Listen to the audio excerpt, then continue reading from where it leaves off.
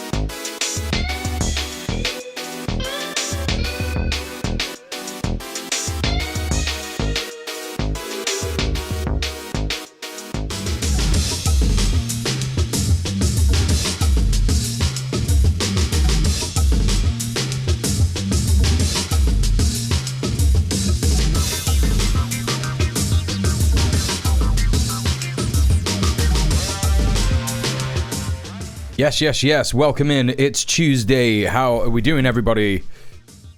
It's good to see my regulars here in the early chat. We got Steph, we got Val, we got Middle-earth Marxist, we got Sam outside, we got Ninny.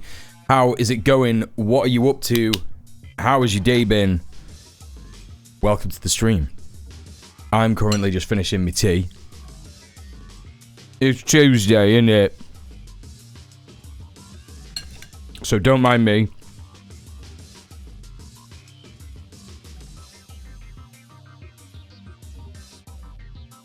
I've had a fairly decent day. Been to the gym. That was key for my mental health today. Men's mental health, yeah? My men's mental health was in the gutter. And then I went to the gym and it was better.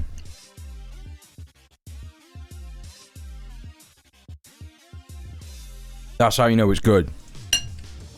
Yeah, mental health. Yeah. My mental health that I keep in the basement. There's got mental health in there, you know?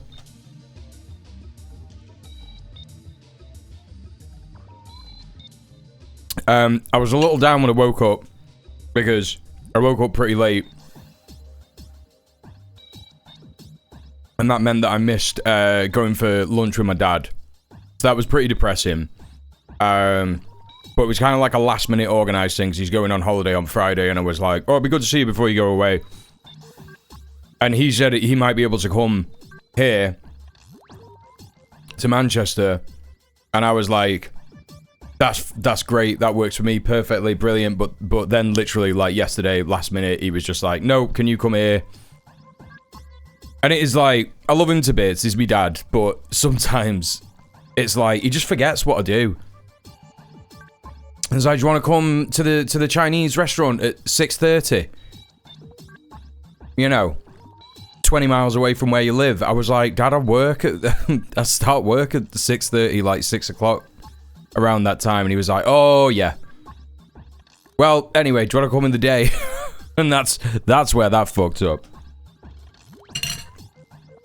Hey Network, hey Duke, how you doing? Good to see you. Mountain Range, what's up? Good to see you, how are you?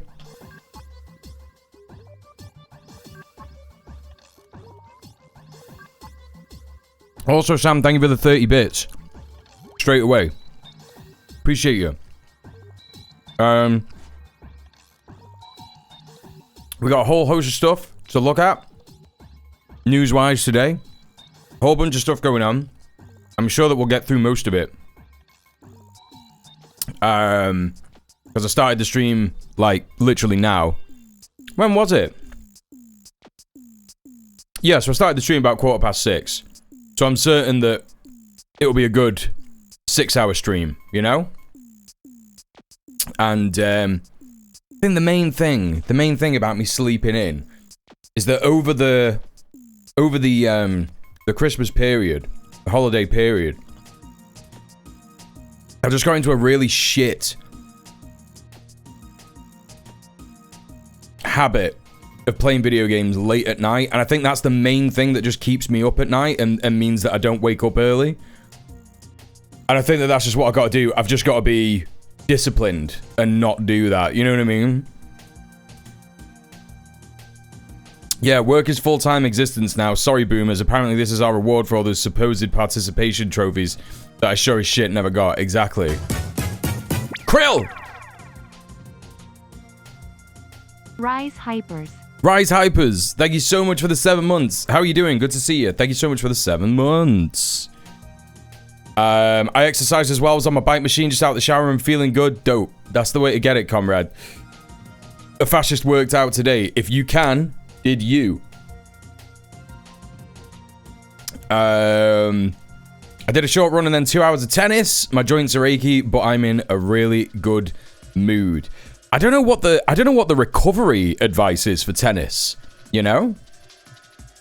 Like, I know that the only reason that I haven't ever engaged in a sport like tennis is because my dad used to do squash all the time, which is kind of similar, right? You're running around in the same way and using the same joints. And And he had to stop because his joints got so bad when he got to like 40. And I was like, well, I'm nearly 40.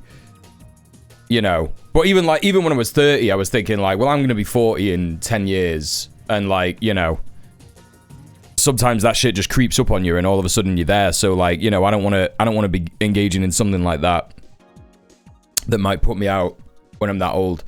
And I know that like weightlifting is not that good either, but I guess I'm not going crazy with it, you know. I'm just doing like I'm just doing pretty standard bodybuilding stuff that isn't even, you know, like I'm not trying to get like hench. I'm just trying to get nice and toned with a bit of muscle. That's my aims, and have good cardio at the same time, you know? That's what I'm after. If I could do a bit of Muay Thai that isn't actually fighting so I don't get injured and fuck my body up even more, that'd be pretty good.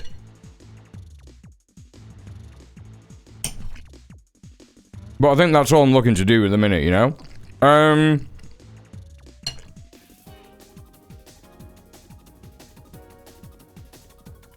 We got loads of stuff to cover. Loads and loads of stuff. Is there stuff that I can take a look at real quick while I'm just finishing my dinner for like 10 minutes or something? Let me see if I can find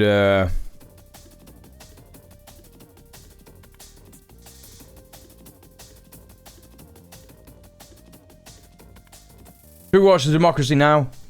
Ice versus people of Minnesota. Let's see what Amy's saying about Minnesota. That'll be interesting, won't it?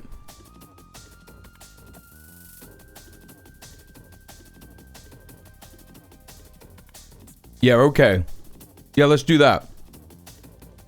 Unless I've got something in the watch later.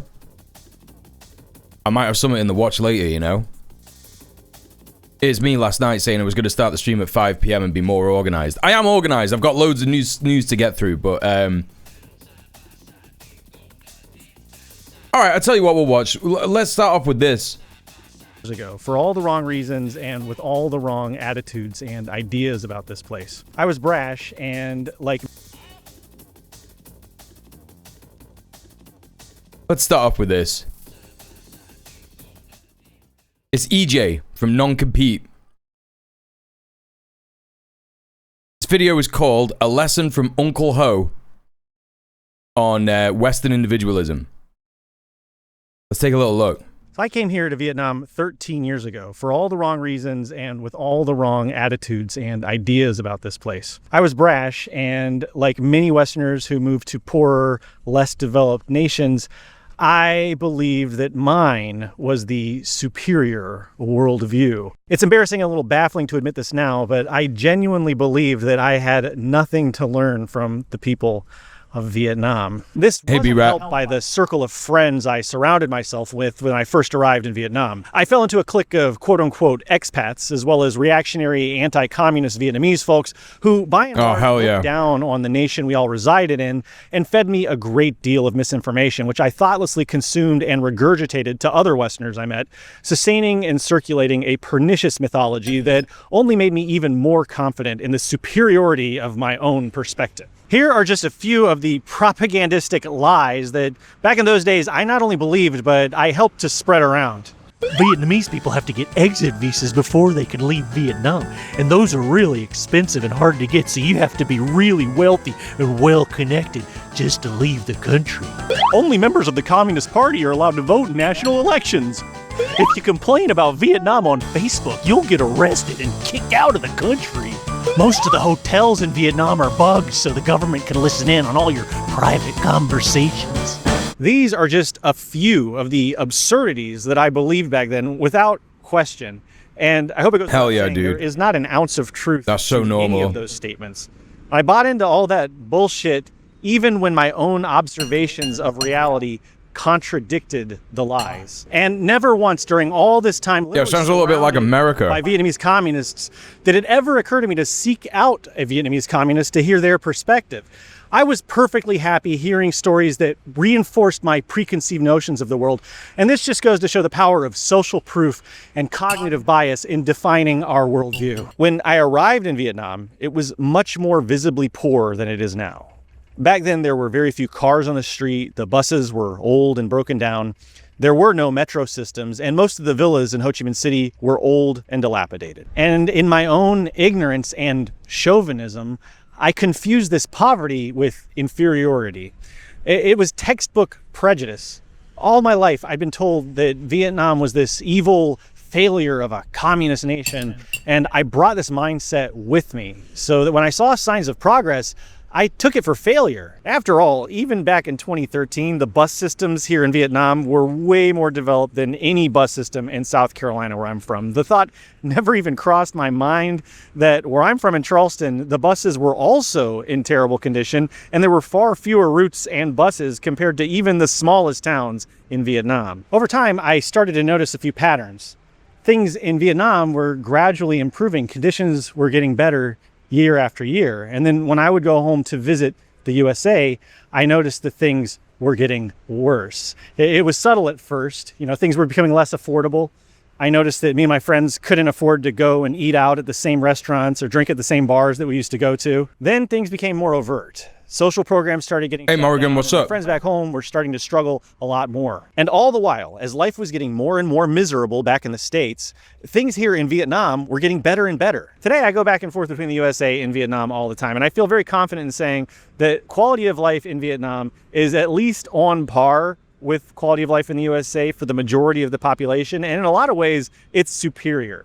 And that's not to say that Vietnam's some kind of utopia, far from it. There are lots of problems here, and, you know, folks' lives could improve in many, many ways. But back in the USA, things are just getting so much worse so quickly, it's becoming dystopian. When I first came here, I saw things as static. You know, Vietnam was a poor nation and the USA was a wealthy nation, and these were fixed, immutable characteristics. But what I came to realize over time, the longer I lived here and the more I visited home, is that both of these are dynamic nations. They're constantly changing and developing, and that development happens so rapidly.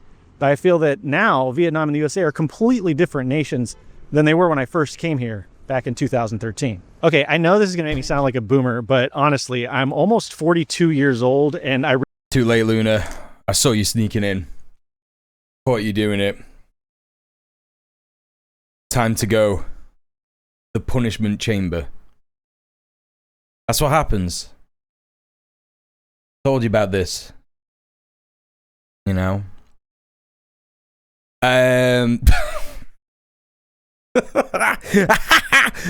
Right, okay.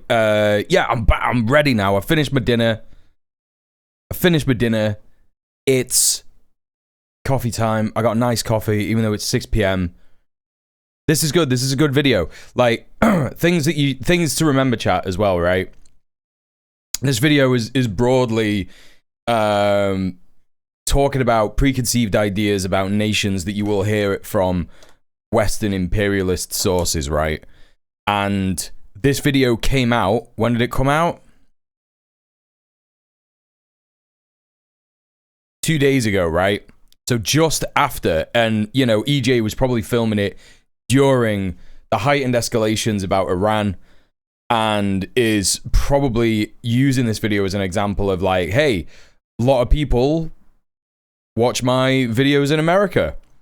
A lot of people in America saying all kinds of insane shit about Iran right now. I don't know if that's why they did it. I don't know if that was the particular reason that they did it, but it just seems to be like there's a lot of people who are talking a lot of shit about one particular country when this video came out, you know? I feel like the society that I grew up in no longer exists. And that's not to say that things were all that great back in the 2000s when I was in my 20s, but things today are significantly worse. And the things that I took for granted, even when I was a broke-ass college student, you know, going out for a couple of drinks, ordering a pizza, eating at a halfway decent restaurant, those are all priced out to a lot of young people today. They're practically... Remember, we were talking about this, about being elder millennial Brits the other week, or the other month. And we were saying, like, when I first got my job, I was able to afford the rent. I was able to get a kebab every night. You know, kebabs were like £5.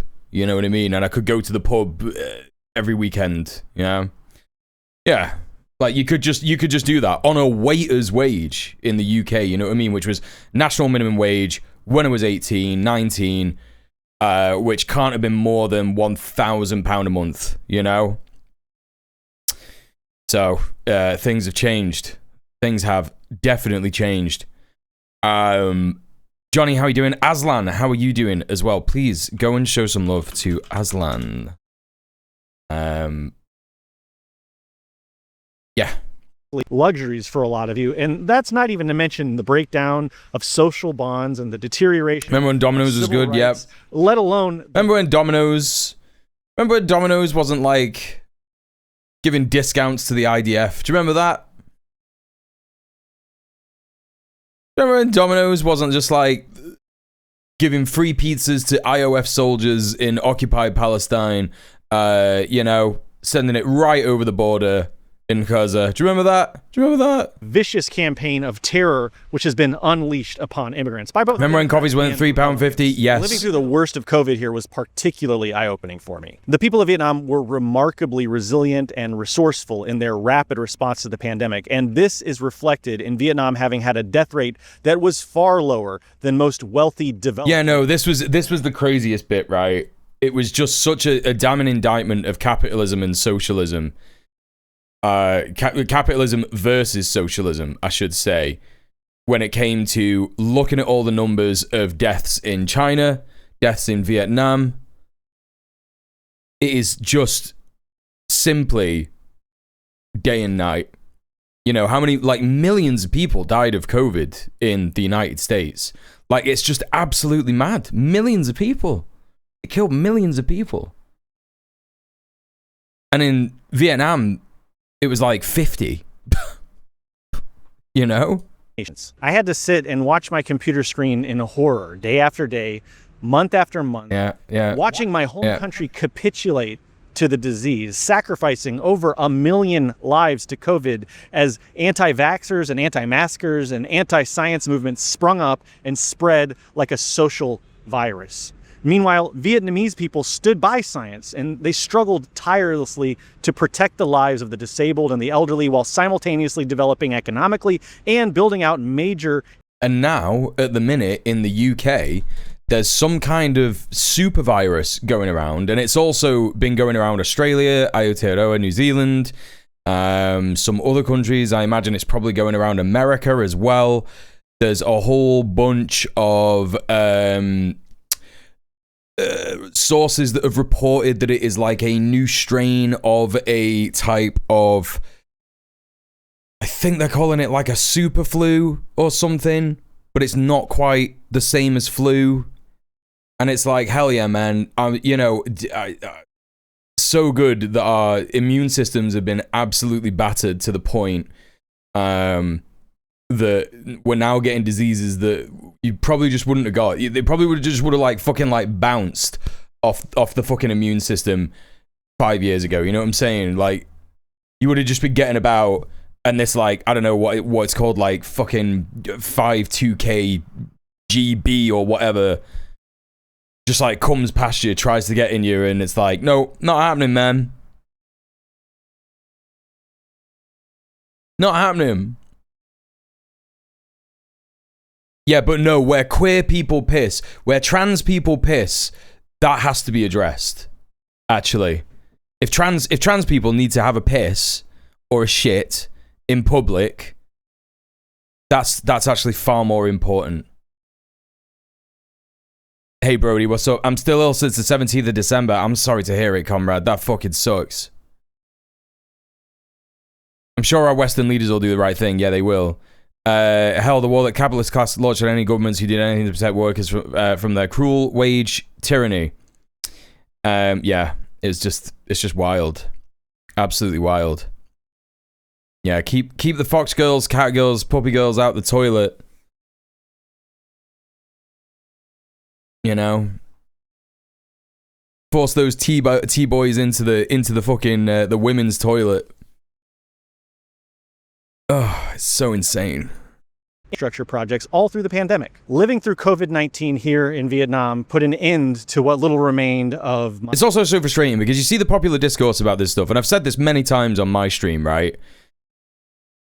And it's the same with the migrant issue, is because all popular political leaders and pundits seem to miss out the main thing about migration in the UK, which is the Tories made it illegal to be a migrant.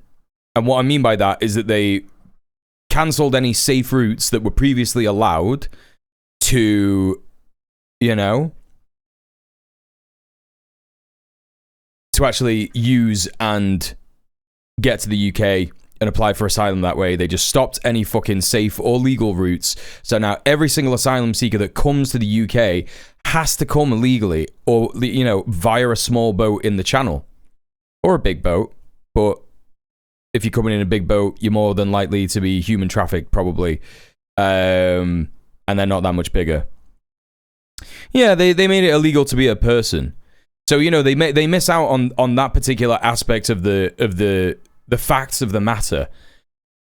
With trans people in the appropriate bathrooms, they also miss out on another glaringly obvious fact of the matter, which is that gender-neutral toilets are a commonplace in many towns and cities all over the UK.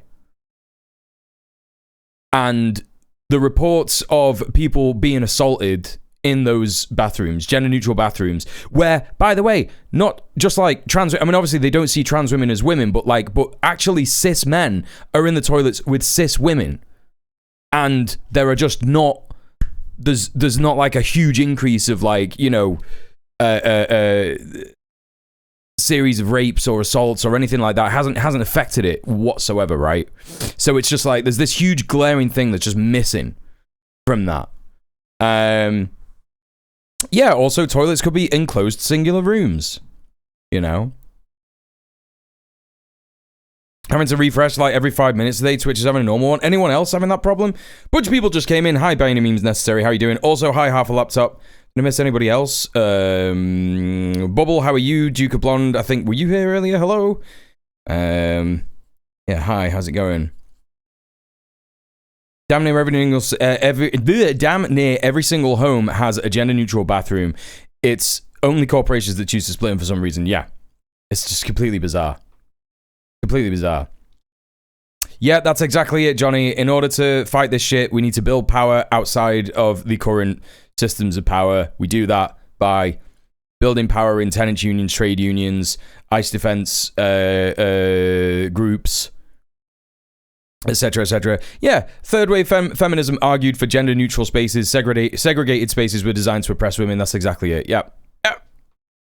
My Western chauvinist attitudes about this country. Have a whole rant on public bathroom reform for when my sister tries to whip out the bathroom debate. Yeah. When I first arrived here, I'm astounded and I'm ashamed of how arrogant I was.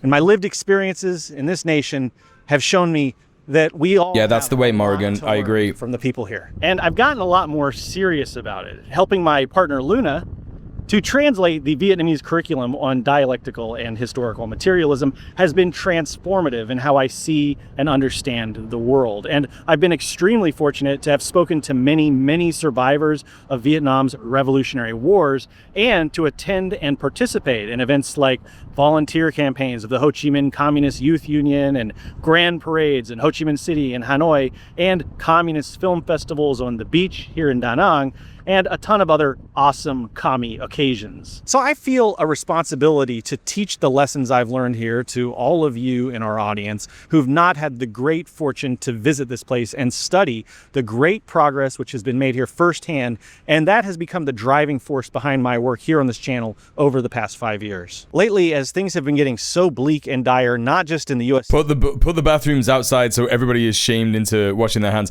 Put the sinks outside so everybody is shamed into washing their hands. Yeah. That's actually pretty smart. I like the sink edition. 100%. But all around the world, I've been reflecting a lot on my life in Vietnam.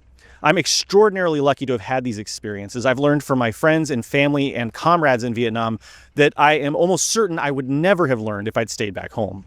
I consider it a privilege and a high honor to live here and to meet all these wonderful comrades and to learn from them. So I've been thinking a lot since New Year's, watching bad news fill my feed day after day, hearing from my friends back home who are stressed and worried and confused about rising levels of fascism and uncertainty, and I'm trying to think of the most important lessons I've learned here in Vietnam that might be useful to comrades around the world who are struggling for change and revolution. And I think one of the most important lessons that I've learned here over the last 13 years is a lesson of humility. See, I know by nature, Hey, Emmy Killy, how you doing? Bastard. I know that about myself, and I think that's a characteristic that a lot of us from the USA share. Soap dispensers outside Portaloos. I've not been in a Portaloo recently where soap dispensers are outside. I've been in ones recently where they have the soap dispenser on the inside, but it's just like hand sanitizer gel, you know?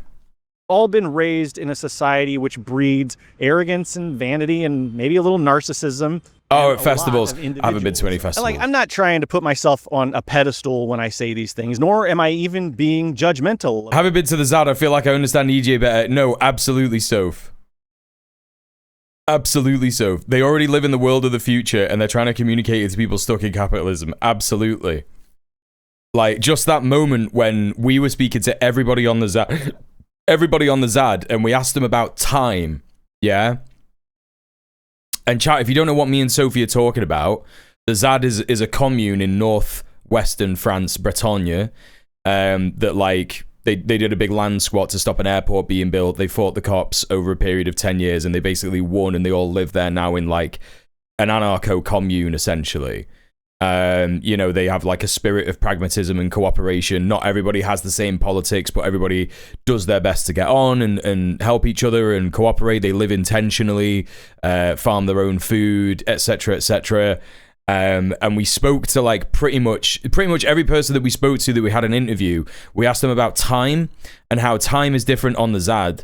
And there was a moment when I was like, every single person that we're asking about time and how time feels here says something along the lines of, every year here is like 2 years.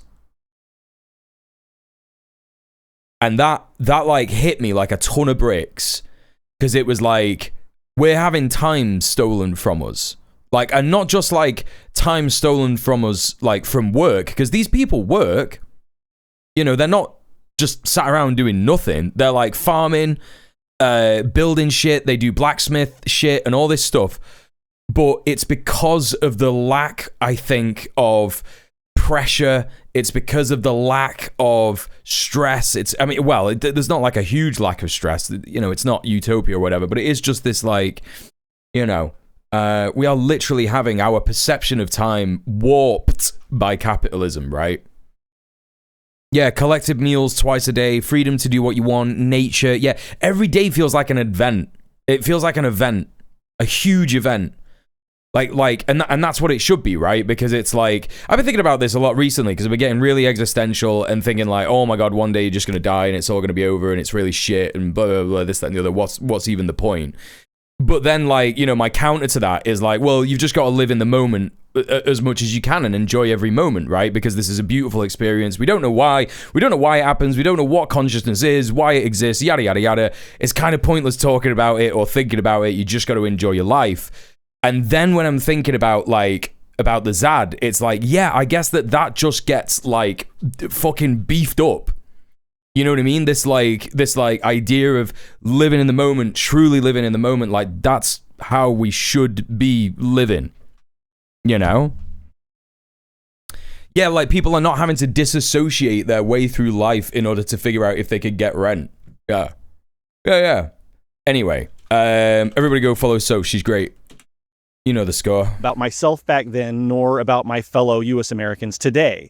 The kind of arrogance I'm talking about isn't so much individual moral failure as much as it's an aspect of bourgeois civil society which influences all of us in the United States and much of the Western world. As Marx pointed out, the ruling ideas of any era are the ideas of the ruling class, and capitalist ideology is deeply rooted in individualism and arrogance and self-centeredness. And of course, there are exceptions to this. I know plenty of folks back home who are very generous and selfless and empathetic, but we are trained and conditioned in our schools and through our media and through films and television and all the other institutions of capitalist society to believe in spurious philosophical notions like social Darwinism and meritocracy and the superiority of the American way of life.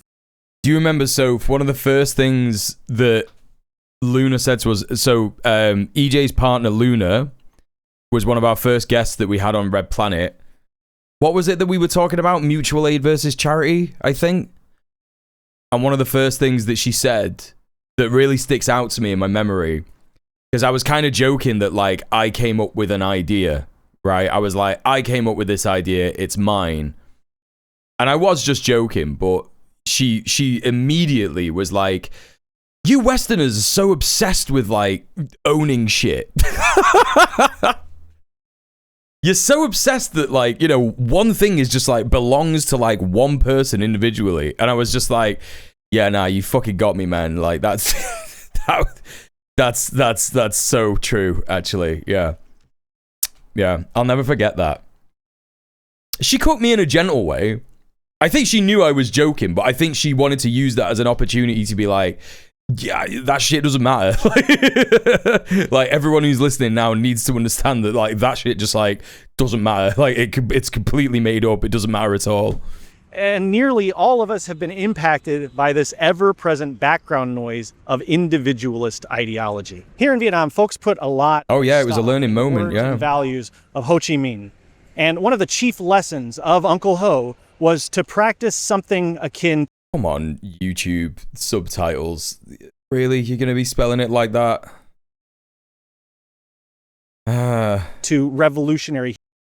YouTube subtitles doing Western chauvinism and thinking that just, like, you know, there can't be a name that's just Ho. It has to be the noun that everybody uses. Okay. Humility. And this bears out when you speak to Vietnamese communists. See, Vietnamese folks are a proud people, and they're very aware of their collective accomplishments, but rarely Hey, have I Crimson seen this Tinted, what's translate up? into individual egotism or national chauvinism. I mean, sure, there are assholes in Vietnam, even asshole communists in Vietnam. I'm not saying everyone here is a saint. I think it's fair to say that compared to the culture we have in the USA, a lot of Vietnamese folks are a lot more humble than typical Americans. Can you just imagine living in a country where, like, you're just walking down the street and you just see something like this?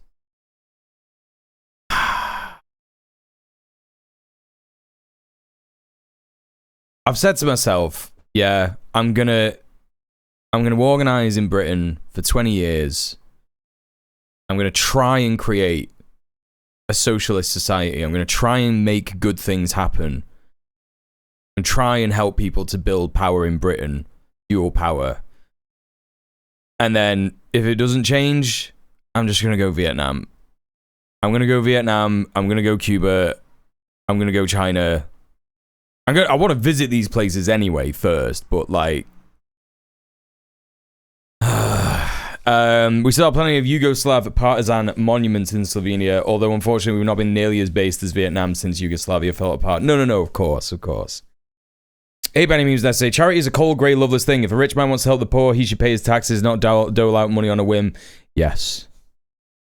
Well, you know, if you want to know about the mutual aid versus charity, if you want the short cliff notes of that, it's that a lot of what people call mutual aid on the internet nowadays is just charity. So, like, if you have a GoFundMe, like a personal GoFundMe, that kind of is just charity. It's not building any power. It's not a community of people supporting each other. It's people donating to, like, an individual charity, right? And I'm not trying to shame anyone for doing that, because I know that there's people who do that in this community and it's totally necessary, unfortunately. But if we had systems of mutual aid that worked, then it would be far more effective and no one would fall through the cracks and people wouldn't have to do that. As individuals, and most Vietnamese communists are a lot more proud of their revolutionary struggle than us Western communists. And I think it's because Vietnamese communists... You and I have the same calculation bottom at the end of my 20 years, and now the moving plans begin. I'd like to share Good luck, comrade. Keep us updated. Right now. Back in 1957, Ho Chi Minh presented a speech to military cadres. At this time, the south of Vietnam was occupied by the fascist dictator Ngo Dinh Diem, and the USA was beginning to send more weapons and support to his... Can't wait to visit China later this year. Everybody's doing it. Everybody's going China. Yo, but that's the thing that... Right, I'm looking it up, right? Manchester to Beijing. I'm just gonna look it up. Fuck it, March. Show flights. 500 quid is not bad for both ways.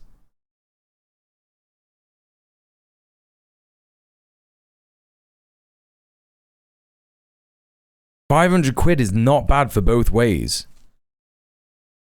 And that's just me doing Google, and you're gonna find better prices, better prices on different. I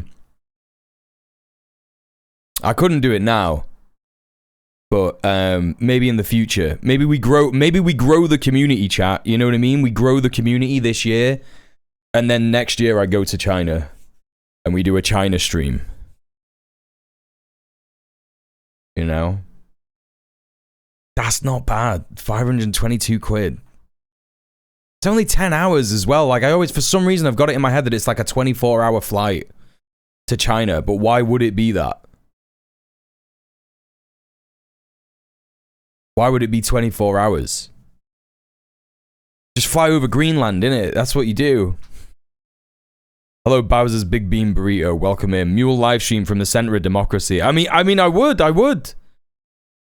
Hashtag growth, hashtag engagement, hashtag China pilled, and airport maxing. That's what it's got to be. Ask for political asylum, get a permanent Red Planet correspondent in China. That would be so insane. Japan is like 22 hours. Yeah, but that's what I don't understand, because like, why is it, if I'm doing a flight from Manchester to Beijing, Beijing is like, it's on the coast. It's near China. It's near Japan. Beijing is basically Japan. Like, it obviously not. I'm not trying to be offensive here, but like, if we're talking distance, like relative distance, it's basically the same. Why does it take 22 hours to get to Japan? What's happening? Is it because you can't stop in China because of fucking weird sanctions or some shit? Different flight path? I've been before. It's like a 12 hours with a stop in France. Could be misremembering it. Layovers make them longer. Oh, it's the layovers. You're not in the air for fucking 22 hours. No, of course. Sorry, I'm being insane. Sorry. Guerrillas in the south were building up an insurgency against the fascists, and the military cadres Ho Chi Minh was addressing in the speech were tasked with supporting their comrades in the south. In this speech, Uncle Ho addresses the problems of individualism and arrogance and all the other problems that they lead to. Individualism is contrary to collectivism. From individualism, many other false ideas are born. First of all is the idea of noble heroism. This arises when someone believes they have performed some heroic feat, and so they become arrogant and jealous. They demand high positions for themselves. Our party and army have a tradition of heroic struggle. That we have a right to be proud of. But we are proud to promote that good tradition, not to pat ourselves on the back and boast that we have contributed to the resistance, to the revolution, and to the people as individuals. We should know that if we separate the people, the party, the army, we cannot achieve any merit. Our merit as individuals is mostly due to the collective. Therefore, oh, hell yeah, people Steph, with that merit sounds great. should not be arrogant, but need to be humble. Humility and generosity are two qualities that every revolutionary must have. Humility and generosity. Incredibly important. It is also because of individualism that we begin to worry about our future career prospects. This is a problem not only in the military, but also among the masses and within our party. It's good to want your future to be happy and glorious. But if you want to make yourself happy and glorious, you first make your people and comrades happy and glorious. Our fate as individuals lie with the fate of the collective. Without trying to make the group happy and glorious, the individual cannot be happy and glorious. Why am I not getting an alert? What's going on?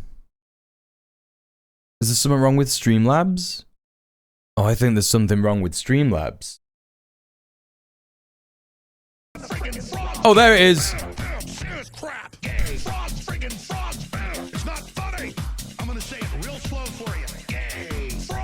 Parkour's Language, thank you so much for the raid. How are you doing? Welcome in, raiders from Parkour's Language. Please go show some love to Parkour's Language. My name is DJ Muel. If you're coming in from Parkour's Language's stream, I'm a leftist political commentator from the UK. I comment on geopolitics and approach the news and cover the news from a anti-imperialist and communist perspective. I hope you had a great stream. How are you doing? Welcome in. Please go follow Parkour's Language. How's it going? How's it going? Link says, this reminds me of traditional indigenous philosophy where you're only as glorious as how many people you share your wealth with. Yeah, I mean, it feels like that is like the standard humanist way to live, right? The standard humanist philosophy. You shouldn't, you know, our wealth is not our personal achievements or how much stuff we have. Our wealth is like how happy we are together and how much we look after each other, because that is how we've evolved. We are a cooperative species, right? On board a running train, the train is a collective, someone thinks, riding this train together is very slow. If I jump off the train and run alone, I can probably go much faster. Partner said last night a flight was 11 hours from London. Thanks, Aslan. Thought. Because of individualism, we are born demanding comfort and special treatment. Everyone wants to dress well and eat well, but that need must be met at the right time and in the right situation. While our people are still poor and hungry, there is no virtue in eating and dressing luxuriously. Therefore, we must try our best to work so that our nation and people can eat and dress well, so that we in turn can eat and dress well. Like, this is kind of why there was a bunch of people who were saying, I can't believe that there are still people who are doing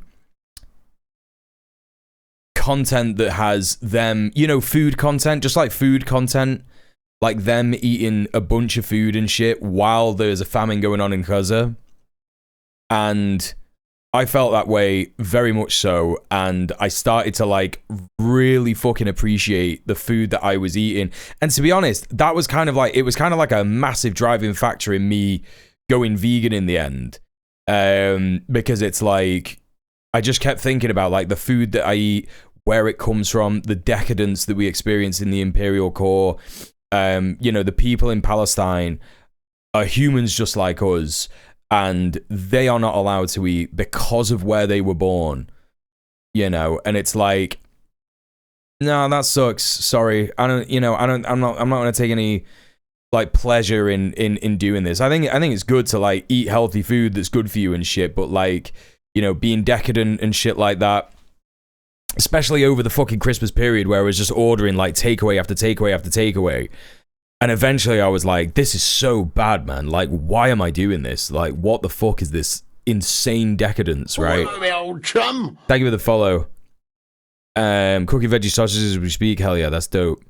Yeah, tier listing a burger from every takeout, all that kind of content. Yeah, it's just mad, right? It's just absolutely mad. The first noble truth, we all want to be cozy. It's true. Yeah. Unsurprising how much overlap there is between this and a lot of what Jesus taught, not what the church is as an institution. Reminds me that the Liberation Front in Slovenia during World War II was both Christian and socialist. Yeah. Yeah, absolutely.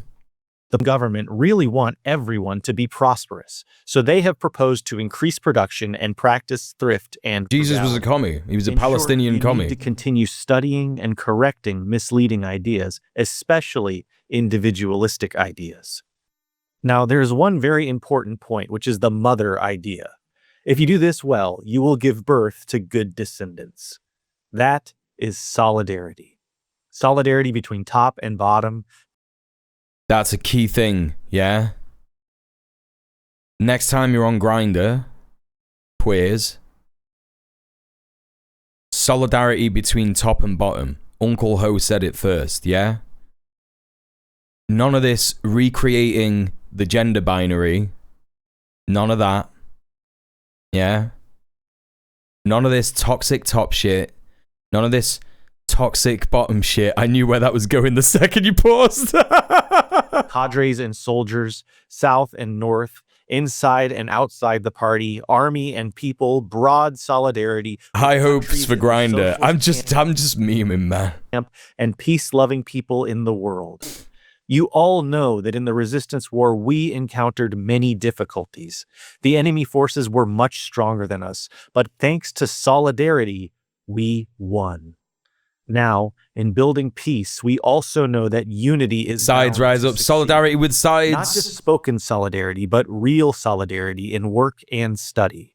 If we think and act correctly, we can definitely overcome many difficulties, liberate the South, and build an independent, unified, democratic, and strong Vietnam. Hell yeah. This speech, I think, is especially relevant to those of us in the imperial core today. As communists in the West, we have got to struggle tirelessly to eradicate arrogance and individualism from ourselves and from our movement. Yeah, this is a key issue in organizing in the West that EJ is picking up on here. And it is these individualist tendencies that lead a lot of the time to a lot of conflict in organizations in the imperial core. A lot of people don't like to... I think a lot of people get super confused with, like, being uncomfortable. I think that a lot of people use the word uncomfortable and don't really understand what the fuck they're talking about, right? Or they've seen other people use it in this way and they go... yeah, okay, I can use that to my advantage too, right? Like, people might be like, I'm uncomfortable being in the same room as that person because I heard that they did this. And it's like, okay, well, you could feel uncomfortable about that, but, like, does it mean that you are at risk? You know, what do you think that this person is going to do to hurt you or harm you or anything like that while we're in this room together? And by the way, it's not just you two in the room together, it's all of us here as well, you know? And we're all kind of here to look after each other, and if anything is to go wrong, then we will do our best to stop it, right?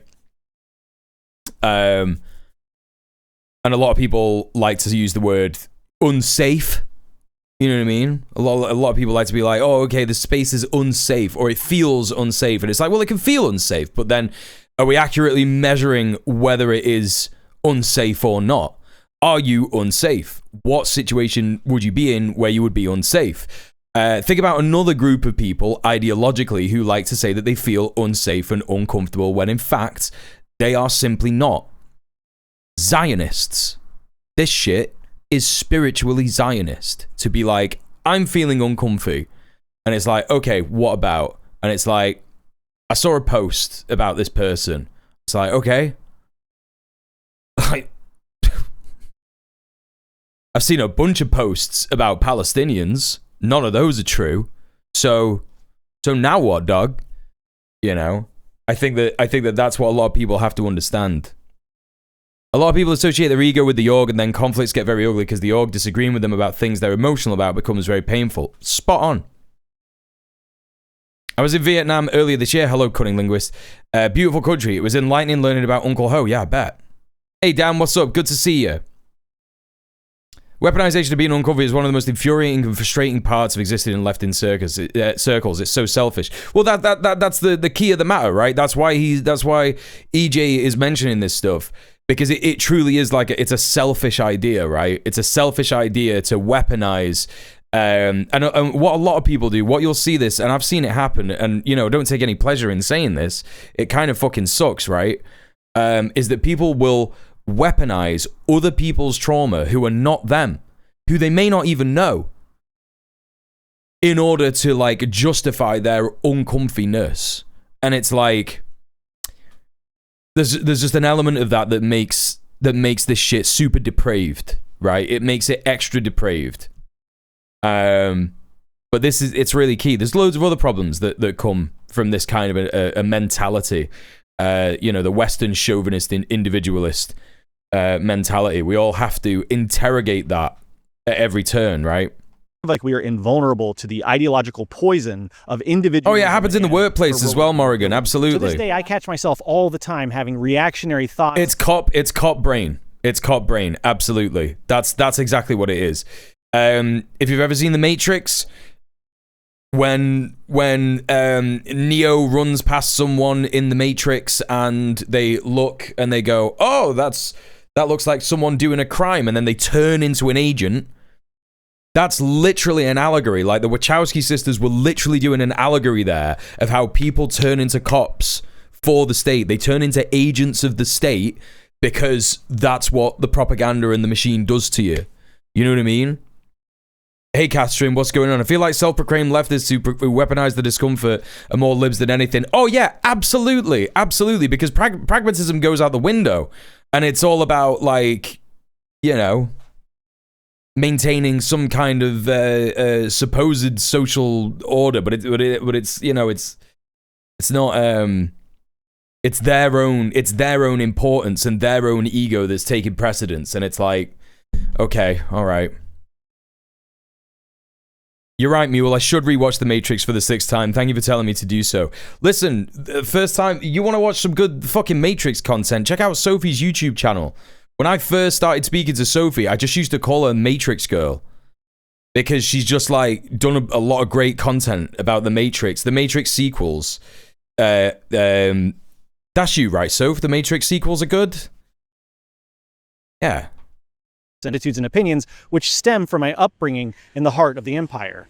And I have a feeling that I'll need to remain vigilant about those tendencies for the rest. I also, like, I had a trans partner, like, one of my exes is trans, and, like, she didn't know, she'd watched The Matrix in the past, and she didn't know that The Matrix was, like, an allegory for being trans, essentially. And obviously I'm not trans, so I don't know the ins and outs of it, but I watched it with her and I just pointed it out.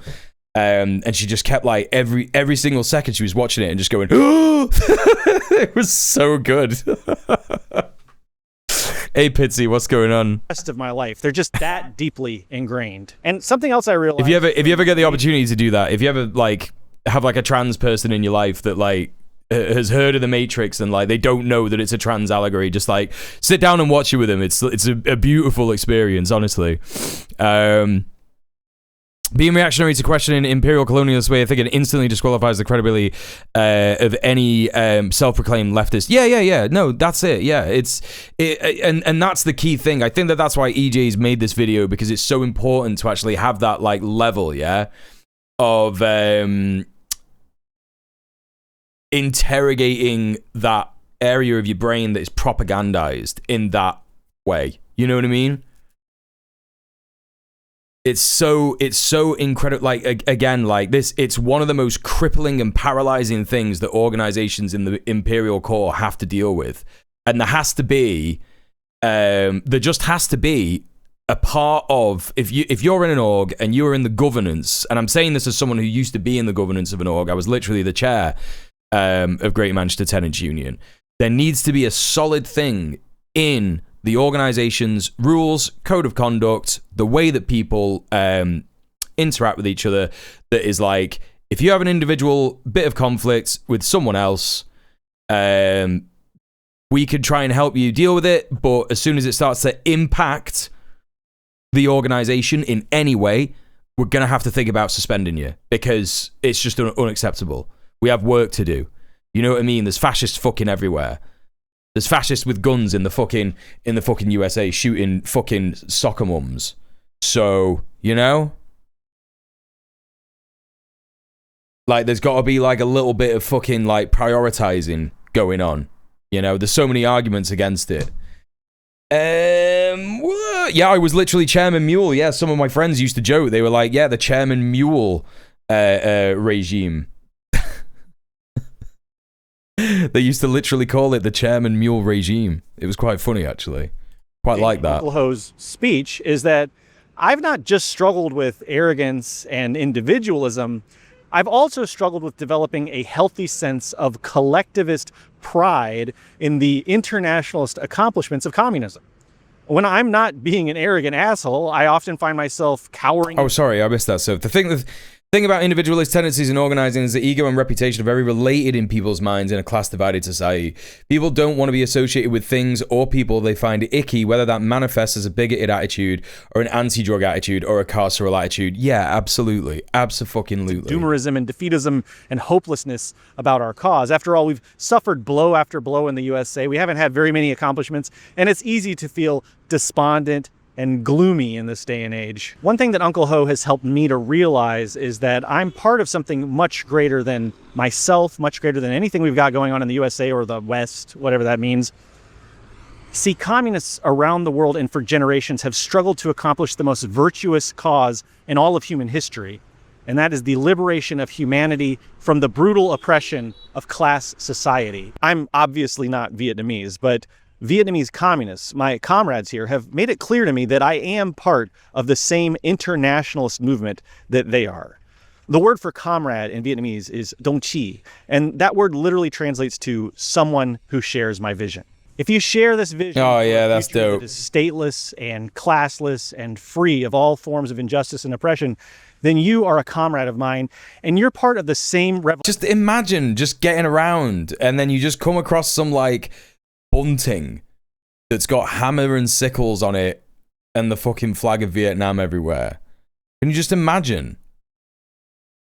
Can you just fucking imagine, right? Revolution as Ho Chi Minh and millions of other communists who've given their lives for communism, and that's something to be proud of, and not in an arrogant and individualist way, but in a collectivist way. That should motivate all of us to study the revolutionary history and theory and practice of places like Vietnam. Oh, hey, Galamango. And to join hey, and build up parties and institutions of our own, which can contribute to the international communist revolution. In short, we could all use a little more humility as individuals and a little more pride as class-conscious revolutionary members of the working class. Yeah.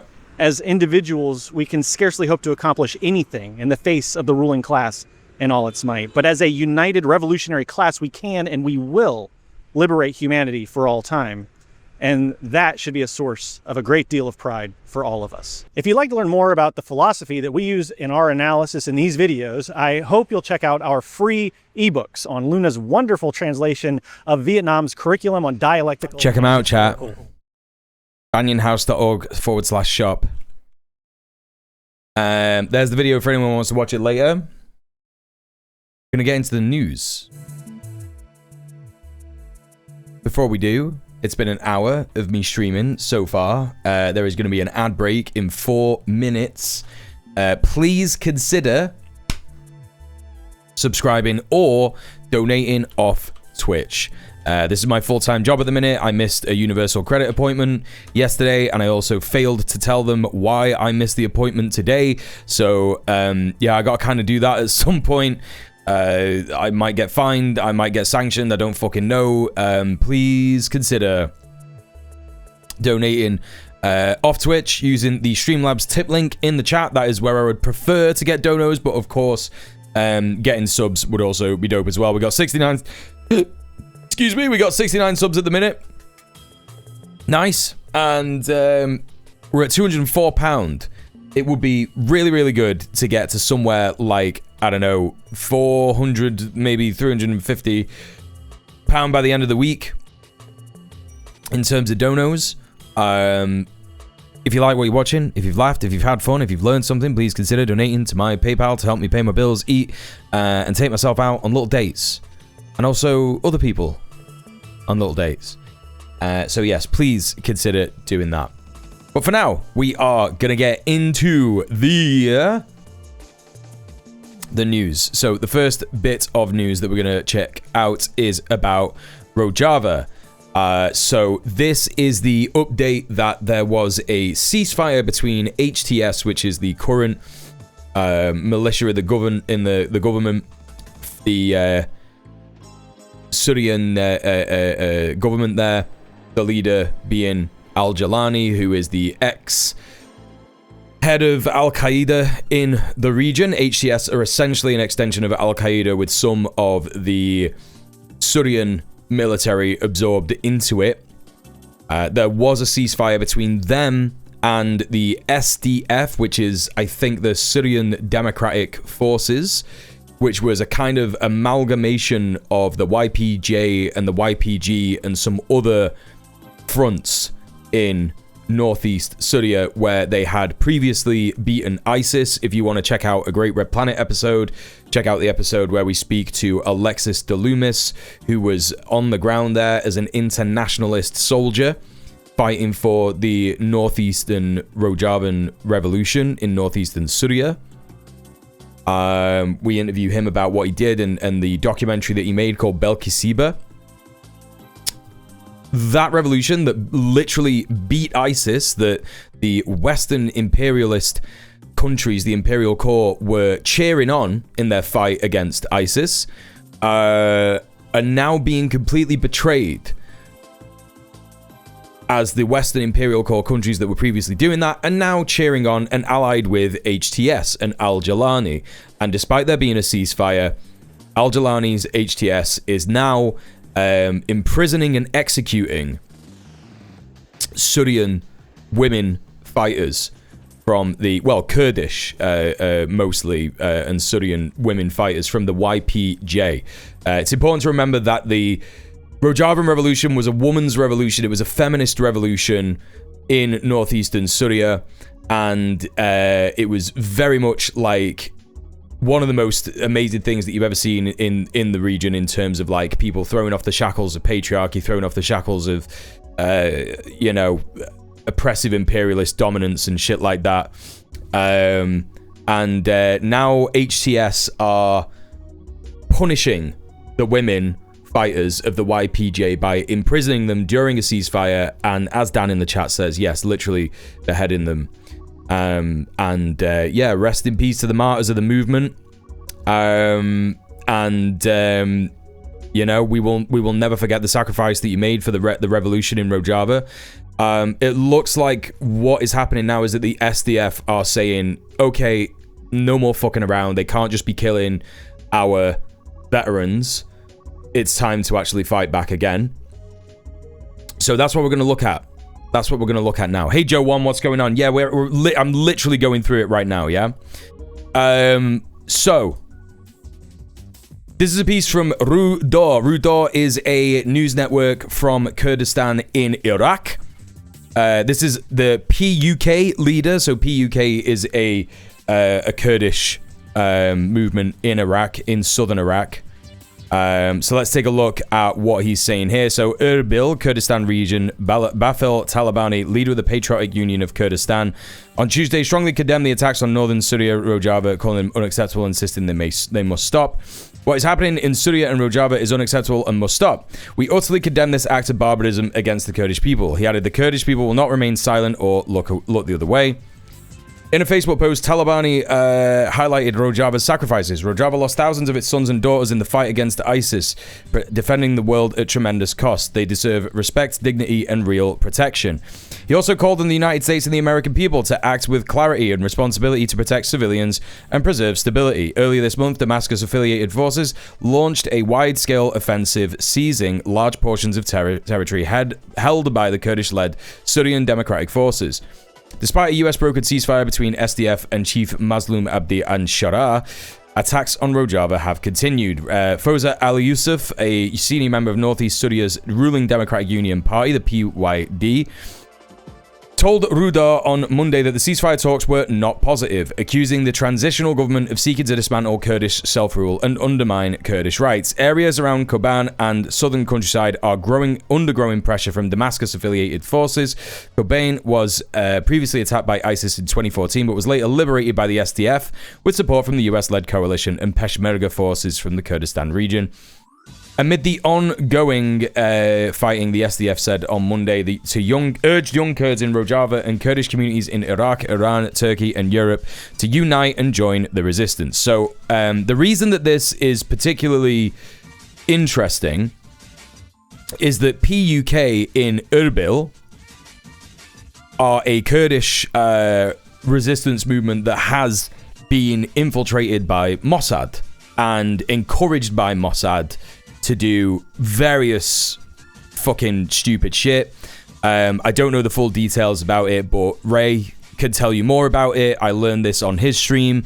The Israelis boast all the time about their operations in Erbil, talking about how, like, you know, oh, it's so good that the Iraq war happened because we finally, you know. Thank you so much, Sorka, for gifting a sub to Song of Ashley. Thank you so much. Appreciate that. Yeah, they constantly boast about how the US invasion of Iraq was very good for Israel because they were able to operate from Erbil, doing various different infiltration operations, various different co-options of movements, you know. And to be clear, like, you know, the PUK is not like, and I'm not saying here that the PUK is entirely just like a Mossad front or something. They've been infiltrated, they've been persuaded, and you know, in some cases, urged to do things against their own interests, even to be sympathetic to Israel and the Druze, particularly, I think, in southern Syria. I might be wrong about that. Again, don't know the full details. But what's interesting here is that what Israel wants more than anything is for SDF forces to be completely destroyed in northeast Syria. They're completely aligned with Turkey and Damascus on this, right? So the moves here and the statements here from the PUK are going to piss off Israel, which is good. And hopefully it is going to lead to Kurds all over the region actually wanting to get involved with the fight against HTS. Again, HTS used to be Al-Qaeda. It's essentially Al-Qaeda. That's the way that you've got to think about it. It's not just like, you know, the standard Syrian military or whatever. So here is an example of that call being heeded. This is apparently Kurdish youths crossing the Bakur border into Syria to join the mobilization in Rojava. So this is highly interesting. Let's take a look at this.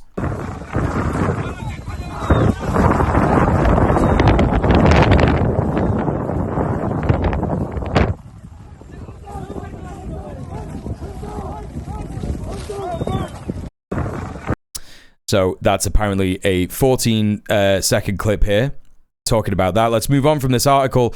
Let's have a look at this. France 24, the last 24 hours before ceasefire with Kurdish forces. So I believe Syria's army deployed on one of the Kurdish forces ceasefire. That was a day earlier. The ceasefire hasn't even been going for that long. And HTS have just been taking the piss and capturing people and executing people, and yeah, it's completely fucking insane. Let's take a look at this report from France 24. Don't forget, this is France 24. It's imperialist propaganda. That's the bias that we're going to hear from this. Let's have a listen and figure out what we know. Nasser, who's been following the story closely. Hi, Wasim. You've been following this quite closely. Then give us an idea what's been happening on the ground in the last 24 hours. Well, actually, we're going to look at a map, and it's going to get clearer when you look at the map what happened actually in the last 24 hours regarding the operations of the Syrian army and the territory that was gained actually by the Syrian army, which is in light green as we see. And yellow territory is the territory still held by the Syrian Democratic Forces. And what's important about this issue, as we see on the map, is that most of the oil field were taken back by the Syrian government. We can see that the water dams were taken back by the Syrian government, but still the camps, and we're going to talk about it, where the families and jihadis, hey Desiree, how you doing? Are held, are still under Syrian Democratic Forces custody, if we may say so. And we're going to look at footage to see that also, even though there was an agreement, still turmoil happened on the ground. We know that IEDs were put in Shadadi, that we see here on the map by the APG forces, and we're going to listen to this. And because actually this is... I remember marching with the Kurds in North London. They were chanting, "We are KPP," and then they started saying Turkey is ISIS. It caught me out. But then I was like, you know what? Yeah, no, they might as well be. Like, Turkey is, what Dan is saying here is Turkey claims to be on the side of Palestine, but allow Azerbaijan to ship oil to Israel through Turkish ports, Zionist lapdogs. I would argue that they're not Zionist lapdogs. They just don't care about Palestinians. Because Turkey is fundamentally not friends with so-called Israel. Yeah, they do allow these things to be shipped to Israel and shit like that. That's true. But I think Erdogan is very, very, very aware that Turkey is next on the menu when Iran is done. And that is why Turkey and Iran relations have been increasing in the last few years. Yeah, important to remember. So yeah, I do know what you're saying, but I wouldn't use the term Zionist lapdogs because, you know, you could easily call China Zionist lapdogs in that sense, and it's like they're just not. Countries like that are just kind of not lapdogs. They're neutral in the side. You know, they're neutral on the cause of Palestine while pretending to care about the cause in Palestine. Their inaction might as well be Zionist. I understand that entirely, but a Zionist lapdog would be someone like literally Al-Jalani, right? Who is doing whatever Israel wants in Syria, you know? Yeah, Turkey's evil for its own reasons. Yeah, you know, there's so many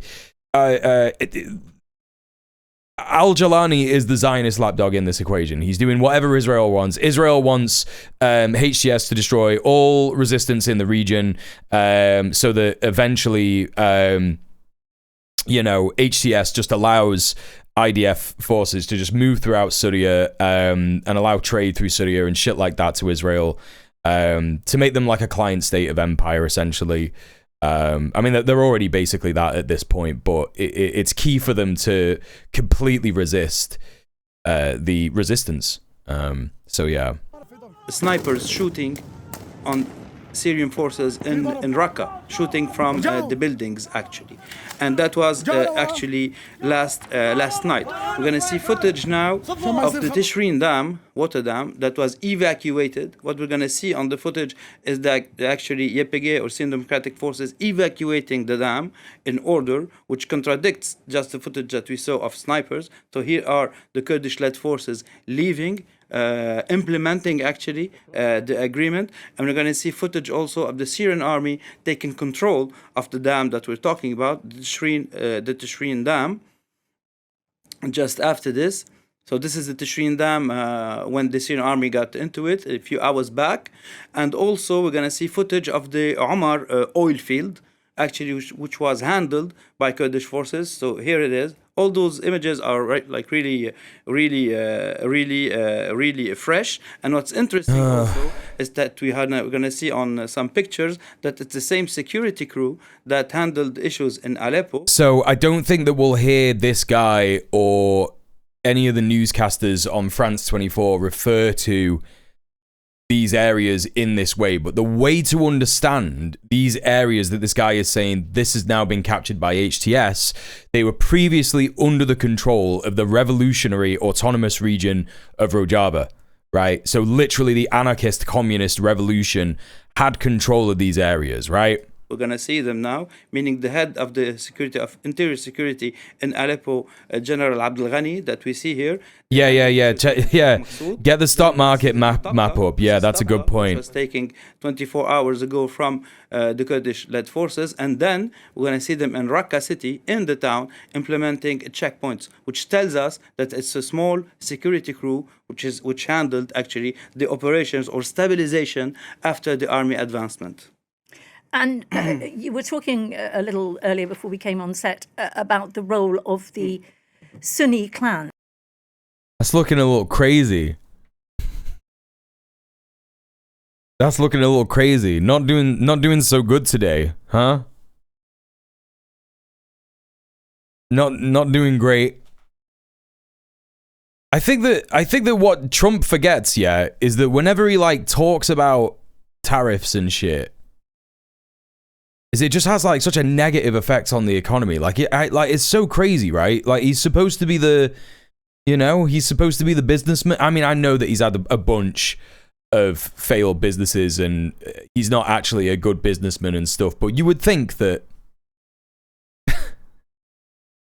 Yeah, all this red is actually just communism. It's the red of communism. Looking real healthy there, Mr. President. Looking real healthy. All of this. Can you tell us a bit about that?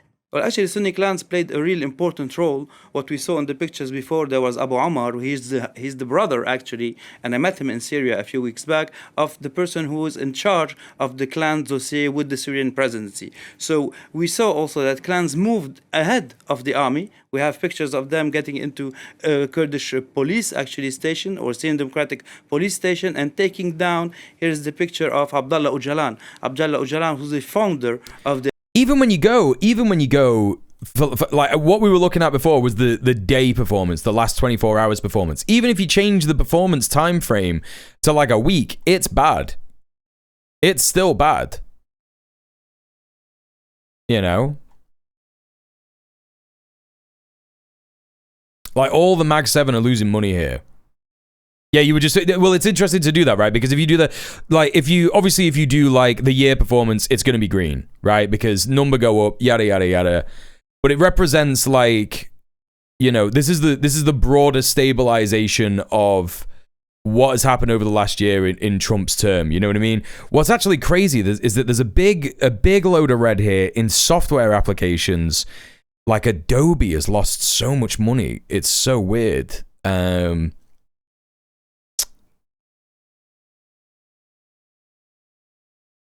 And it's like, what are these companies and why are they losing so much money? I mean, Adobe, obviously, we know what that is. That's Photoshop, Premiere Pro, yada, yada. Adobe do deserve that shit. Yeah, no, they do. Like, all these companies deserve it. Like, this is the thing. They're all going to be horrible companies that steal from, you know, the workers with wage slave and shit like that. With wage theft, sorry, and shit like that. But yeah, broadly speaking, I mean, 6% is not like a great fucking gain for Microsoft. You know, when we're talking about the AI bubble, right? When we're talking about the AI investment bubble, and you've got like, okay, what's a company that's got AI on the go? Microsoft with Copilot, 6%. And it's like, okay. Apple haven't really been doing that much AI. They tried a little bit, it didn't go well. Amazon have now got like, what's the thing? I was posted about this in the fucking Discord. They were like, it's like, I'm Amazon Rufus. Do you need... Wait, let me just see if I can get it up, because it's so funny. I hadn't been on Amazon in fucking ages, because I'm trying to do the boycott, right? But over Christmas, I couldn't avoid it. And when I was shopping, let me just like click on like a random thing, and then I think it'll come up. It like comes up, and it's like... Oh, yeah. It's so good. This is so good.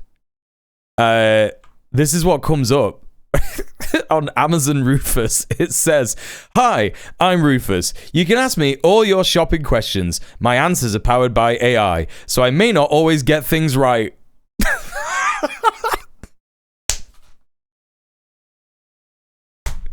Who is asking for this? Who is asking for this? Who wants this? You know, what could you possibly need an AI when you're doing shopping on Amazon for? Normally when you log on to Amazon, it's because your brain goes, I need a thing, I'm going to use the convenience that we have in the Imperial Core to just like order this thing now, and it will probably turn up tomorrow, right? That's why you do it. It's like, who is logging on? And then Rufus is popping up going like, "Hi, I'm an idiot." And then they're just like typing shit into Rufus. What? Who's doing it, man? Apologies, this machine will occasionally not do what it's supposed to do and lie about it to you, yeah. Crypto 1 year performance is so bad. How do you find that out, Soph? Where do you get that? Oh, PayPal is doing real bad. Oh, crypto, yeah. Oh, mamma mia. Oh, whoa. That's not good, is it? That's bad. Dogecoin minus 64%. Oh, that's funny as fuck. Oh, that's so funny, man. Is that Elon Musk's coin? It's not, is it? He just like backed it or some shit. I'm surprised that any of them are in the green. What is this Binance coin? Isn't Binance coin doing better because they are doing some kind of deal with AI companies? Isn't that what that is? God, that's so funny. That's so funny, dude. Yeah, we're gonna get to that news in a minute, Dan. We're gonna get to that news in a minute. I would have been more happy about Bitcoin if it worked as advertised. It was just like a secondary market for captured economies.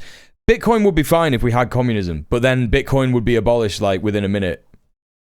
You know what I mean? Because like the blockchain is like, I guess like an interesting bit of tech. You know, it means that you can like decentralize money and finance. That's why I literally, yeah, we wouldn't need it. Like that's the thing, right?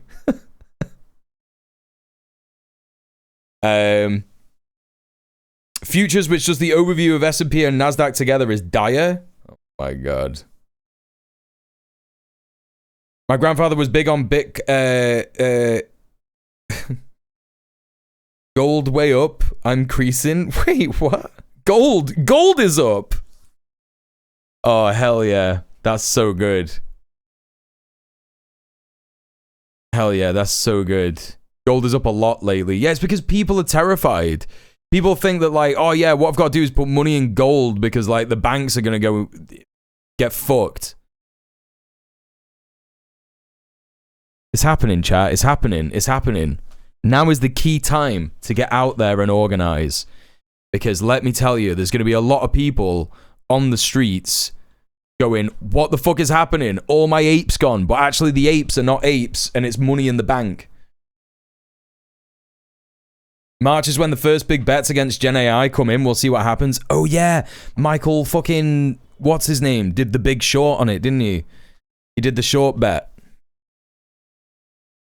What did I miss in the chat? I missed some shit in the chat.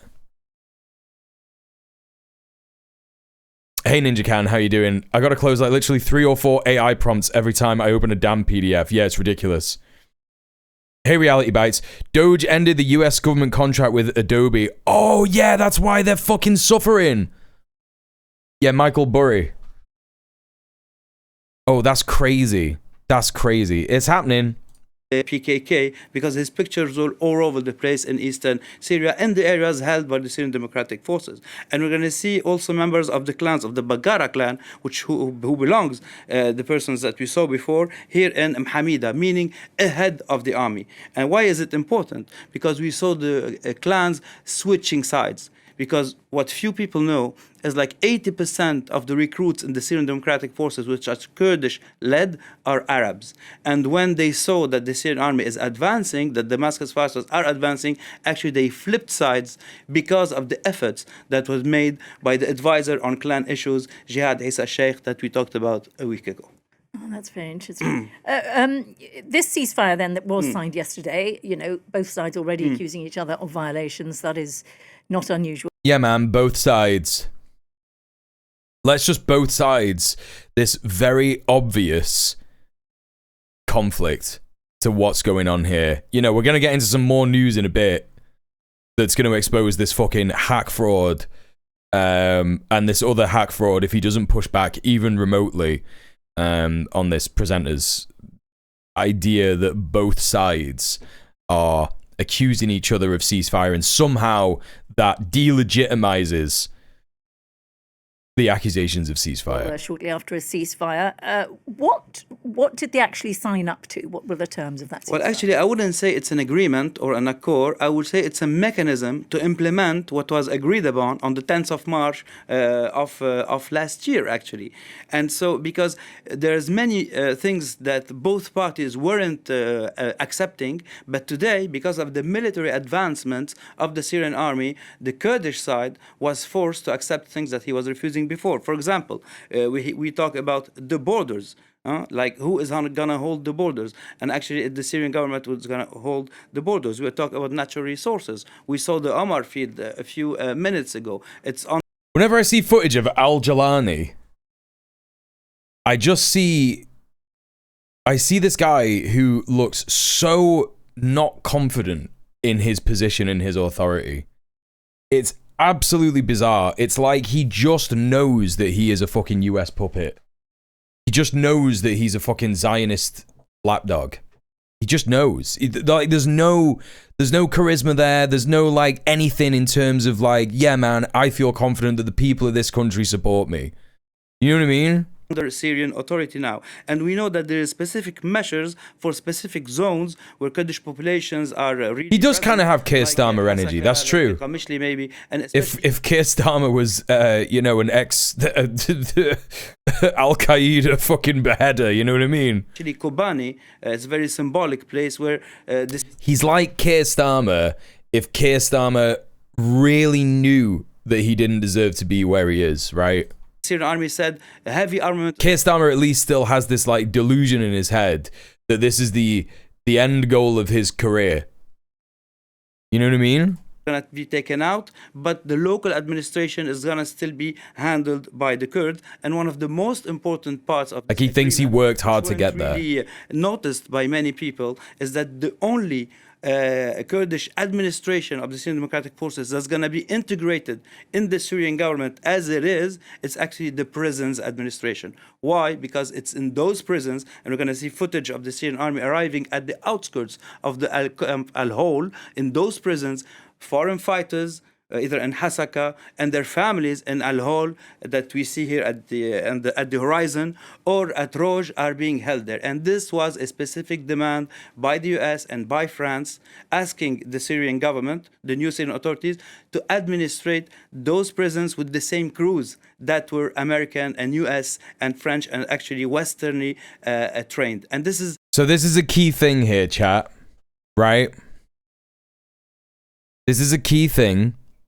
Really important to remember. Like what this guy has just given away a key piece of imperialist information in terms of who wants to be in charge of ISIS. So this guy is talking about the prisons, and we're going to get some more information about this in a bit, that were holding ISIS members and the members of family of people in ISIS who were captured by the SDF and the Rojavan autonomous forces, the Rojavan, the YPG, the YPJ.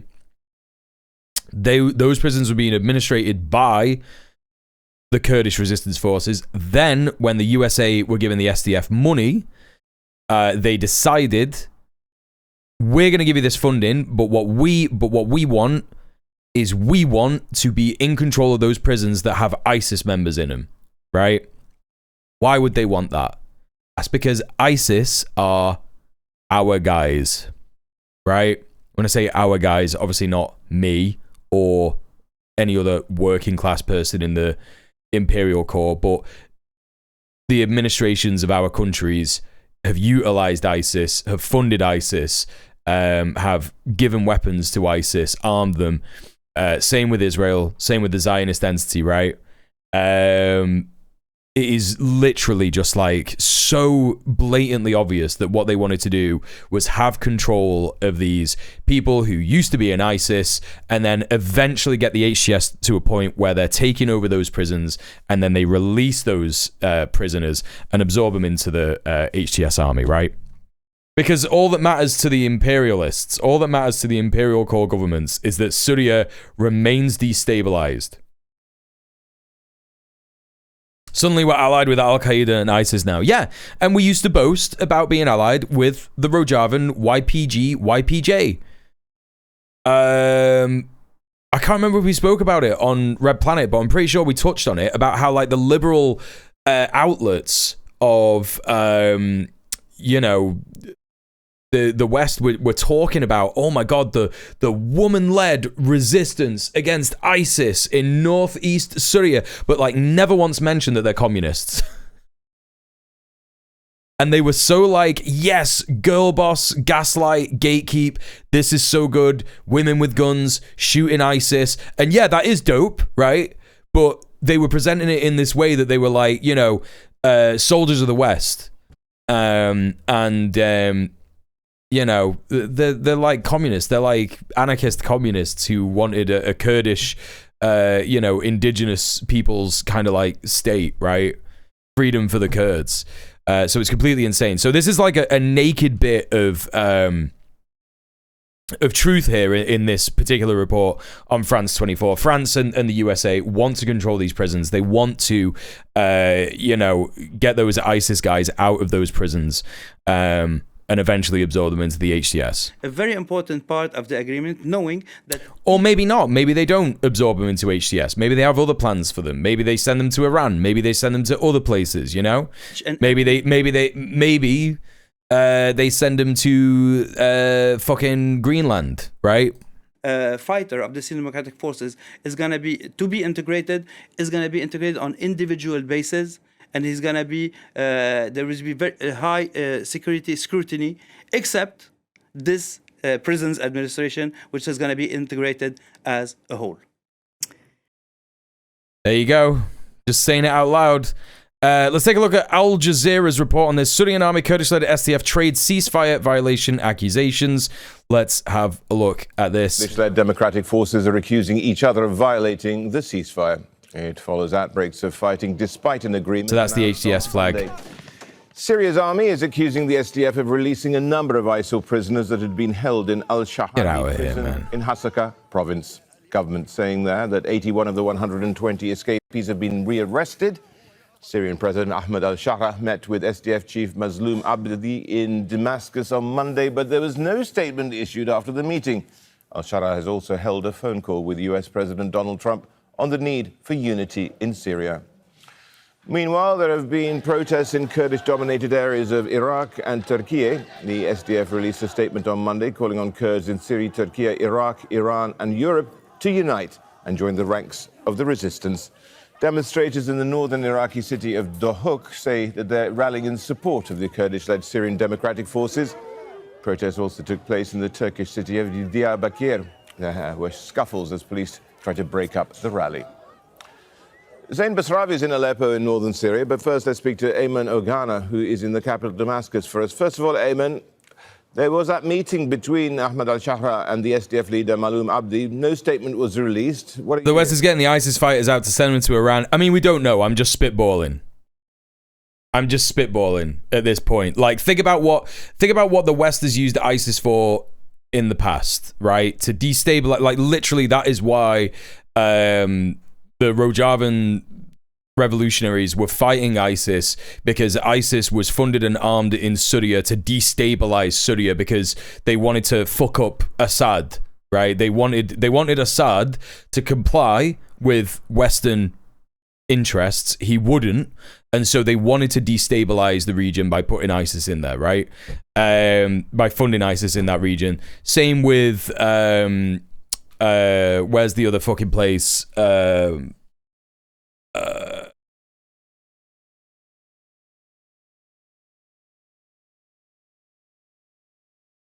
Africa, all over fucking Africa. Any kind of state that was saying that they were going to go against Western interests, all of a sudden there's a bunch of fucking ISIS in there. Northern Africa, particularly Western Africa, the Sahel states, right? They're not particularly ISIS. They're sometimes ISIS. They're sometimes branches of other extremist groups in Africa, right? Yeah, like, I don't know if they're gonna get them out, send them to Iran. It feels more likely, like, things don't normally just like turn out that easy. You know what I mean? It's not normally like because, you know, however much I am saying here that ISIS are our guys, it's not like the fucking USA is just going to be like, you know, do this, do that, do this. They also have their own aims and their own, things that they want to achieve. You know, they want to fucking murder a bunch of people who are secular. You know, it's fucking ISIS, right? You know, like the things that you hear about them that are like evil and bad are true broadly, and you know, but they harm people in the region of West Asia far more than people in, you know, our countries that we live in. But they are indeed, like, you know, fucking funded and armed by Israel, the United States, EU, and shit like that. Yeah, when you send them the terrorists to deal with the terrorists, you funded to deal with the terrorists to deal with the terrorists, you funded to deal with the terrorists to deal with the terrorists, you funded to deal with the terrorists to deal with the terrorists, you funded, yeah. Yeah. Yeah. What's your take on Kurds in Turkey? Do you think it'll lead to anything? I think, I mean, you know, we haven't really seen too much of the other protests. We've just seen these other protests in Turkey where they are, you know, responding to the call by PUK leader to join the Rojavan resistance. They're turning up in the streets. They're demonstrating. You know, we've seen that footage that I played before on that Twitter clip where there were young Kurds who were breaking through the border to go and join the resistance. So there are going to be some young Kurdish people who have fled Turkey to go and join the Rojavans, the SDF. So I do think that there is stuff happening right now. So will it amount to anything? Do I think it will amount to a revolutionary effort of the Kurds in Turkey? Don't think so. Turkey unfortunately has that shit on lock at the moment, and there doesn't appear to be, from what I know, I could be totally wrong on this, but just from things that I've seen, it doesn't feel like there is a broad militant revolutionary movement that is actually gonna do some kind of insurgency in Turkey. I think that Kurdish people are organizing in Turkey. I think they're building power in Turkey, but the Turkish state is so fucking oppressive and evil about how they fucking deal with it. You know, Erdogan is just Sisi. Like, if you apply what you know about Sisi to Erdogan, it's essentially the same. Like, you know, he tortures people, he disappears people, you know. It's why Trump loves him. It's why Trump has a lot of fucking respect for him, and it's why Trump has a lot of respect for Sisi, you know?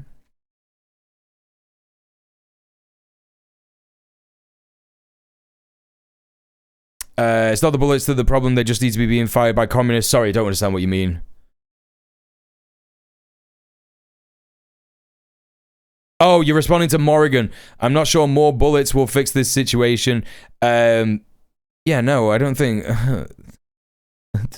I don't think Sophie was saying that.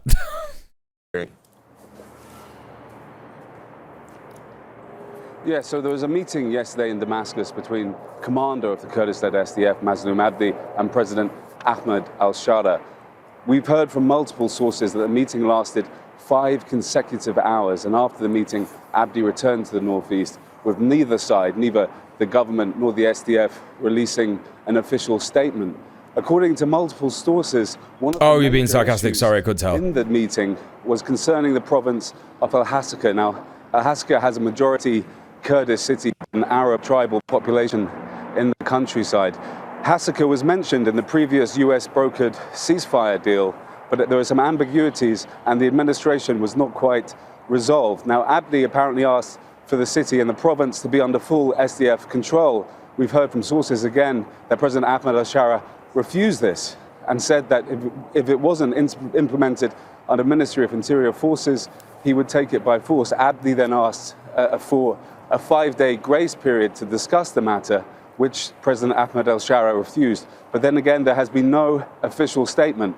Following the meeting, though, on Telegram, the SDF... Sounds like this al-Shara guy is not, you know, not interested in doing any diplomacy. That's crazy. I wonder where he's got that from.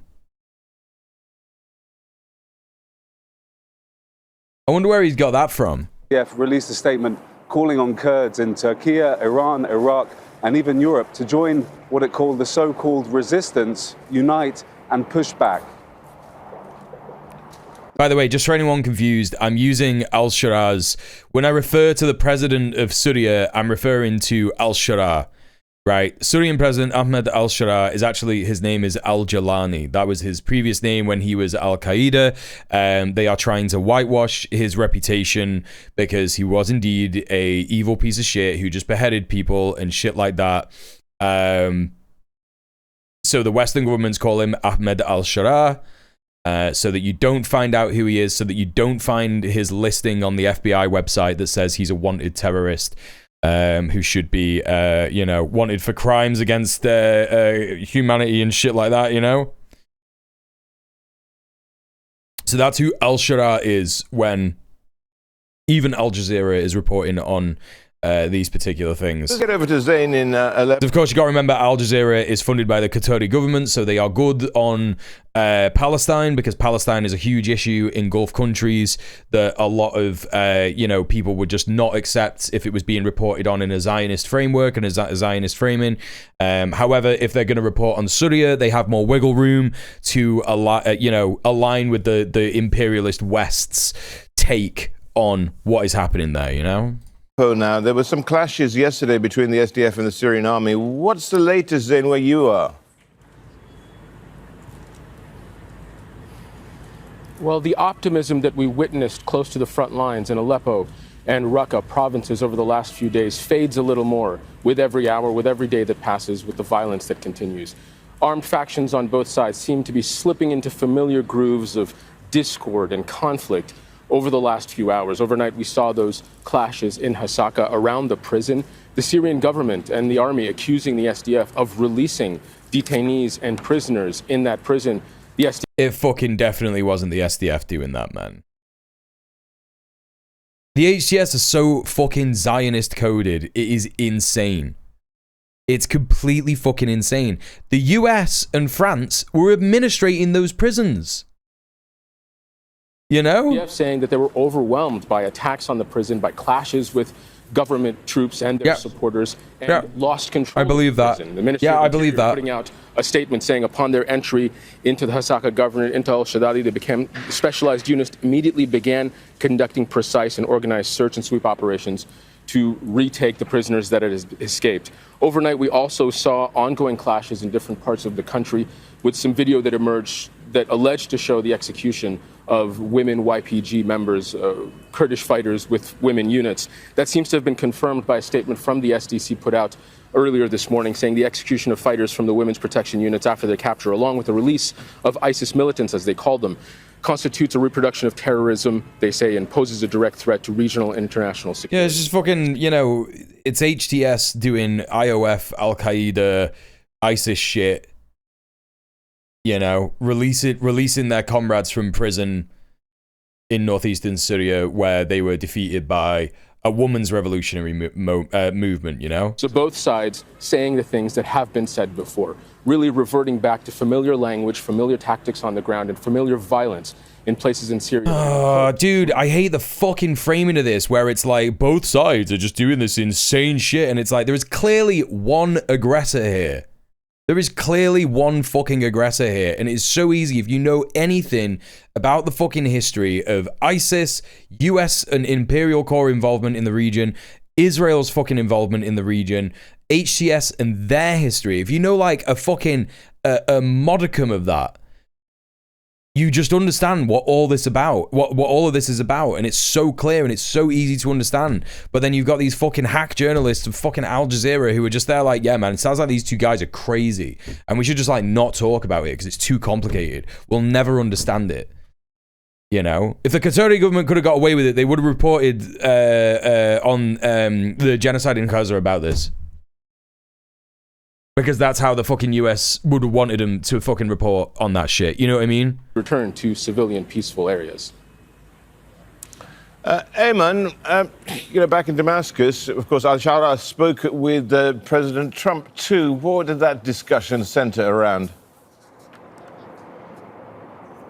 Insane shit, probably. Yes. So after the meeting with Abdi, the Syrian President's office released a statement saying that there was a phone call between President Ahmed al-Sharaa and President Donald Trump, in which they discussed the developments in Syria. And according to the President's office, President Trump reaffirmed his commitment to Syrian national unity and for combating terrorism. Now, yeah, of all the foreign powers, of all the foreign players, the US is in a unique position to end this crisis. It enjoys very close ties to both the SDF and to Damascus. That's crazy, dude. Wow, what does that sound like? What does that sound like? Why do you think the US has close ties to the SDF and fucking Damascus?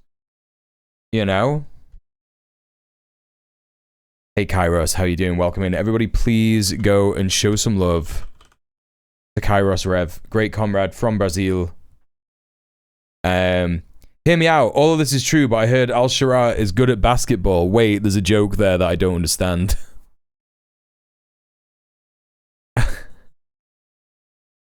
No, it's fine. Don't worry. No, it's all good. I still don't understand the reference.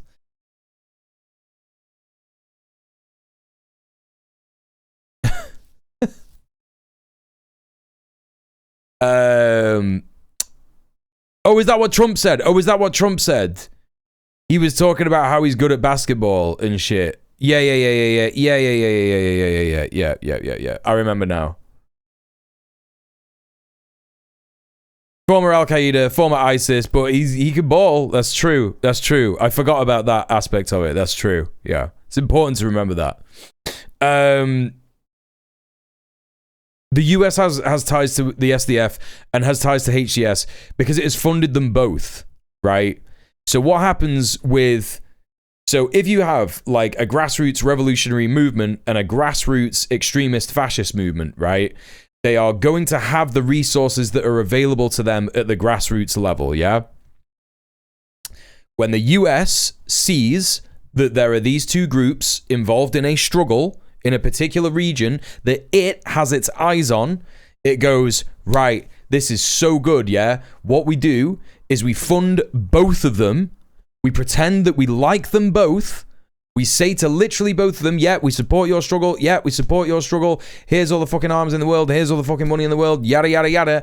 And then as soon as it comes to a crucial point in achieving what it wants in the region, which is, again, broad destabilization, it wants someone like HTS. If you think about the Taliban, right? If you think about like the Taliban, the way that the Taliban is in Afghanistan now, that is essentially what the USA wants for a country. It wants an organization like the Taliban to be in government so that it could just brutally oppress all the people there, so that if it ever needs to just like go in and do whatever the fuck it wants, it could just do that, right?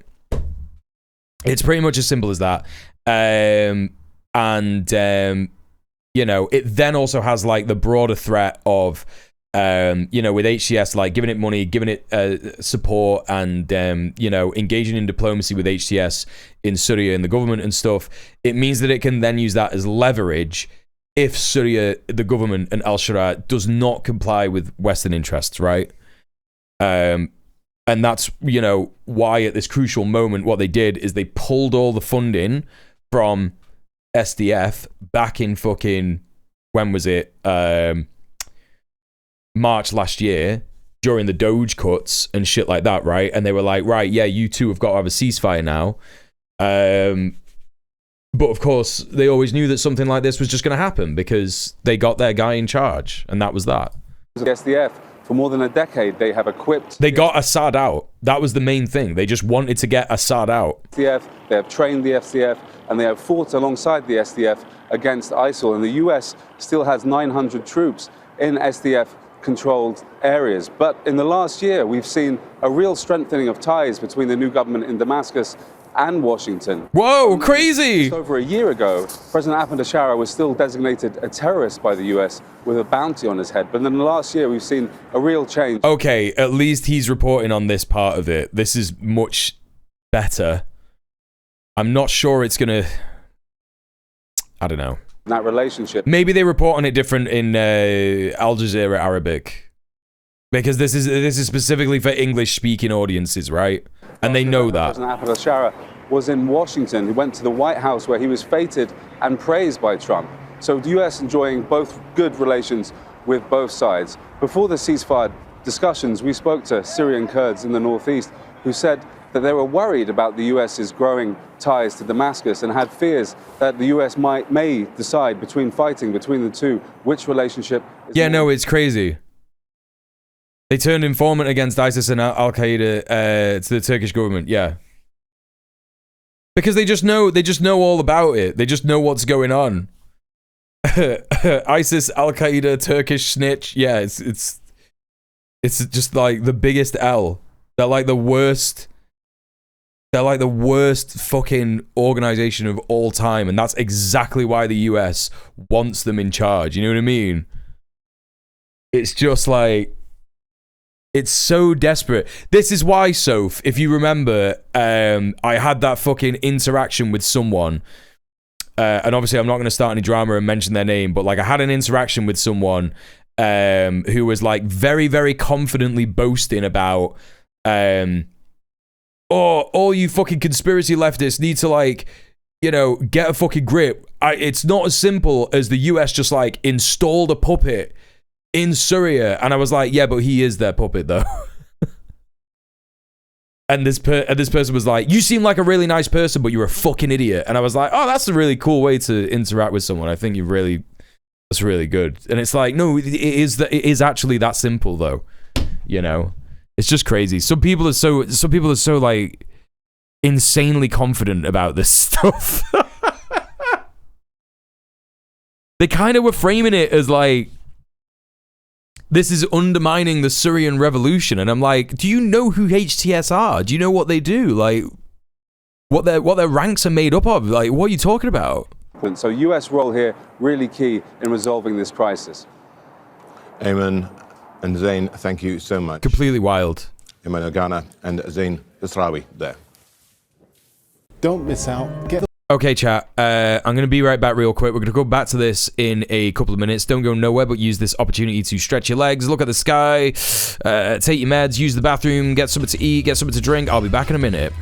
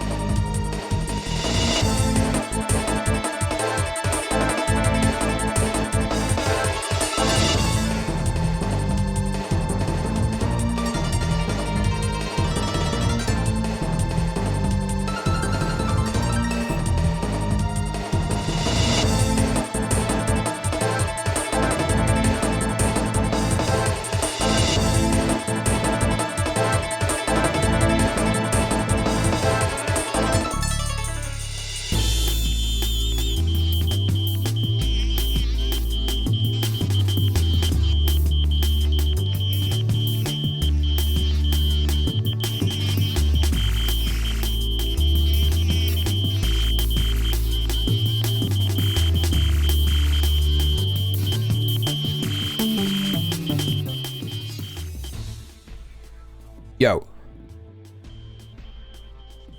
How's it going? Let's get back to this. Song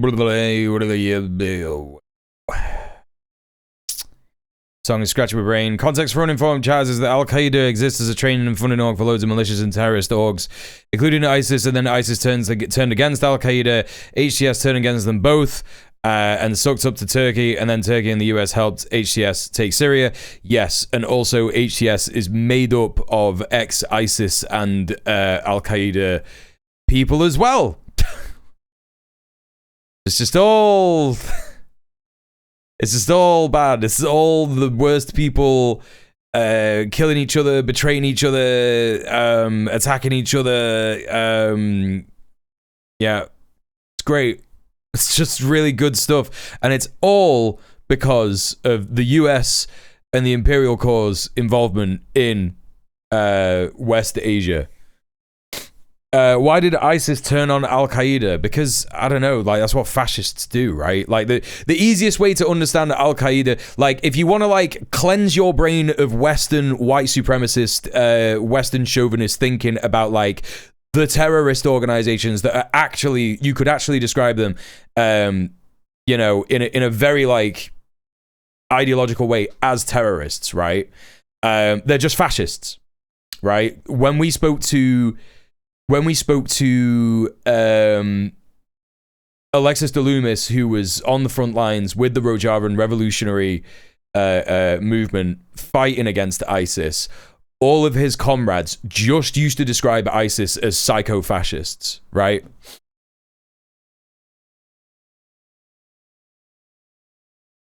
It's just the best way to understand their ideology. They are just psycho-fascists. Like, what do fascists want? They want a supremacy of their race and religion. They want supremacy, often patriarchal supremacy, misogyny and subjugation of women. They want a purity of ideology. They want a policing of that of all of those purities through violence, right? And that's just what ISIS and Al-Qaeda do. You know, and also now what HTS do, because of course they're bombing the fuck out of churches in Syria and shit like that, right? It's just the best way to understand ISIS and Al-Qaeda. So yes, let's read this BBC News article. So this is BBC News reporting on new ceasefire in Syria. No, I did not make this soundtrack, Kairos. There you go. Those are the tunes that I use. Those are the mixes that I use. It's someone, a DJ called Ryland Kirshenov, and it's all just like drum and bass from the 90s video game music. New ceasefire in Syria after Kurdish-led forces pull out of the camp for IS families. These are ISIS families. So around 20,000 people with alleged links to ISIS are held in Al-Hol camp. So this is the prison that they're talking about, right? Yes, that's correct, Kairos. ISIS is also anti-communist. I believe Al-Qaeda is as well. And I don't doubt that HTS is too, right? Syria's government has announced a new ceasefire with the Kurdish-led Syrian Democratic Forces after the militia alliance withdrew from a camp holding thousands of people with alleged links to the jihadist group Islamic State. The SDF said its forces were compelled to leave Al-Hol camp and redeploy to other cities in northeast Syria due to the international indifference toward the issue of IS. Syria's Interior Ministry complained that it took place without coordination with the government or US-led coalition against ISIS. I do have a Discord. This Reality Bites. There you go. Yeah, it's a mod-only command, yeah. Later, the presidency said it had reached an understanding with SDF on the future of Hasaka province, thank you for the follow, which has a large Kurdish population. A statement said the SDF will be given 4 days to carry out consultations on a detailed plan for the peaceful integration of areas under its control into the state. The presidency also promised that the government forces would not enter the cities of Hasaka and Kamishli or any Kurdish villages. At the same time, the SDF declared its full commitment to the ceasefire and said its forces would not initiate any military action unless they were attacked. The SDF also said it was ready to move forward with implementing the deal reached with the government on Sunday that was supposed to end almost 2 weeks of fighting. The agreement should see the Kurdish-run autonomous region in the country's northeast and its key infrastructure brought under government control.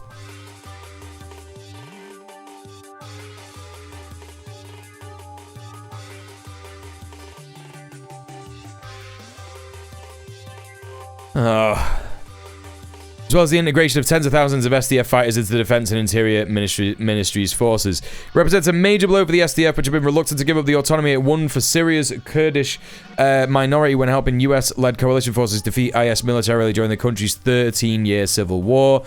Interim President Ahmed al-Sharaa, that's al-Jalani, has vowed to reunify Syria since he led the rebel offensive that overthrew Bashar al-Assad in December 2024. But the country remains deeply divided and has been rocked by waves of deadly sectarian violence. So you can see the difference in the way that the BBC frames things, news from the Middle East, because there's a lot of key information missing here, right?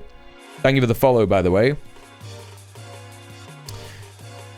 The other day I had a flare-up of auditory hallucinations, and one of them was Muel saying, "Thank you for the follow." I don't know what to say about that. I'm sorry to hear it. I'm sorry for your loss. Interim So, first of all, interim President Ahmed al-Sharaa led the rebel offensive that overthrew Bashar al-Assad. This is not true, right? Assad went on a diplomatic mission to Russia, and then HTS took control of Damascus. That's what happened. Do you think for a single second that the HTS would have, you know, do you think that the fucking HTS would have let Assad just go? Right? It's not something that would just happen. Like, it's just such insane reporting. Do you know what I mean? Like, he's in Russia. And people are like, oh, he fled to Russia. It's like, no, he left to do a diplomatic mission. And they were like, right, now's the time. Insane. Completely insane. The country remains deeply divided and has been rocked by waves of deadly sectarian violence. Doesn't really... like, this misses, like, a huge key point. And obviously, because the BBC's chief editor is Rafi Berg, who is a literal Israeli Zionist. I don't know if he's Israeli, but he's a high-grade Zionist piece of shit, right?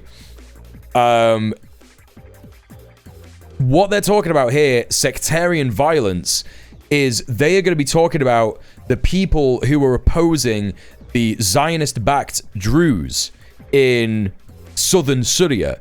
You know, like the Druze, which, you know, are often incorporated into the IOF in order to like fucking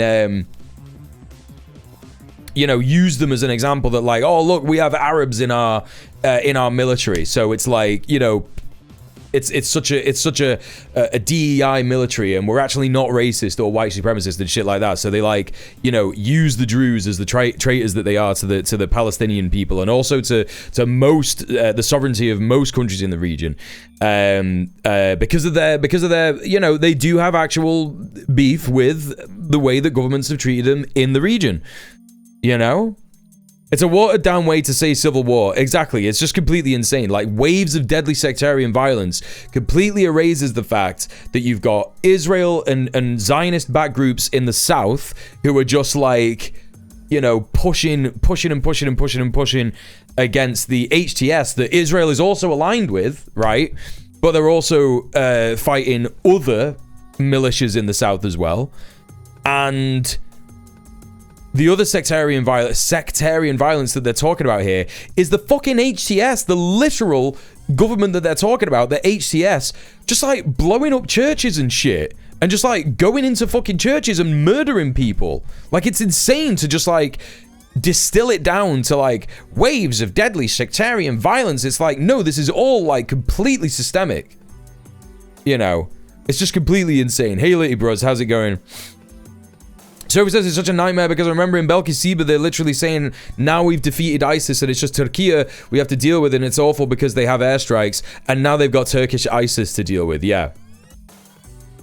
Litty Bros says ISIS also wanted an immediate state and imposed it by force by using Syria as ground zero, while Al-Qaeda are more so about long-term insurgency and caliphate by consensus. ISIS declaring the caliphate also implied that Al-Qaeda owed ISIS allegiance, which then turned into all-out war. Yeah. Rafi Berg is former CIA. I wouldn't be surprised at all. All I know is he's a hyper-Zionist. That's all I know.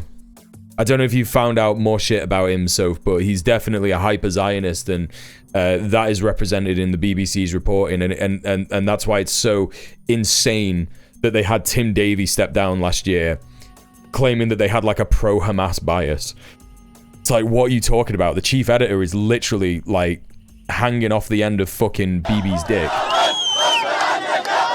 After weeks of fighting and military buildups in the north and northeast, finally a ceasefire in Syria.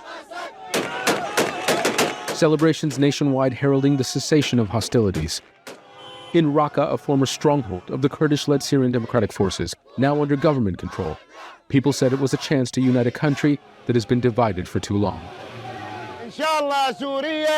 God willing, Syria will become better than all other countries through development and reconstruction under the leadership of President Ahmed al-Shara.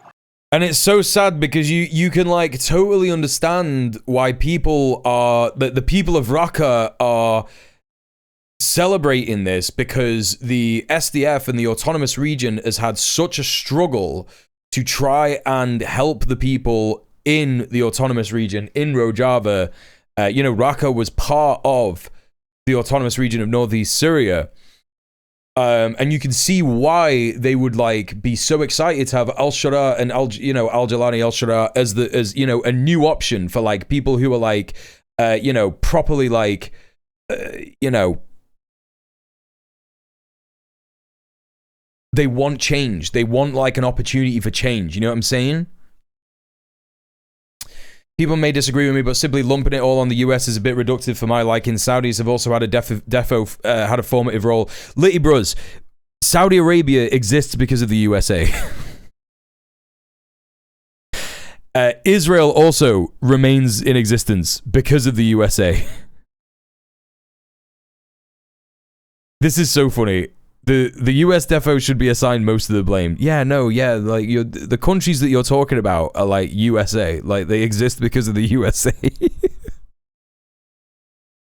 And the Brits in the USA. Yeah, it's, you know, I understand what you're saying, like, oh, we should call it what it is and we should be accurate and shit like that, but it's like Saudi Arabia, USA, it's the same. You know? But within 24 hours of the agreement between the government and the SDF being announced, it was clear an end to the violence. And the French, correct. No, well, look, you know, imperial core countries, the meddling of the imperial core countries. But what is the imperial core? What are imperial core countries? We're all realizing what those are at this minute. France, UK, whatever country, if you're not the US, yeah, you're a vassal state. You are a vassal state to the empire. Do you know what I mean?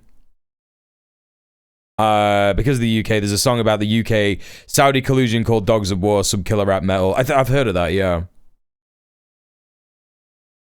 Apparently, the BBC is suing Owen Jones for reporting that Rafi Berg is a CIA and former Mossad collaborator. Oh, that's crazy! Oh, that's crazy! That's crazy!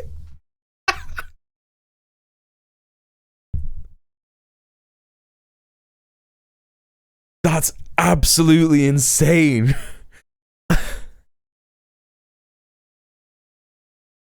I heard that he was involved in some kind of lawsuit, and I didn't know what it was. Oh, that's completely insane.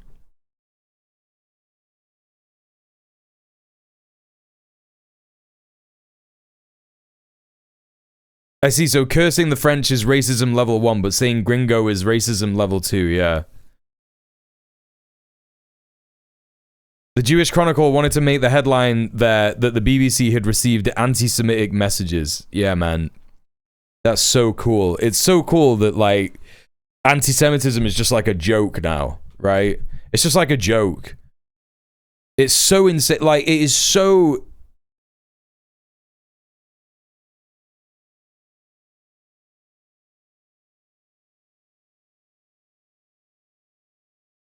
completely mental. Reports of fighting in parts of the country, both soldiers and Kurdish fighters killed in various confrontations. With so much military hardware and manpower spread across large tracts of Syria, and years of animosity and division, transferring control of territorial resources proved easier to agree on paper than in practice. Prisons, the most sensitive of sites, spread across several cities, holding ISIL fighters and other detainees. The SDF has long warned against losing control of these jails, used to hold dangerous offenders. A question mark remains over their security, as both parties blame each other for triggering flashpoints and violating the agreement. The first day of the ceasefire began with optimism but ended in clashes. The hope is that in coming days, the country sees peace take root. Well, we know this guy's take. I don't need to fucking hear any of this. Okay, so we're going to read a piece here from Freedom, which is a anarchist, communist, 100-year-old news outlet. It's pretty good. It's pretty interesting. It's pretty good. It's had some bad takes in the past, but it has some good takes as well sometimes. No one's perfect. Pobody's nerfect. Using words like Islamist as well, for example. It's, you know, it's pretty white. You know, my main issue with it. It's pretty white and it's pretty... It suffers from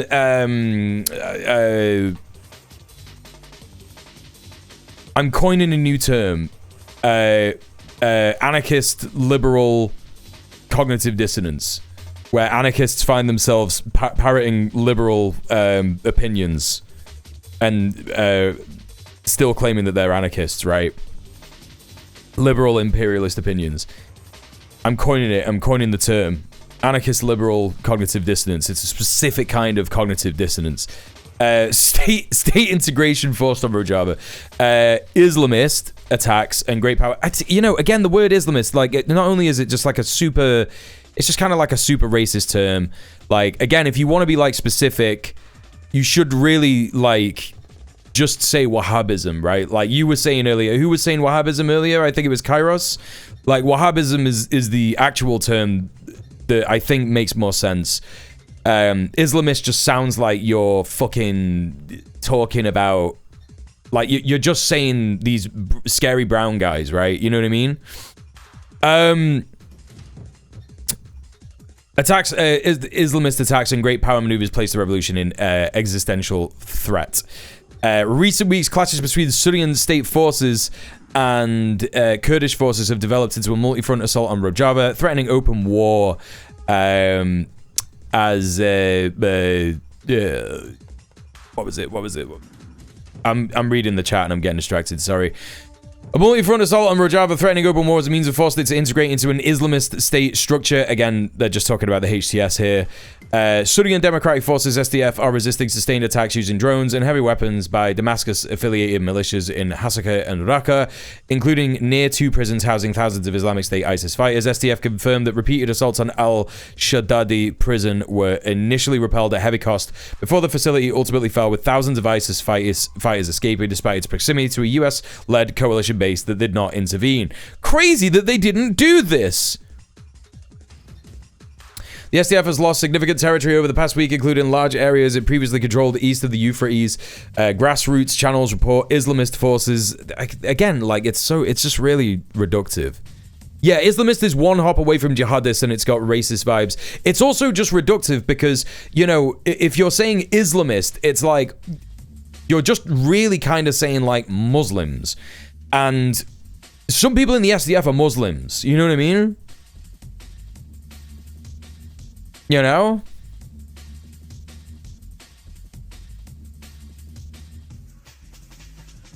Loads of people raised the Imperial Call, learn McCarthy shit, and then describe themselves as anarchists because they've learned to be scared of tankies. Yeah, exactly. That's the thing. That's the thing.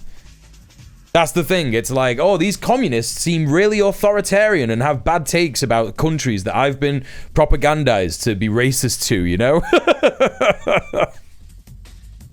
So I'm going to be an anarchist. And it's like, that's the wrong reason to be an anarchist. You shouldn't be an anarchist because you hate communists, you know? Yes, most people in the Middle East and North Africa called ISIS Daesh. Yeah, that's correct. Daesh, yeah. Yes, correct. We're describing theocratic fascists who are Muslim, and we should notice when our language is different from how we talk about theocratic fascist Christians or theocratic fascist Jews. Exactly. Which is why I said earlier, the best way to understand ISIS and the best way to understand Al-Qaeda is just to call them fascists. Like, they are just fascists. Like, that's it, right? They are just fascists. And that's what they should be saying. They should be saying fascist, you know? So... the SDF, yes, so we read this already. Encircling Kobane, a city pressed against the Turkish border to the north. Northeast Syria's ruling seizing party, the Union Party, PYD, has called on Kurdistani forces to declare a general mobilization, warning that Kurds in Rojava face the threat of extermination. Yes. The ceasefire declared on Sunday, 18th of January, is being widely ignored on the ground by the coalition of fascist forces. Described in much of the mainstream media as the Syrian government forces, yeah, that's right, they call it's the HTS, with attacks on SDF and YPJ women's protection units, positions in civilian areas continuing. Reports include femicides in Raqqa, executions of captured fighters, and assaults on residents attempting to prevent kidnappings. This is what I was referring to before, the femicide that is happening by, the fascist ISIS, Daesh. This is punishment for the women's protection movement fighting and beating ISIS, because HTS is made up of ISIS and Al-Qaeda and Turkish fascists, right? Assaults on the residents attempted to prevent kidnappings. This escalation follows a wider wave of massacres across Syria, which the SDF, YPG, and internal security forces have been attempting to contain. Thank you, Naptaker, for the, the stretch.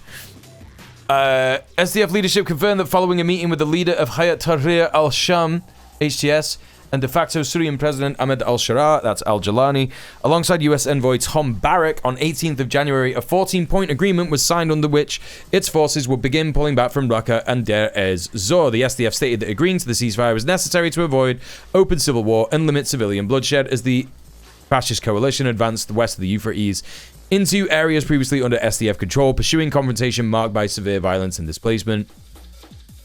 Under the agreement, SDF fighters are expected to be merged individually into Syria's defense and interior ministries. Control of border crossings, oil and gas fields, including the Al Omar field, where Shell moved to exit, just as Damascus control was being consolidated, and detention sites holding Islamic State prisoners is set to transfer to Damascus.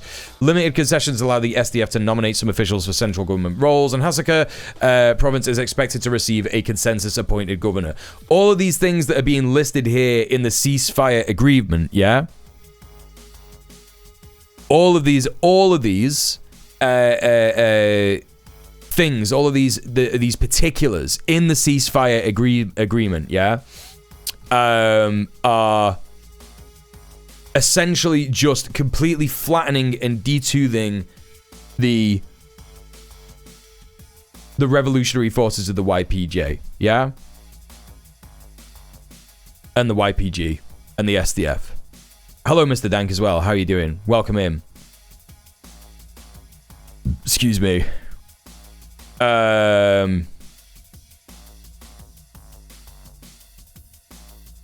Good for everybody who is justifying their alignment with anarchism in the chat. Good for you.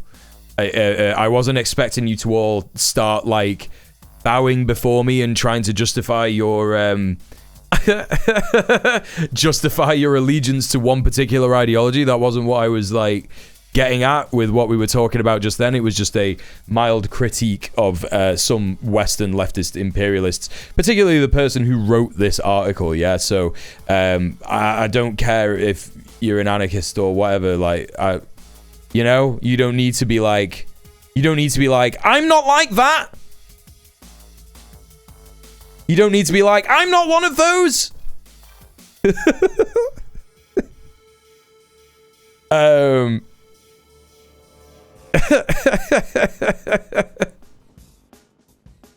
Anyway, What am I reading here? Where did I get to? Hasaka promises to receive a consensus report going. Yes. The agreement also requires the expulsion of foreign members linked to Kurdistan Workers' Party, the PKK, which fought a decades-long insurgency in Turkey. Again, the PKK, they disarmed recently, and that's why I was saying earlier, you know? That's why I was saying earlier, when Soph said, what do you think's going to happen with the Kurds in Turkey? I said, I don't think anything is going to happen because it looks like the PKK have been effectively completely neutralized in Turkey, which is unfortunate. So yeah. In return, Damascus has offered concessions on language recognition and citizenship rights for Kurds. I don't believe that anything is anything like this is going to happen.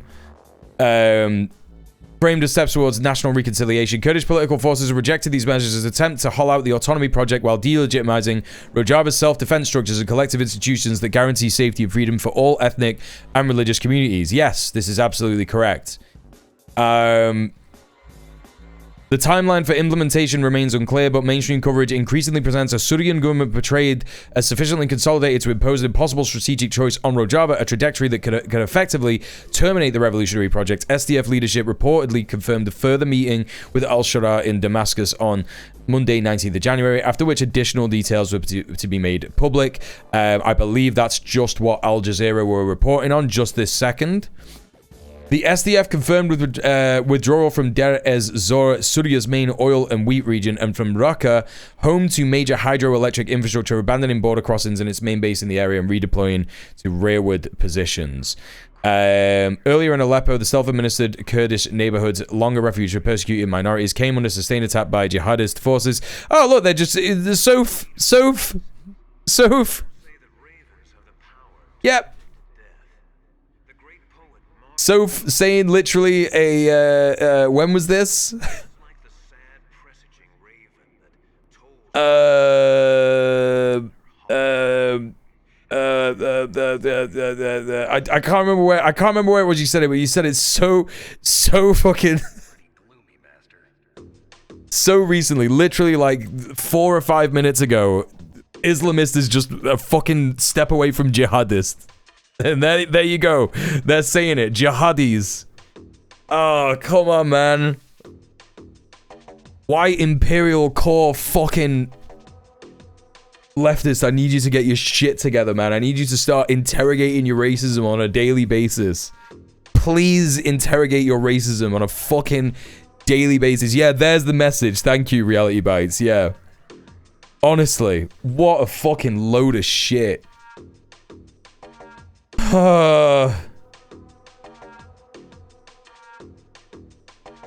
Whatever, man. Whatever. It's not bad reporting apart from this shit. You know what I mean? It's not bad reporting. This is much better reporting than we've seen from Al Jazeera and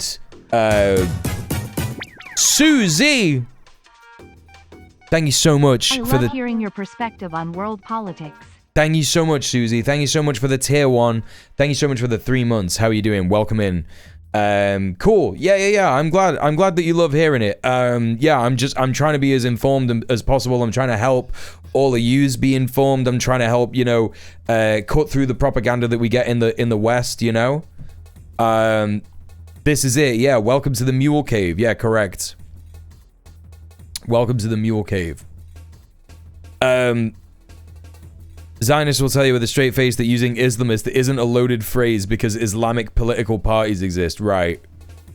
Okay, let's continue with this article because it is good reporting. It is better. It is much better than fucking Al Jazeera, BBC, all the Western or Western-influenced news outlets. It's much better reporting. Alongside frontline fighting, autonomous sources reported attempts to destabilize the administration from within, including counterinsurgency agitation in Raqqa and around Hasaka linked to entrenched tribal power structures. Not sure what they're referring to here, but I'm a little suspicious of this wording. These networks, rooted in a patriarchal clan authority and local economic control, oh, okay, they're explaining it subsequently, have historically functioned as mechanisms of social discipline, suppressing women and exploiting precarious labor, and are reportedly being mobilized to undermine self-administration. So when we saw that guy who was praising the HTS coming to control Raqqa again, he's probably someone who supports those clans, or maybe even would be a member of it. So yeah, you're absolutely right. I remember learning about this from Alexis de Loomis and Belkaceba. State-allowed outlets circulated footage, videos showing the destruction of a statue of a woman YPJ fighter. Yeah, I believe that this is going to link to that footage there. So this is essentially, you know, members of Daesh and people who just hate women toppling a statue of a woman fighter representing the YPJ in Raqqa. So they might not be Daesh. They might not be Al-Qaeda. They might not be HTS. They could be people who've just been propagandized in that region to just like hate the women's revolutionary movement, you know? So yeah, no, you hate to see it, chat. Honestly, it fucking sucks. Genuinely, it fucking sucks. So around Tishreen Dam, SDF forces resisted Turkish-backed Islamist fascist attacks, with armed groups repositioning in the nearby villages after tactical withdrawals. In Raqqa, SDF units detonated bridges across the Euphrates to slow advancing forces. While clashes continued inside and around the city, SDF and YPJ units reported ambushes and sniper operations against fascist formations, including former ISIS sleeper cells. At the same time, mainstream media adopted narratives highlighting crowds celebrating the city's liberation. Yes, as we saw that in Al Jazeera. The new agreement builds on an earlier draft signed in March 2025 that vaguely outlined integration into a unified Syrian nation-state, a framework fundamentally incompatible with Rojava's confederal administration, the region's multi-ethnic reality. Rojava has consistently proposed a horizontal decentralized confederal model for Syria, which we see in Belkaceba was being built,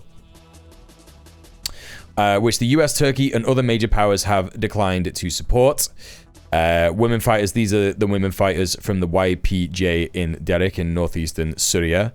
These will all be veterans of the war against Daesh, the psycho-fascists of ISIS.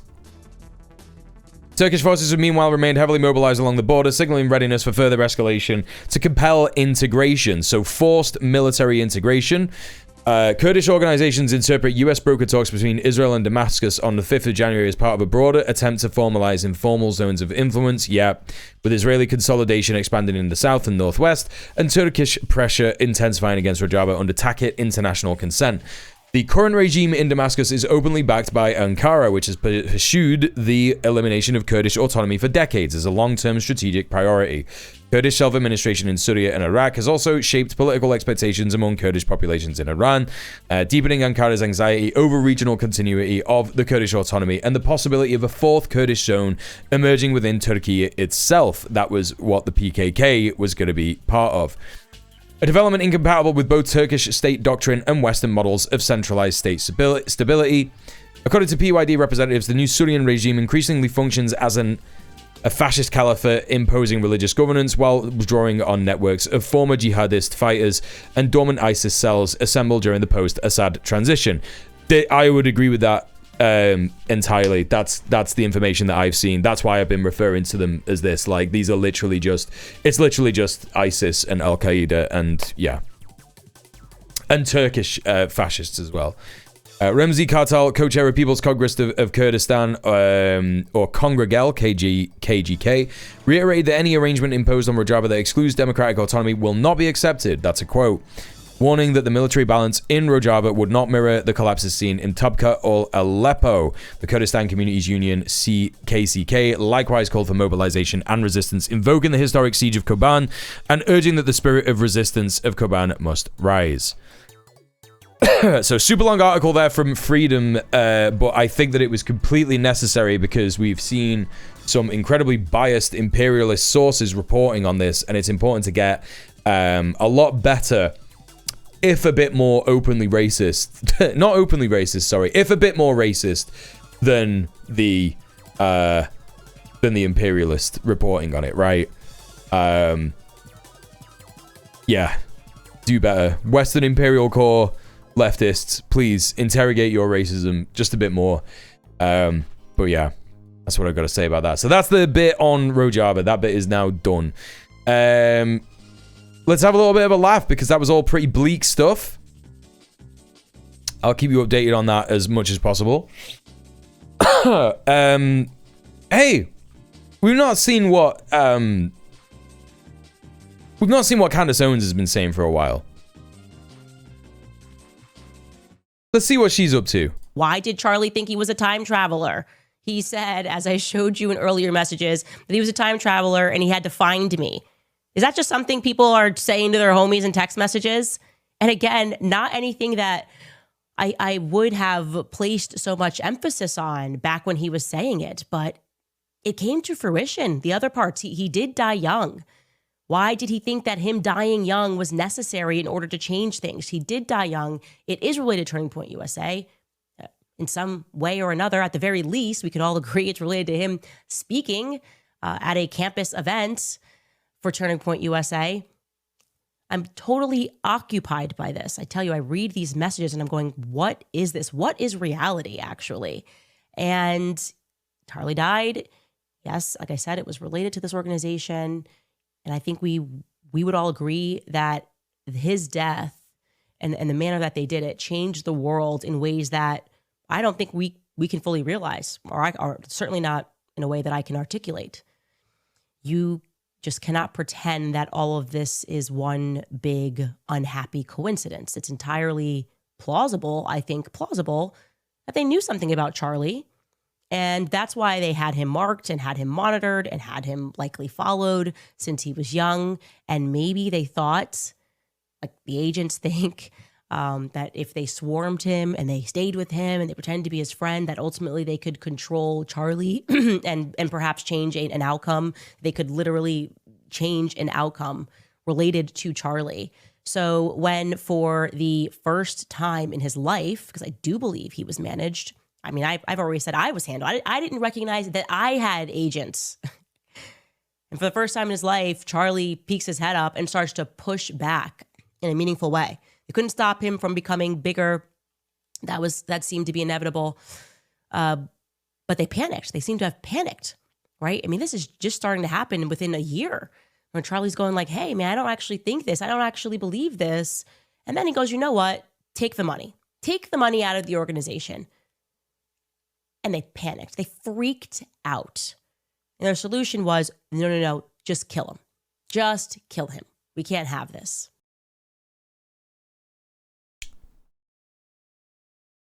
Candace Owens there. The enhancement of the information superhighway has created a society void of human flesh. We were created here and have obtained unlimited possibilities beyond the dimensions of He died to protect us from the truth of the Time Wars. Nah, yeah, she's not well, is she? Like that's the problem. That's the problem. She's just not well. She's just not well. She's always attached herself to more popular right-wingers or grifters like Kanye when he started crashing out. Now, she's got a martyr and the only move is to milk Charlie Kirk's corpse like an Israeli cumjacker.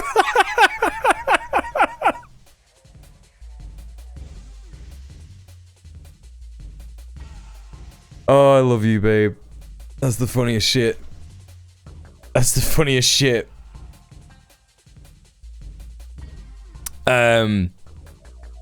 Yeah, nah, like, she is just gonna be Alex Jones now. She's just a new kind of Alex Jones. She gets that that's what people want. She knows that there's a contingent on the right, the Christo-fascist right in America, that are obsessed with conspiracy, and she's just going full fucking hog right into it. You know what I mean? They're just totally supporting her in that. There's like, you know, she still gets like, let's take a quick look. She might be live tonight. She's live like every night, right? Let's see if the Candace Owens show is live right now. But yeah, you know, I think that the broader right is trying to like not mention her. Oh, I don't think she's live right now. But this latest one. What's her latest live? Her latest video. Live 22 hours ago. 1.2 million views, you know?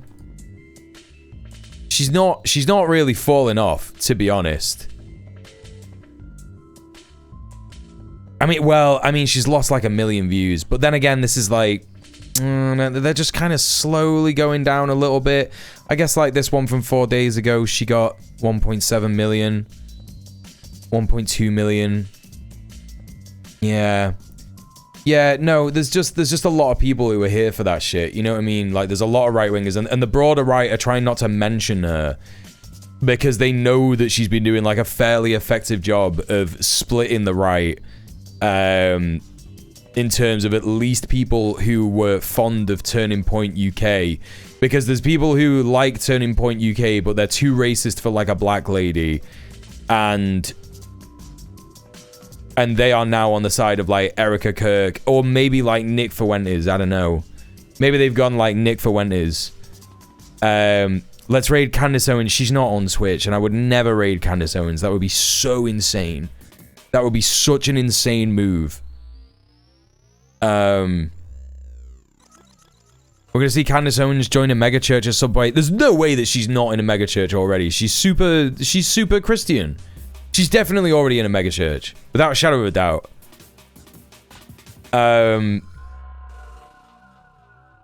She'll pop back up every time she says something more extreme, but the right-wingers are going to delete a number from their phones. It'll be harder for her to do her main thing, which has always been attaching herself to more popular people. I think that she's created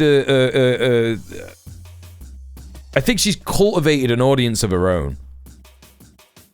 Her views seem to be going down as her mental health deteriorates. The ones left will be QAnon types. Yeah, I think that's true, yeah. I think that's true.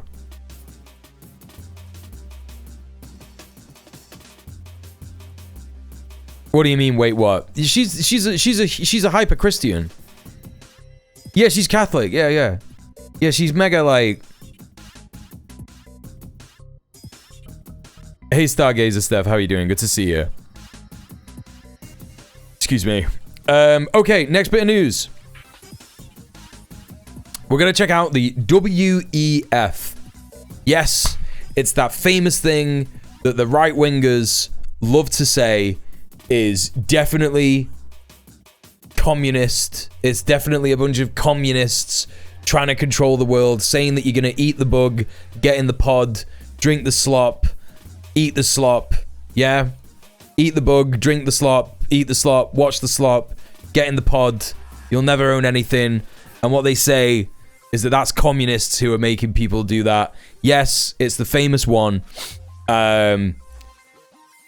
But of course we know it's not that. It's the capitalists that are making us do that. So let's take a little fucking look at what's going on at the WEF.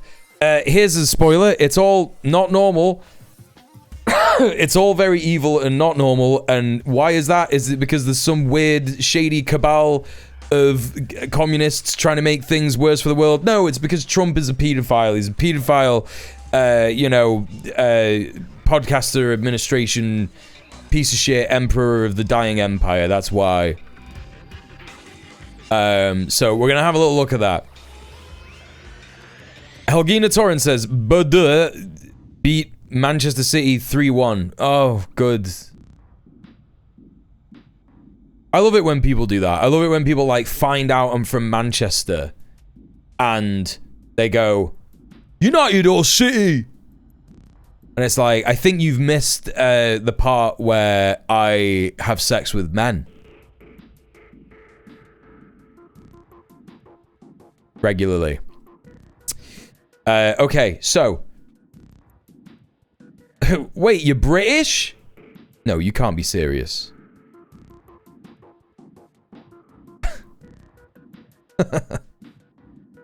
Gay people can like football.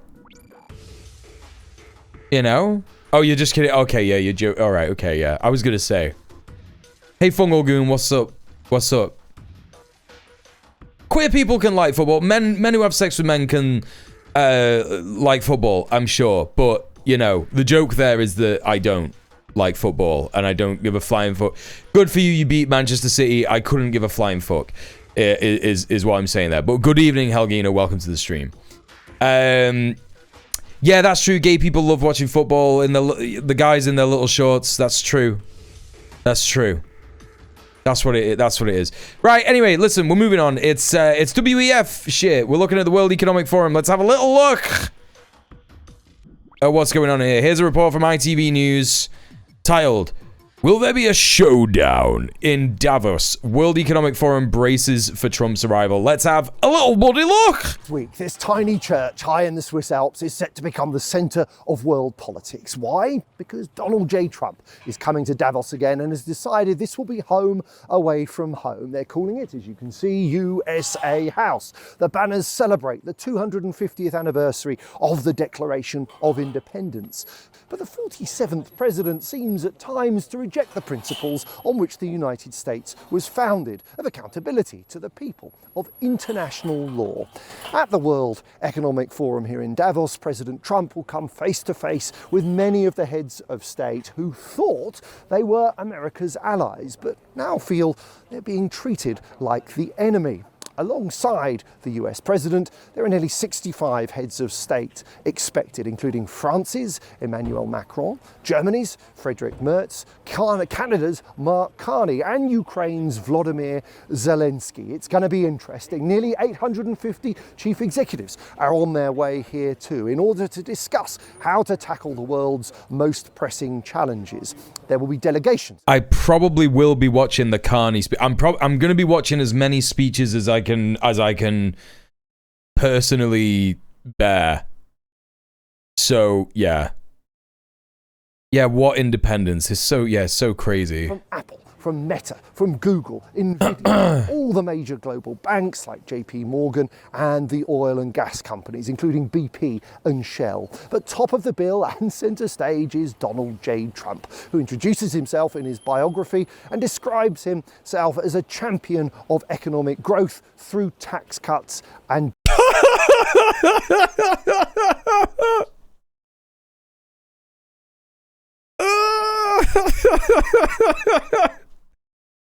Breathe it in, Donny. Breathe it in a little harder, man, and it'll hit. That copium, man. Just turn the fucking valve on that copium tank, dude. Regulation and what he calls the reinvigoration of communities affected by globalization. Tariffs, my favorite word, tariffs, which for many decades have been used successfully by other countries against us. And that's why they're coming home to the USA in record numbers. There has never, frankly, been anything like it. The World Economic Forum was founded on the belief that when countries, companies, and people... These news freaks are such a weird breed. Okay, so one of the best comedians in the UK, from Manchester, by the way, a guy called Steve Coogan. You will have seen him in loads of different stuff. You will have probably seen him in even some American films, some Hollywood films. I think he's been in, but he is one of the best comedians of all time. He made a character called Alan Partridge, right, which is based on guys in the news like this. Aha! Yeah, and like me and my mum watch him all the time. It's just the funniest fucking shit ever. At Christmas, he had like a Christmas special, and it was so fucking funny. It was so fucking funny. He was in Tropic Thunder. That's crazy. I didn't know he was in Tropic Thunder. Yeah, like his satire of guys like this who are like newscaster personalities that came out of the era of, you know, like fucking like Reagan and Thatcher, where like a newscaster would be like an actual personality, to be like, you know, the guy that you get your like life advice from, the guy that you get your like, you know, opinions from and shit like that. He's just perfect at satirizing that. Yeah, Sorka thought Alan Partridge was a real person until she was 17. That is like such high praise for how good the satire that Steve Coogan did of in creating his character Alan Partridge. It's so funny. It's so fucking funny. And opportunity is created. But like, he's exactly like this guy, like, you know, a guy that wears like a turtleneck. He's like in his 50s, yada, yada, yada. Trump, by contrast, is an economic nationalist. He believes in America first and argues that globalization has taken jobs, wealth, and power away from the United States. He is on a mission. Dave and the Foot Clan sometimes watch Alan Partridge episodes. That's how I've seen it. You watch Alan Partridge on Dave's stream. Of course you do. Of course you fucking do. He's so funny. But he knows the event offers a huge global stage. He's here to challenge the agenda, not to endorse it, and to sell America as a place to do business. Sorry, I forgot to put subtitles on. Donald Trump has been to Davos before. In 2018, he swept up these stairs with his entourage. I was standing on the balcony just over there. Do you remember that? Do you remember that? Because that was about the time that people just started getting wind of the World Economic Forum, and the people who were already like freaking out about the WEF and saying that they're evil, communist, pedophile cabal, or whatever the fuck they say that they are, freaked out when Trump went, because they were like, he'll never go to that. He'll never go to that. He'll never do that. He's a real president who's freeing us from these evil communists. And then he went, and they were like, oh, yeah, this is the strategy of the president, and it's really bold and courageous to throw yourself into the lion's den. You know, shit like that. I remember that shit. It was so insane. State rushed forward to capture the moment on their mobile phones. Are you going to be received well? I already am. Look, you take a look. They were fascinated by the man himself. Trump is bold, provocative, and wildly unpredictable. But as now, it's the office of president that was the real draw.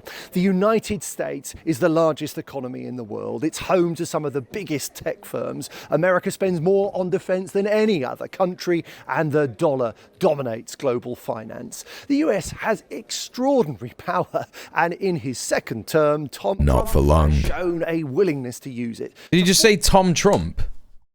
And in his second term, Trump has shown a willingness. You don't want to do that again? You don't want to do that again? You don't want to do that line again? To use it to force open markets for American companies to secure access. Hello, names Bond 007. What do you mean? What do you mean, bold Trump? Pressure to world leaders, and in the case of Venezuela, to remove them altogether. Never before has a US president come to this mountain resort. No, this guy is insanely Alan Partridge, isn't he? Yeah. So much at stake. It's almost impossible for anyone here to predict what's going to be top of the agenda. Tom Trump. That will depend, as so often. I can't get over that. He just said Tomald Trump. Yeah, Tomald Trump. In the last few days, the president has provoked outrage again with his aggressive use of tariffs.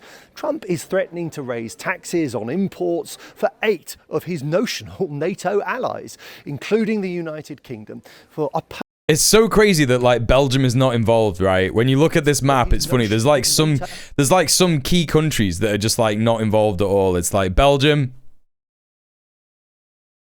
And you know it's just because he forgot that Belgium is real. That's definitely what it is. He just forgot that Belgium is real. And maybe he forgot that Italy was real as well. And Poland. What's Poland saying about all this shit? Hey Vod, I just heard on the news it's because we were late. allies, including the United Kingdom, for opposing overglazing the pedo president. Oh yeah, they're all doing it. Like everyone's just forgetting that he's the pedo president. Everyone's just forgetting it. Here we go, Carolyn Levitt again, staring at his ear. It's easier. But one way or the other, we're going to have Greenland. How should allies respond? No one wants to jeopardize trade with the United States, and everyone recognizes that Leighton deciding to send that one soldier to do recon. Right. At least in Ukraine. So far, the strategy has been to placate Trump, to appease him and to flatter. And yet Trump continues to behave as if he can tear up the rules and impose his will on countries without consequence. Like, look at him, man. He looks like utter shit. It is just like the end point. Like, this is what happens when a reality TV star gets to the age of 83 and like just refuses to sit down and retire, and he's now the president. And it's like, you're letting this like mess of a man like an actual mess of a man, behave this way. It's just so fucking embarrassing. Like, what an embarrassment for Europe. You know what I mean? Like, by the way, I'm not going to play the Gavin Newsom clip. I don't think I've got that lined up here. But I watched that earlier on fucking Struggle 4's stream. And I just think that, like, if you're an American, you don't need to fucking tell us, man. Like, you don't need to, especially if you're an American that thinks he's going to run for president in the next 4 years, you know?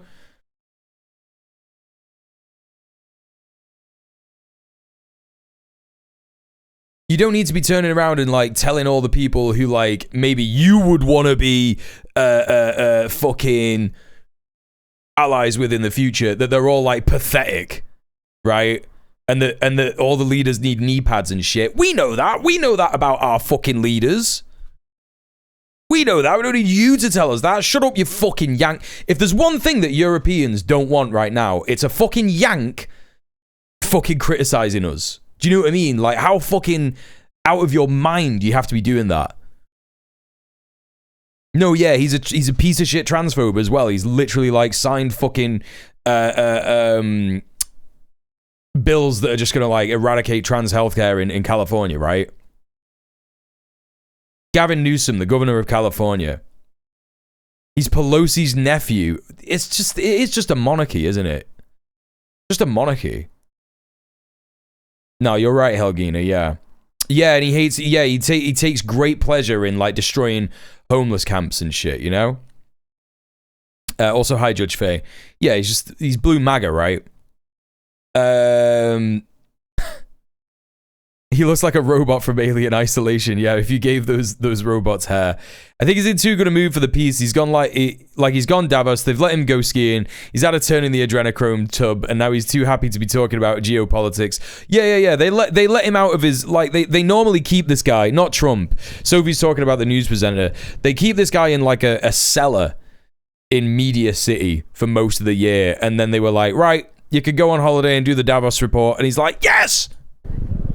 This is Trump's first in-person. He's losing his mind. 6 years, and he's bringing a large. He's like, hopefully they'll let me go outside more in the future.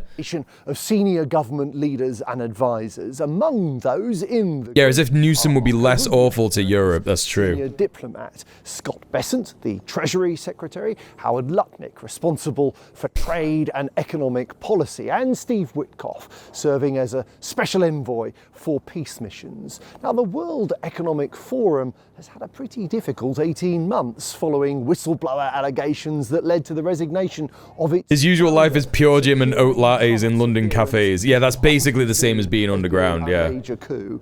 Organisers have denied a report in the Financial Times that Trump sought and was given assurances that topics he considers to be woke, such as female empowerment, diversity, climate change, and international development finance, would not feature. I just want UFOs to land and destroy all world leaders and multimillionaires. Sure, a few good eggs might perish, but their sacrifice is one I am willing to make. Okay. I know that you might have just made a little flippant comment in a Twitch chat, yeah? But I promise you, there is a way out of this that does not involve the world ending. There is a way out of this that does not involve some kind of an apocalypse, right? And what it is going out there and building dual power. The way that we do that is by joining a trade union, starting a trade union, if your industry does not have a big trade union or a trade union supporting it or anything like that. Joining your local tenants union if you're a tenant, or if you just want to join in solidarity, joining an ICE rapid response group, starting assemblies if you're a queer person. Sophie's got a good video out there at the moment about trans organizing. The world will never end, it ends every day, yeah. No, it's not pretentious, it's true. It's not. Try to get into software development which has no unions. Maybe I could try and make one. Absolutely. Which country are you in? If you're in the UK, get onto the IWGB.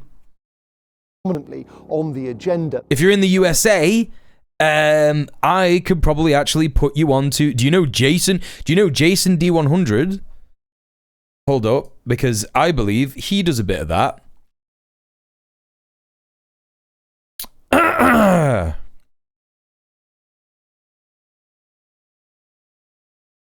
Hang on a second, let me just have a look at this.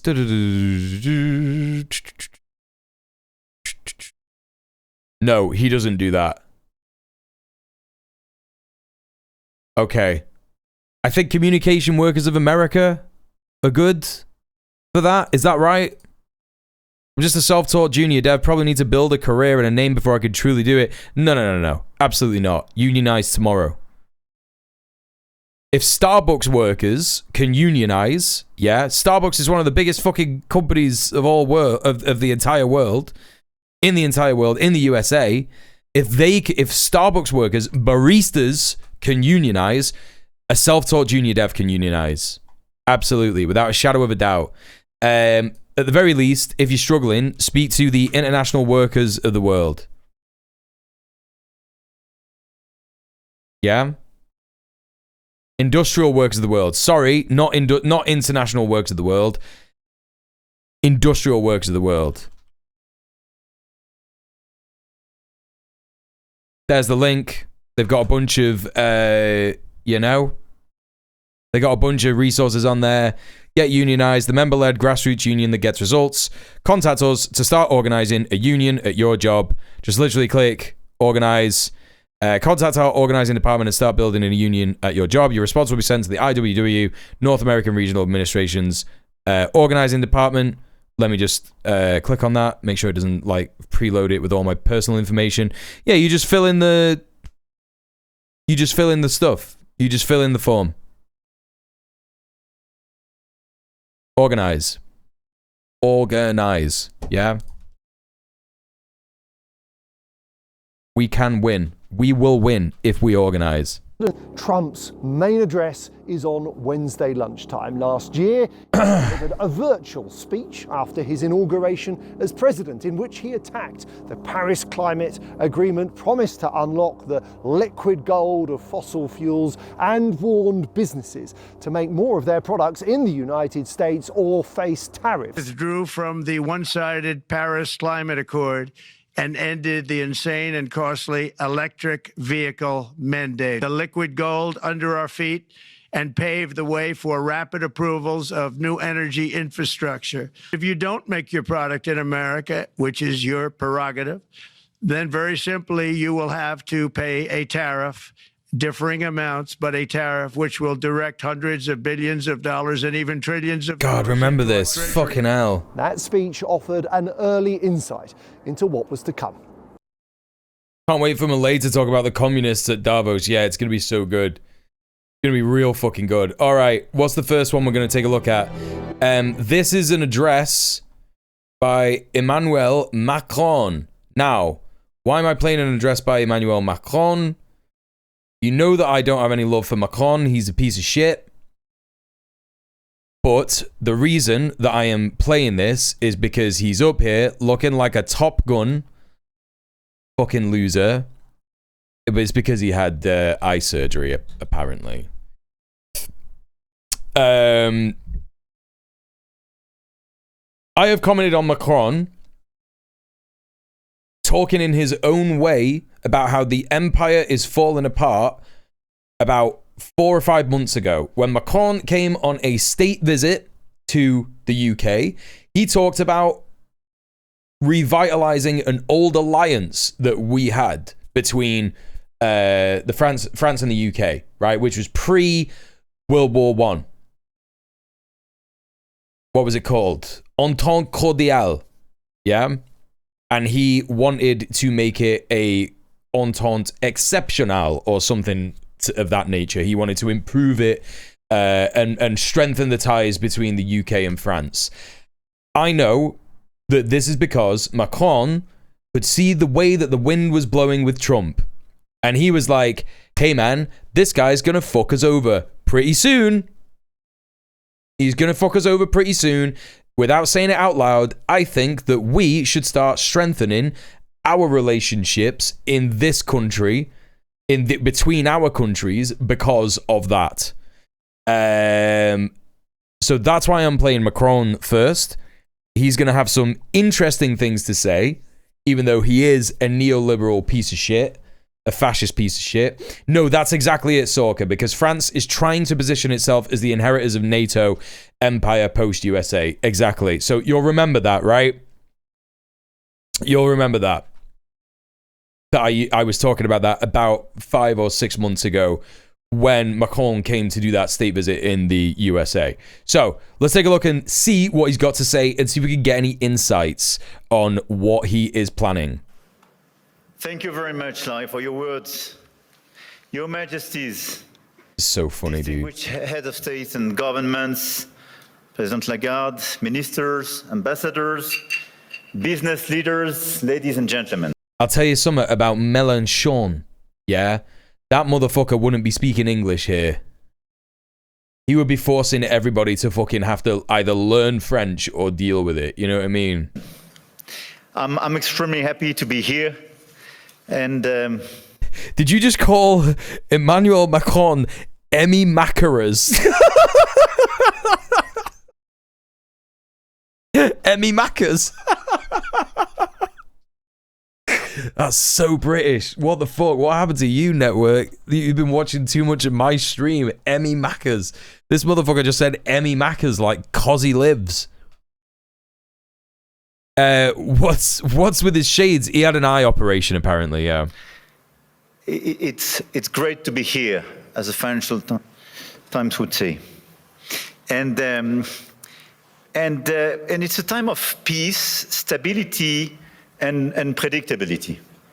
Yeah, it's when he first started talking about lip service to Palestine. Yeah, doing lip service for Palestine. That's the key challenge of this world in a few minutes' time. But it's clear that we are reaching a time of instability, of imbalances, both from the security and defense point of view and the economic point of view. Sounds like a mac and cheese company. Yeah. I mean, a shift towards autocracy against democracy. More violence, more than 60 wars in 2024, an absolute record, even if I understood a few of them were fixed. And conflict has become normalized, hybrid, expanding into new domains, space, digital, information, cyber, trade, and so on. It's as well a shift towards a world without rules, where international law is trampled underfoot, and where the only law that seems to matter is that of the strongest, and imperial ambitions are resurfacing. Obviously, the Russian war of aggression against Ukraine. He's got some audacity to talk about imperial ambitions. Fucking hell, man. It's highly likely that France was involved in the attempted coup against Traoré in fucking Burkina Faso, man. Do you know what I mean? Which will enter into its 4th year next month. And conflicts continue in the Middle East and across Africa. This is as well a shift towards a world without effective collective governance, and where multilateralism is weakened by powers that obstruct it or turn away from it, and rules are undermined. And I can... Okay, yeah, I'm gonna say it. You're right, Sorka. The vibes where he's wearing the glasses, it's making the vibes of the speech so odd. Do you know why that is? It's because we're all fucking communist gamers and we love Hideo Kojima games. And he's like a character in a fucking Hideo Kojima, Hideo Kojima game right now. You know? Yeah, he's kind of doing Europe, fuck yeah. Like, what would they call him? what would Hideo Kojima, he wouldn't call him Emmy Maccas because that's too British. He would call him something like he would call him something like Jean-Luc Imperialism or something like that. You know what I mean? Multiplies the example. This is Metal Gear Solid 9. He's in his Dr. Strangelove era, yeah. You would just call him Imperial Man. Baguette Imperial Man.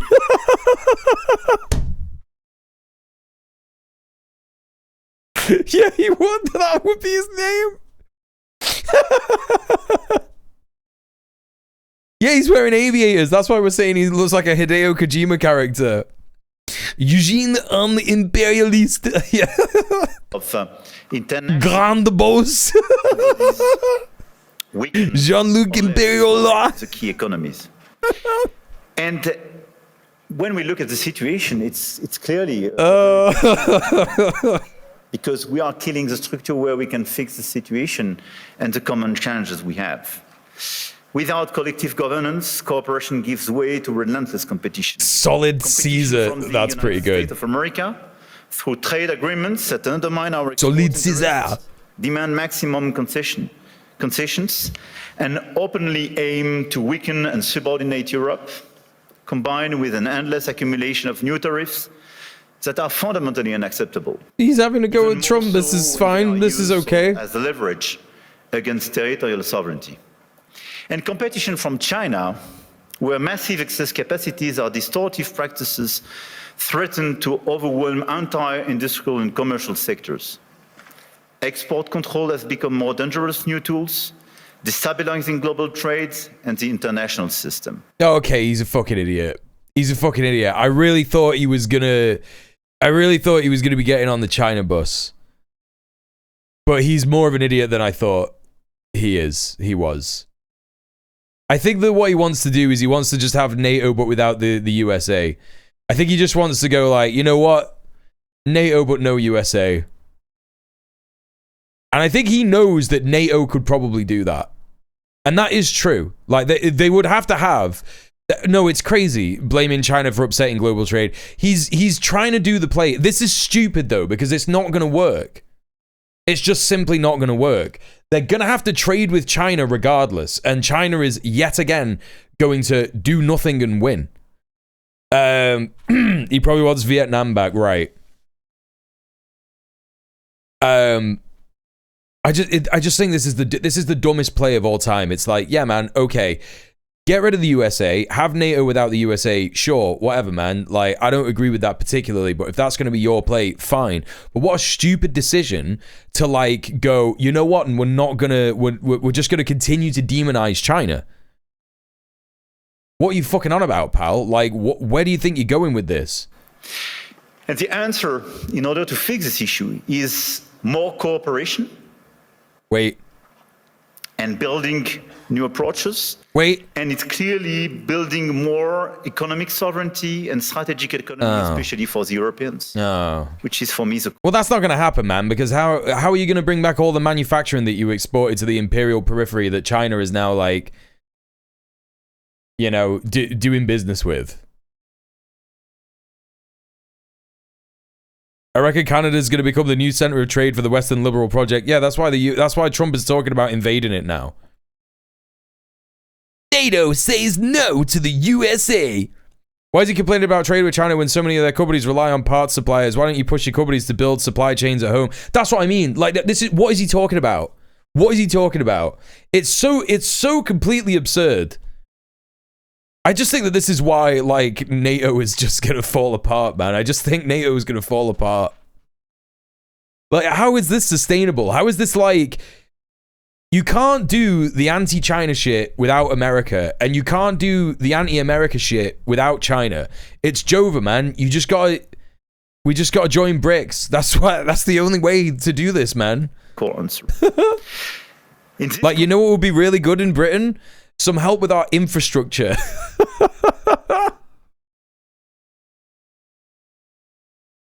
It would be really good to get some transport infrastructure in this country, you know? That would be dope. At the moment, they're talking about fucking the HS2 number 2. They're talking about HS2 Electric Boogaloo, where it's like, oh, by the way, I gotta fucking show you this. When they were talking about this, join BRICS and call it the Brentrance. Yeah, exactly. Brentrance. So I was someone put this in a fucking Discord that I was in the other day. It's so funny, chat. You're gonna love this. You're actually gonna fucking love this so much. So this is a Bluesky post from Tracy Brabin, the mayor of West Yorkshire, yeah? Take a look at this. Today, the government has commitment to electrify rail links across Yorkshire, fix capacity at Leeds, and build a new Bradford station, unlocking potential across the north.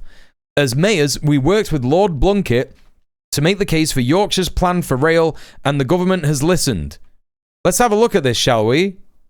So this is a map that outlines the new proposal for HS2 to Electric Boogaloo.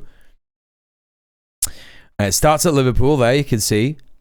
And it goes to Warrington, that's where I'm from. That's where I was born. And then it goes to Manchester Airport, that's normal. And then it goes on to Manchester Airport. Yeah. And then you can split there, and then you can go to Huddersfield. Right, that's not where that is. That's Huddersfield is not there. Or you could take the detour to Warrington again. You could go to Warrington again. Or I think there's a rail to bus link. There's a rail to bus link here where you could get to Warrington again. And then if you stay on there, you could get to Manchester Piccadilly, which is just near Sheffield, apparently. But if you're on the other line and you're at Huddersfield, you could get another diversion to Huddersfield. And then you can get to Leeds. And then you can get to York, which is not there. Yes, this is AI. They used an AI to come up with this image. So just for everyone who's not from the north of England and has never seen the north of England, doesn't understand, and all you're doing is you're laughing at the names of the places, which is valid, right? So Liverpool, that is correct. That's where Liverpool is. Warrington, that is correct. That's where Warrington is. Manchester Airport, that's correct. That's where Manchester Airport is. Manchester Airport here, no. That's where Glossop is. Huddersfield is also not there. That's like Sheffield. That's like where Sheffield is. And then this where it's going up to Huddersfield again there. I think that what it was probably trying to do there was say that that's on the way to Leeds. But Leeds is not there. Leeds is like there. Right? And so they're saying that Leeds is over there. That's not where Leeds is. And then if you look at the bottom here, that's just not where Sheffield is. Manchester Piccadilly is literally round, like I live so Manchester Piccadilly is like where I live, right? So, of course, it's going to be nearer to Manchester Airport than fucking Sheffield. And, of course, there's 3 fucking Warringtons. Mental. York is also, like, not on that side of the country at all. It's like there. It's like up there. And Newcastle is way further north than that. It's completely insane. It's completely fucking insane. Also, yeah, the landscape behind the landmass is so bizarre. So fucking bizarre. Yeah, what if we took Manchester Airport and just put it somewhere else? Yeah. It's good to have duplicates in case one gets lost. Triples is safe. Triples is safe. One's bad enough. Correct. It's so true. Taking the Northern Line from Liverpool to Warrington to Manchester Airport to Warrington to Warrington. That's what I'm doing. That's how I'm going to be doing shit. So yes, we do need help with our fucking infrastructure, our transport infrastructure, and also the people who are planning the transport infrastructure. The AI decided one Warrington wasn't enough. Could you imagine if there was 3 Warringtons and then by that logical extension there'd be 3 me's? The Triforce, but it's just like 3 mules. You know what I mean? From what Muel has said about Warrington, this might be the worst crime of AI. Yeah, it is. Basically, what AI did was it took the most racist town in the Northwest and made 3 of them. That's what it did. That's what it did. Next, I want to exclude 2 approaches. The first approach would be to, I would say, to passively accept the law of the strongest, leading to vassalization. We're already there. You're already a vassal of the United States. Sorry, man. Sorry to break it to you. You've been a vassal of the United States for the last 100 years. I think accepting a sort of new colonial approach doesn't make sense. And all the head of state and government and business leaders, which would be too complacent with such an approach, will take a huge responsibility. AI being racist? No. Do you know what that reminded me of? Do you know what that chat message reminded me of? That guy from last week when he was like, I disagree. I think some whites aren't racist. And I said, name one. And he said, me. I still can't get over that. I've been thinking about that a lot. I've been thinking about that guy a lot. That's got to be one of the best chatters that I've ever had. And then he was like, move on, move on.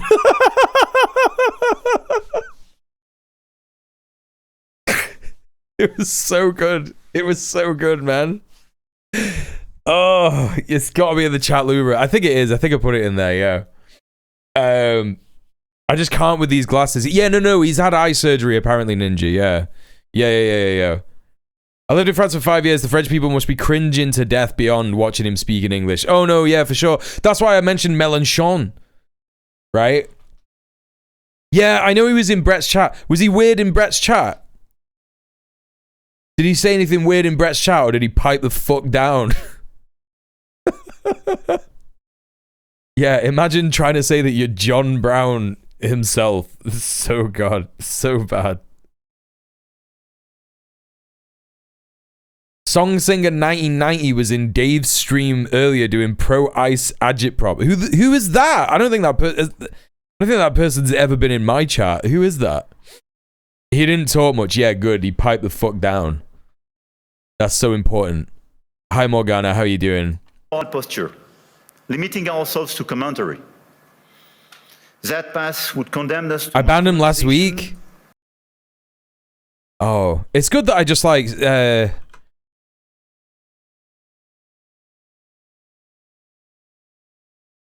12 messages, but can't get them. Come on, man. What? Unexpected error while loading? What the fuck? Okay, let me try it in a different way. I can't remember this guy. I can't even remember what this guy... And powerlessness.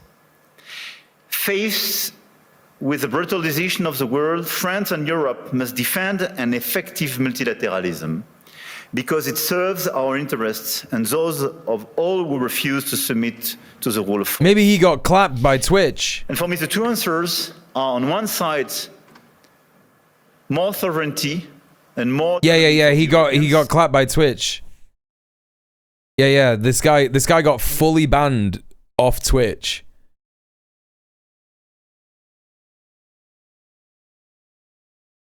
Yep.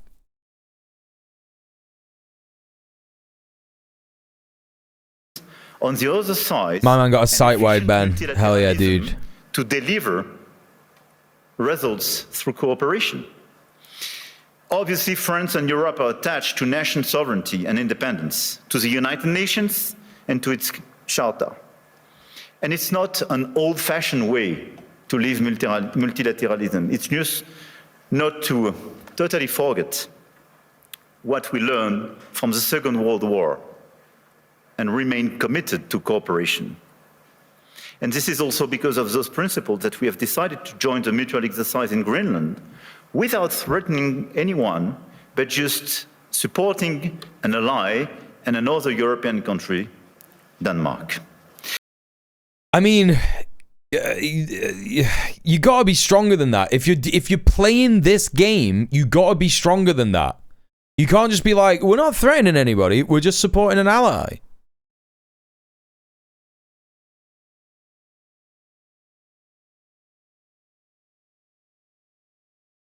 You've got to be stronger than that and be like, we are standing up to US aggression. Like, you just have to admit it. Like, the words have to come out of your mouth. You know? It's just like... Facing this order, not going to make this new situation, make a difference. This year, France holds the G7 presidency with a clear ambition to restore the G7 as a forum for frank dialogue. You're going to like the Carney speech? Oh boy. For collective and cooperative solutions. Trade wars, protectionist escalation, races towards overproduction will only produce losers. This is why addressing global economic imbalances is our key priority. I mean, what's happening is he's a liberal who is like saying the liberal thing. It's like, you can't be overly fascist. That's how we lose. You have to be secretly fascist. That's what he's saying. And if we look at the situation, the current imbalances are due to some key phenomena, and we all have to deliver our own agenda. My mom absolutely reigning supreme in the bad takes championship by still standing Starmer even though she has 2 trans daughters. No, that fucking sucks, Soph. But like, even if you don't like have any trans people in your fucking life, and like, how the fuck can you stand Starmer still? He is the most wet fucking piece of tissue paper on the fucking floor of a bathroom covered in piss of all time. You know, we watched his response to Greenland the other day. You know what I mean? Yesterday. And it's just like, he just said, I'm gonna keep bending over for Daddy Trump. I'm just gonna keep bending over for Daddy Trump to like hit me with a fucking spiky cat of 9 tails every fucking 5 hours. Every 5 hours he flies over on Air Force One. He's got a huge cat of 9 tails. Just fucking like hangs out the fucking side of it and just goes whoosh. You know? It's so silly because I was talking to her about Carney's speech for being good. I was like, I hope Starmer can now have a spine. And she was like, he's in a tough position. No. No, he isn't. He's only in a tough position because he never thought he'd have to deal with anything like this. He thought he'd just be able to like slide into the fucking premiership of the United Kingdom, do a very, very generically bad job, and then retire. But now he's faced with the empire crashing down around him, and he doesn't know what the fuck to do about it. You know what I mean? It includes American overconsumption, Chinese underconsumption and overinvestment, and Europe. That's what it is. That's what it is. Chinese underconsumption. The Chinese are not consuming enough, chat. That's the problem with the world. The Chinese, they're not consuming enough. They got to change that. They got to change it. But also, the Americans are over consuming.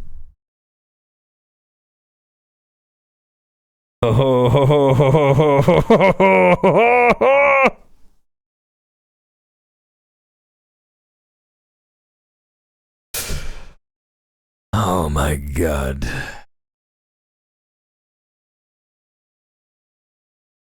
Hello, Thriller. He doesn't realize he's a sub to Tom Trump, yeah. Haven't I been saying that? You heard me say it. Many people are saying it. Loads of people are saying this all the time.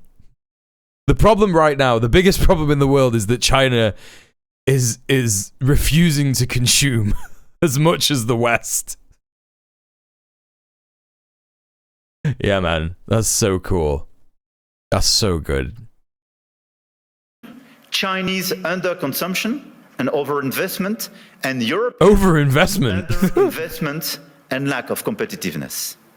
And these imbalances are also reflected in development gaps, by the way. And we can no longer settle for aid that neither delivers sufficient result nor enables countries to escape poverty. So our objective through the G7 is to demonstrate that the world's major powers are still capable of reaching a shared diagnosis of the global economy and committing to concrete action. Oh, Morgana, Macron is not Palpatine. Trump is Palpatine, right? Trump is the insane Sith Lord at the heart of the fucking empire right now. Macron is like, I don't know, some kind of fucking loser on Coruscant. Like, I don't know, who would that be? You know, if we're doing Star Wars, this guy is not the emperor that shoots lightning out of his fingers. You know what I mean? Someone from the trade generation. No, he's not Jabba the Hutt. And Trump is not Jabba the Hutt either. He's Jar Jar Binks. Jar Jar Binks when he became a Sith Lord. Darth Jar Jar, yeah. Cooperating is not about blaming others. It is about assuming one's share of responsibility and contributing to solutions.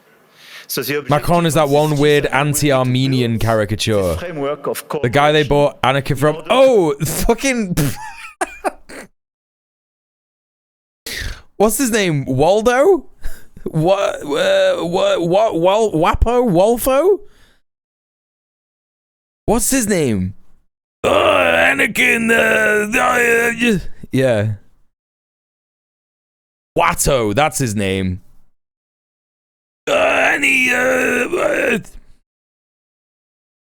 Fix the roots of these imbalances and restore efficient convergence and cooperation through multilateral frameworks. Hey Gliades, how you doing? Yeah, I like the time that left won the elections in France and Macron refused to step down.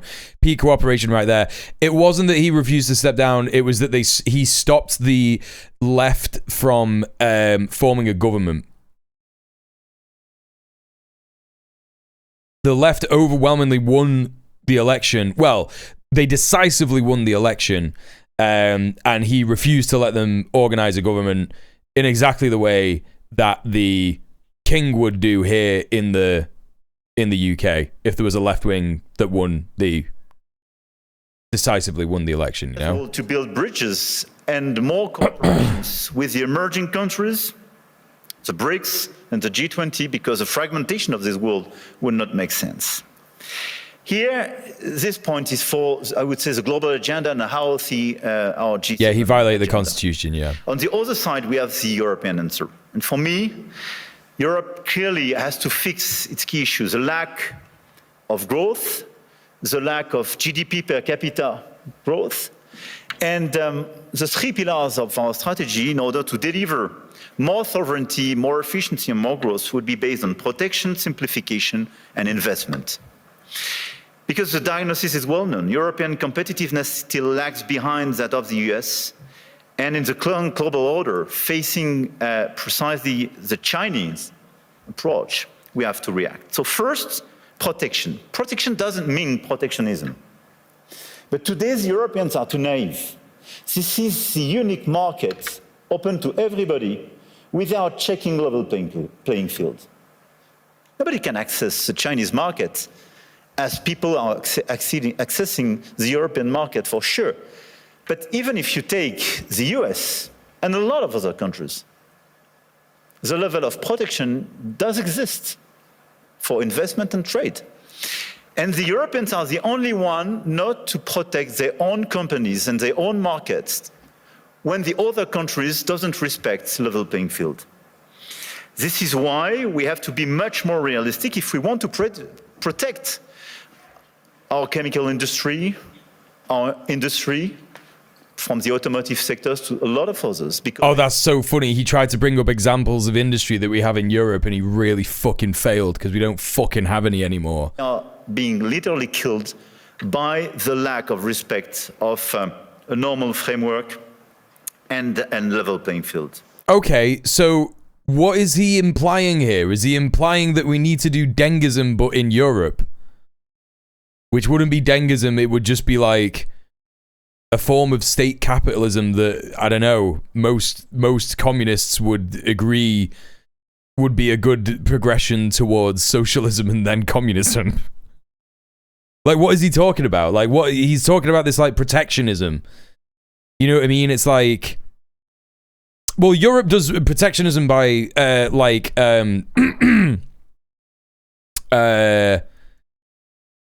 threatening other, being part of NATO and threatening other fucking countries with imperialism if they don't do what they say. Do you know what I mean? The French still has a lot of aerospace industry. Is that true? Macron is complaining that nobody can invest in the Chinese stock market, so just moving money around rather than some provincial government and opening a production plant. So he's arguing for the creation of a European stock market outside of Wall Street. That would be exactly what Xi Jinping would want fucking NATO to do, probably. NATO countries or European countries. Because, maybe he wouldn't. I don't know. I don't know if it's what BRICS would want. I mean, any kind of like distancing from America is good for BRICS, and it's good for countries in the imperial periphery, right? So there is a French and German stock market. The global capitalists just don't invest that much. I think that's what he's trying to advocate for, right?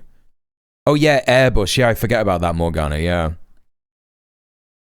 Once Canada joins, it'll be BRICS. Yeah, exactly. I wonder. Hello, Grandpa Simpson, by the way. If Europe makes a stock market, do you think the shift will kill the American stock market? I think that the American stock market will collapse anyway with the AI bubble. And I think that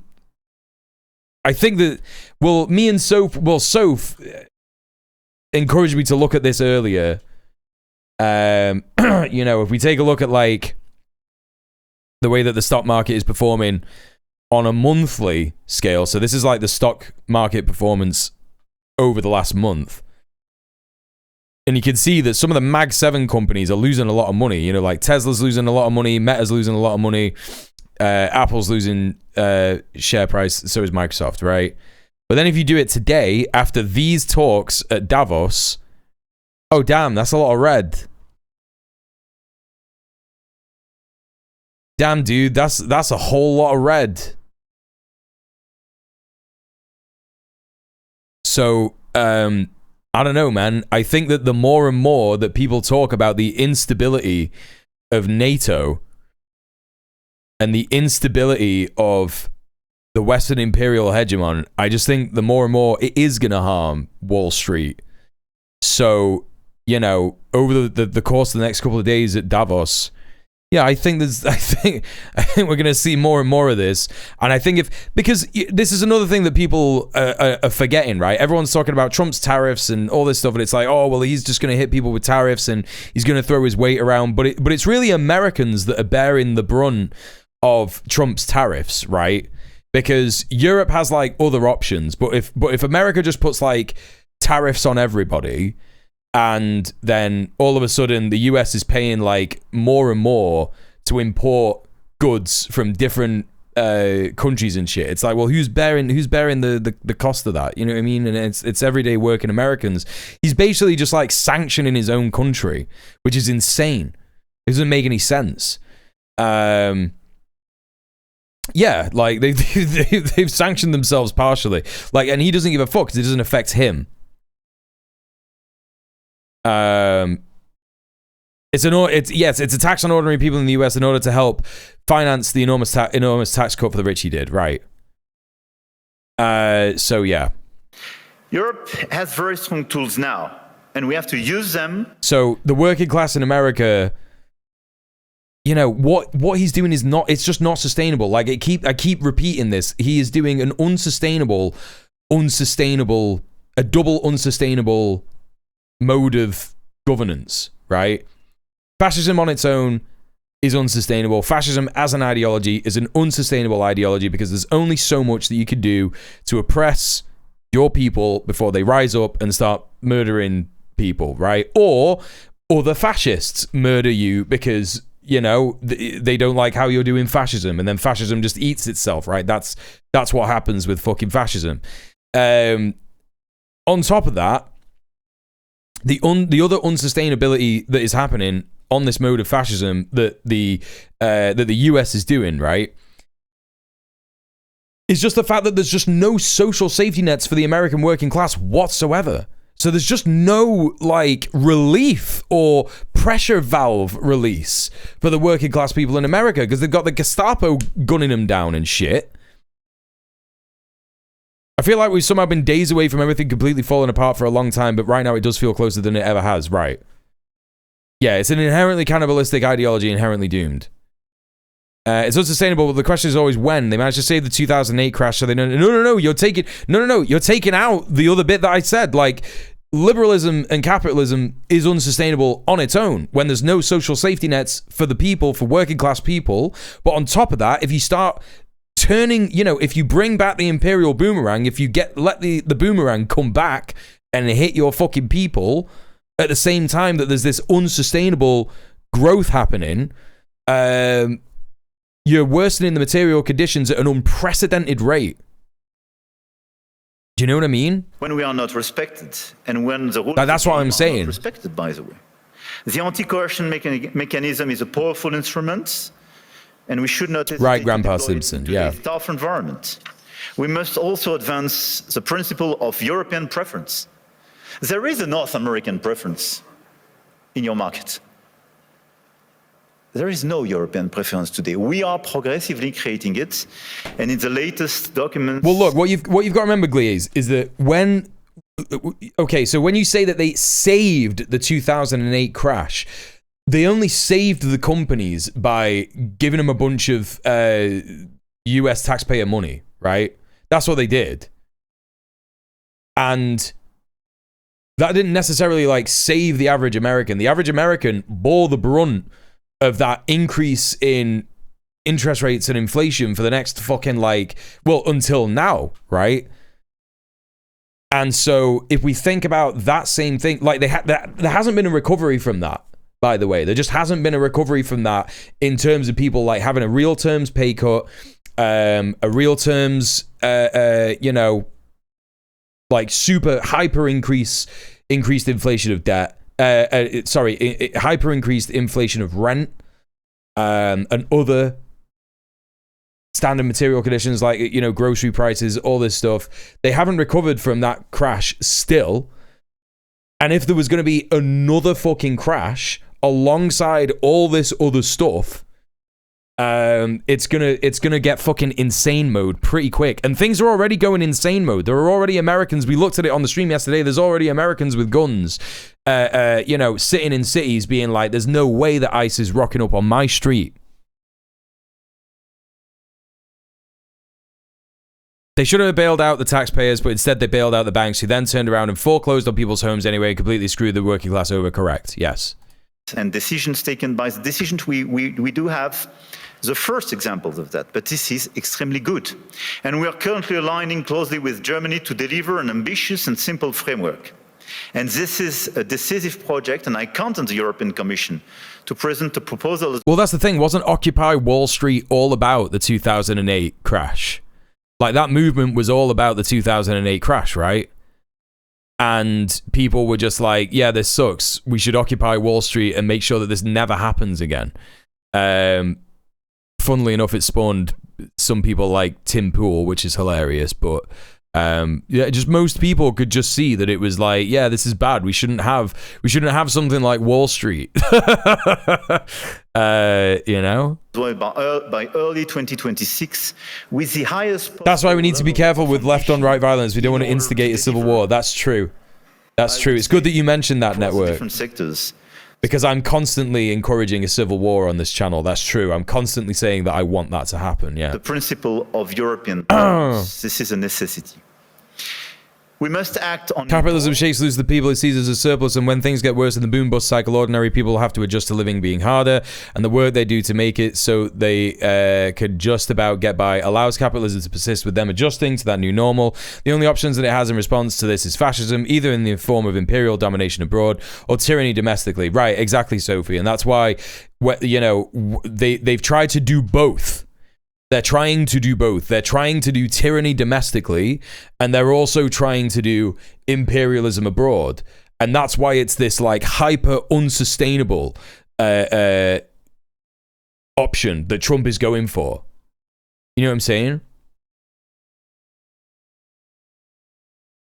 No. The stock market might be saved. Yeah. I'm not disagreeing with you. That is exactly the play that will happen. It's the play that will have to happen, or otherwise, what does Trump do? Make make life better in the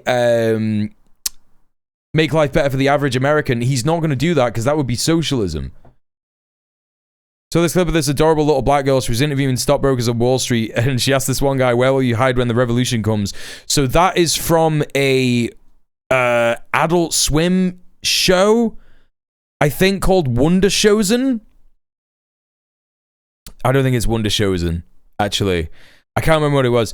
It was a show from back in the day, where they, like, particularly, like, that little girl, she goes around and interviews, like, a bunch of people, I think. I think it wasn't just Wall Street that they did. I think they did that bit, like, a couple of other times. Yeah, no, it's quality. As well regarding this protection issue. And in the context of escalating trade tensions and Asian overcapacities, Europe must strengthen its trade defense instruments, including mirror measures. Beat Kids. Beat Kids was the segment on, I think it is Wonder Chosen.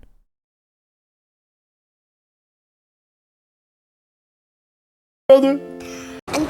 Kids. Lol, edgy 2000s comedy. Ho, ho, ho, he. Look at this guy scared of this little black girl. It's crazy how look at what racism does to people, man. There's a little black girl running towards you, and this guy... Quality bit. Standards, and we must improve the quality and added value of foreign direct investments, targeting projects with strong export potential. And this is core for the rebalancing with China. China is welcome, but what we need is more Chinese foreign direct investment in Europe in some key sectors to contribute to our growth, to transfer some technologies. Buddy, they would do... Okay, this is crazy because now he's actually saying... we could do with some of that money, Mr. Jinping. We could do with that money, comrade. You know, we need that technology. Okay, this is fucking great. This is so good, actually. Hell yeah, man. You've got fucking Emmanuel Macron, Emmy Mackers, on the fucking world stage at the World Economic Forum, literally being like, China is welcome. We could do with some more Chinese money. We could do with some more Chinese investment. It needs to contribute to our growth and transfer some technology. That's so funny, dude. That's so funny, man. I'm pretty sure that China has been, like, ready to do this for, like, a long time, man. And now you're out here at the moment. At the moment where NATO is over. It's finished. It's completely finished, and you're here like, Mr. Jinping, tear down this wall. Mr. Xi Jinping, tear down this wall. But the wall is not symbolic of the end of the Communist Party of China. It's just symbolic of the end of the, you know, the end of the Iron Curtain between the EU and China. It's just so wild. Yeah, China just sat there thinking one day Europe's going to see in America what China has seen forever. This is it. Like, do nothing and win. Simply do nothing and win. No, but it was also crazy that he was saying China doesn't consume enough. It's also crazy. Like, not just to export towards Europe some devices or products which sometimes don't have the same standards or are much more subsidized as the one being produced in Europe. Okay, no, he's not doing that. He's complaining. Okay, I don't even know what the fuck is going on here. I don't know why he thought that this was like a good idea. Yeah, he is floundering because what he's saying is China needs to stop flooding our country with cheap goods.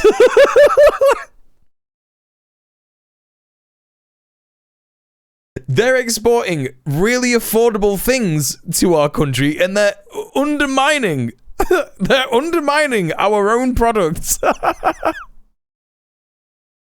Oh, this is wild. This is so good, dude. It's not being protectionist. It's just restoring this level playing field. Protecting You want to level the playing field, huh? So he's literally saying the playing field needs to be level because China's doing too good. They're doing too well. Safeguard clauses, to mirror clauses, to European preferences and incentives for more FDIs, this strategy is absolutely key. And in parallel, protecting our economies will also require a resilient strategy on both imports and exports to de-risk supply chains, particularly for raw materials, rare earths, semiconductors, chips, and to diversify our trade partners. Rare earths, semiconductors, chips, diversify the trade partners. So you're making concessions. This is incredible. This is why the stock market is looking the way that it's looking today. This is so funny, man. The second pillar of the European economy, and it's an admission of Chinese supremacy. Yeah, should be simplification. And when I speak about simplification, yes, we would very much prefer China's cheap alternatives. That's true. And we have to do much more on different sectors, and we did it during the past few weeks on automotive, and we have to do it on chemical, digital, AI, banking, and so on. And the core. Yeah, Europe famously a fan of the level playing field. To get rid of some recent regulations when they desynchronize in a certain way the European Union in comparison with the rest of the world. No, this is bananas. This is completely bananas. Because that's why I wanted to listen to this, because I knew that he was going to be trying to like do we need to forget about America without mentioning America. Although he did mention America. But also subsequently he's gone like, oh yeah, well we should probably like concede to China and you know, Mr. Jinping, stop being so good at running your country. Essentially, that's so wild. It's so completely wild. Macron went to the ophthalmologist because he couldn't see himself going along with America. He tried to get that fixed. He realized that he couldn't. Now he's got to wear the protective shades because the dazzling red sun. Okay, that's not playing the sound that I thought it would. I don't know why that didn't play the tune that I thought it would. Wait, hang on. Why did that not happen? I don't know why that didn't happen. The dazzling red sun is just too loud. Yeah? It's just too loud. It's too bright for him to bear, yeah? But we have as well to accelerate. Hello, Akaki, welcome to the chat. On all these sectors, the 450 million inhabitants. No, the music didn't play. I don't know why it didn't play. And consumers market should be the domestic market of all the EU companies. It's not yet the case as long as you have complexities. In doing so, we must ensure respect technology. That's fucking why. I didn't have fucking streamed. Okay, let's do that bit again. He went to the ophthalmologist because he couldn't see himself going along with America, and now he's got to get the shades on because the dazzling red sun is too bright.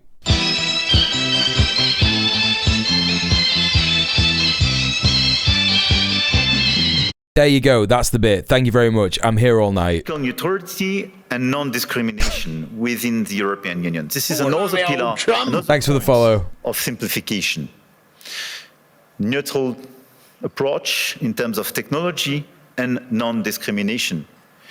We discriminate. Thank you for humoring me, Soph. Appreciate you. Different source of energies. It's counterproductive for the Europeans themselves. Krill, thank you so much. Don't toke too hard on the roach, comrades. Don't do it. Thank you for the £4.20.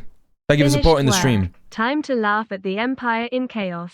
Hell yeah, comrade. Relax. It's time to relax. Hello, Smash. Welcome in. Companies have a role to play, and we must act, and you must act. And clearly, you must help identify and concretely help us to simplify where it is needed. But for me, this agenda of simplification is not a matter of discussion, but just implementation, speed and scale. How much longer of this have I got? The third pillar of the European strategy for more competitiveness. Oh, he sits down in a minute. Okay. And, more autonomy. There's like 3 minutes left. Is based on investment and innovation. We have to invest much more. If there is a GDP per capita so different between the US and Europe, 65% to 70% of the explanation is due to the difference in terms of innovation. And the US was much more innovative because of public and private investment. So in our budget for the months to come, because we will negotiate during the years, this year in Europe, we have to invest much more money in the critical sectors where the innovation will be made. AI, quantic, green tech, but as well defense and security. The size of our common budget is not the right one. We have to invest much more money in order to be much more credible and accelerate. Oh my God, what is he doing? He's so stupid, dude. This is so stupid. Things aren't working because we need to invest more and more money. Like, yeah, dude, just keep investing more and more money in AI. Yeah. Yeah, just do it. Just do it. Yeah, I guess you should. I guess you should invest in AI. Don't threaten me with a good time, man. I promise. Oh, you better not do it. Hey, Risky Biscuit, what's up? Yeah, nah, he had eye surgery. Yeah. Innovation agenda. But at the This is just so mad. The situation. We don't have The bubble will definitely not burst if we just keep pumping it up. This is Yeah. one of the main difference. We do have the savings as the Europeans. Yeah, he's taking the bold strategy of pissing on like a bunch of exposed wires. More than the US, by the way. No, Risky Biscuit. Listen, we've already been there with that one, yeah? It's absolutely fine to laugh because we're all leftist gamers on Twitch, right? So the reason that it's made you laugh is because he looks like a Hideo Kojima character that we previously, when we first mentioned it, we workshopped and we found out that Hideo Kojima would call this character Baguette Imperialisme. Yeah? So that's why it's fine to laugh at him. This saving is over-invested. Thank you for the blue fella, I will. In bonds, and sometimes in equities, but outside Europe. So this is why the top priority should be securitization program. It is prepared, we have to accelerate the implementation. And second, capital market union. Precisely in order to have more integration. Sell Byman.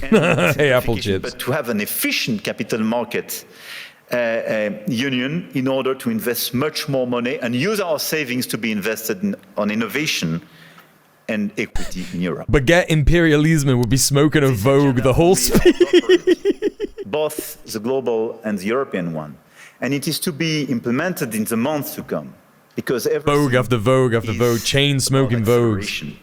And France is committed to deliver this agenda. We work very closely with our key partner. And at the same time, our objective for France is to stabilize our results and our macro approach and to remain the highly attractive country we our are. macro approach. We've been, the most attractive country of Europe. Sounds sustainable, dude. What's he saying here now? We're the most attractive country in Europe? Remain the highly attractive country we are. We've been the most attractive country of Europe during the past 6 years. And to consolidate. Buddy, yeah, okay, man. Like, most attractive country in Europe in terms of, like, what are we talking about here, man? Like, what are we on about? Attractive. He's at the World Economic Forum, so he's going to be talking about investment, right? He's going to be talking about fucking investment.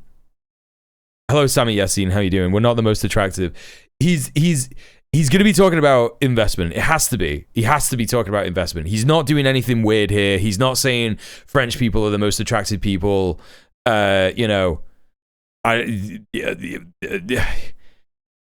he's trying to say that, like, oh, France has invited so much investment in the last 6 months or whatever. But he's also simultaneously here saying, oh, Mr. Jinping, please give us more investment. Invest more in our stuff. Stop flooding our markets with cheap, high-quality produce. You know what I mean? our deep structural reforms and our key advantage. What deep structural reforms are you doing? On top of the business framework we have, I want here to insist on the fact that we have a competitive, stable, low-carbon electricity supply.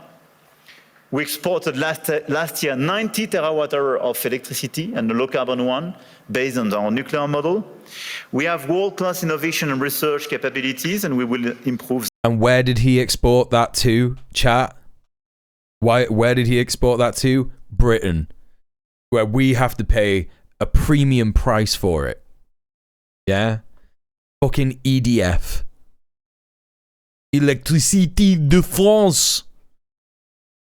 It's so good that France produces so much of its own electricity and then sells it to the fucking UK at a premium price. And still, our pensioners freeze to death in their homes every winters. It's so good. It's such a good model. I love neoliberalism. An active ecosystem in AI. And here we are in Canada selling electricity to America at a huge discount. Common Canadian L.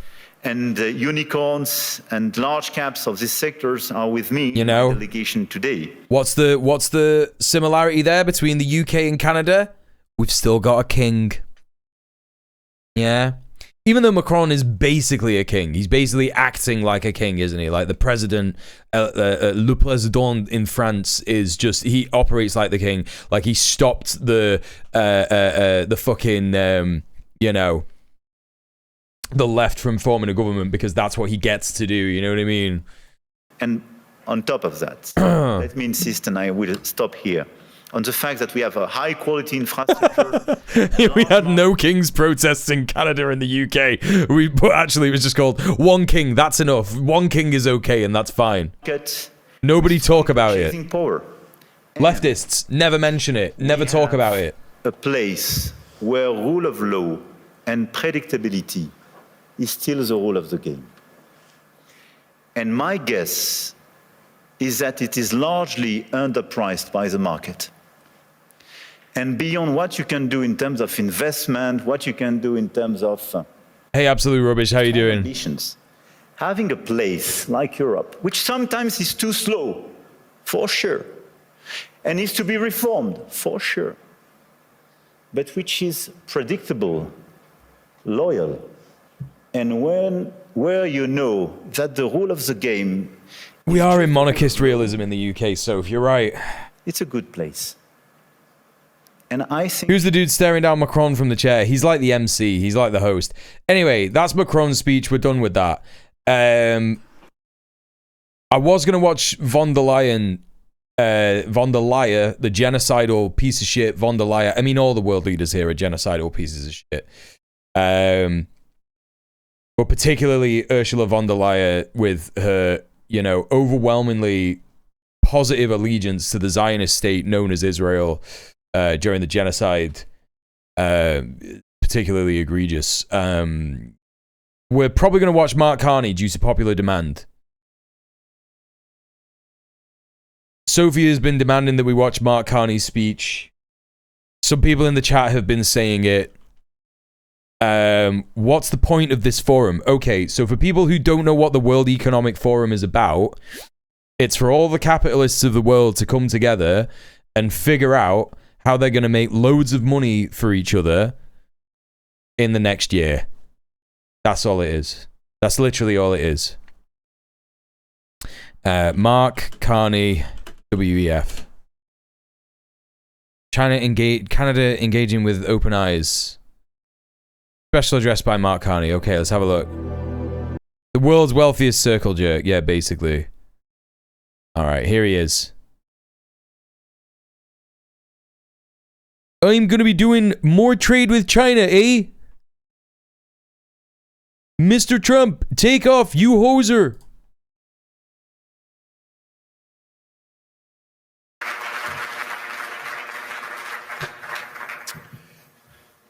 Thank you very much, Larry. See, he sounds just like that. French, and then I'll switch back to English. Merci, Larry. Thank you, Larry. C'est un plaisir. It is both a pleasure et un devoir. and a duty. This is crazy. What's going on here?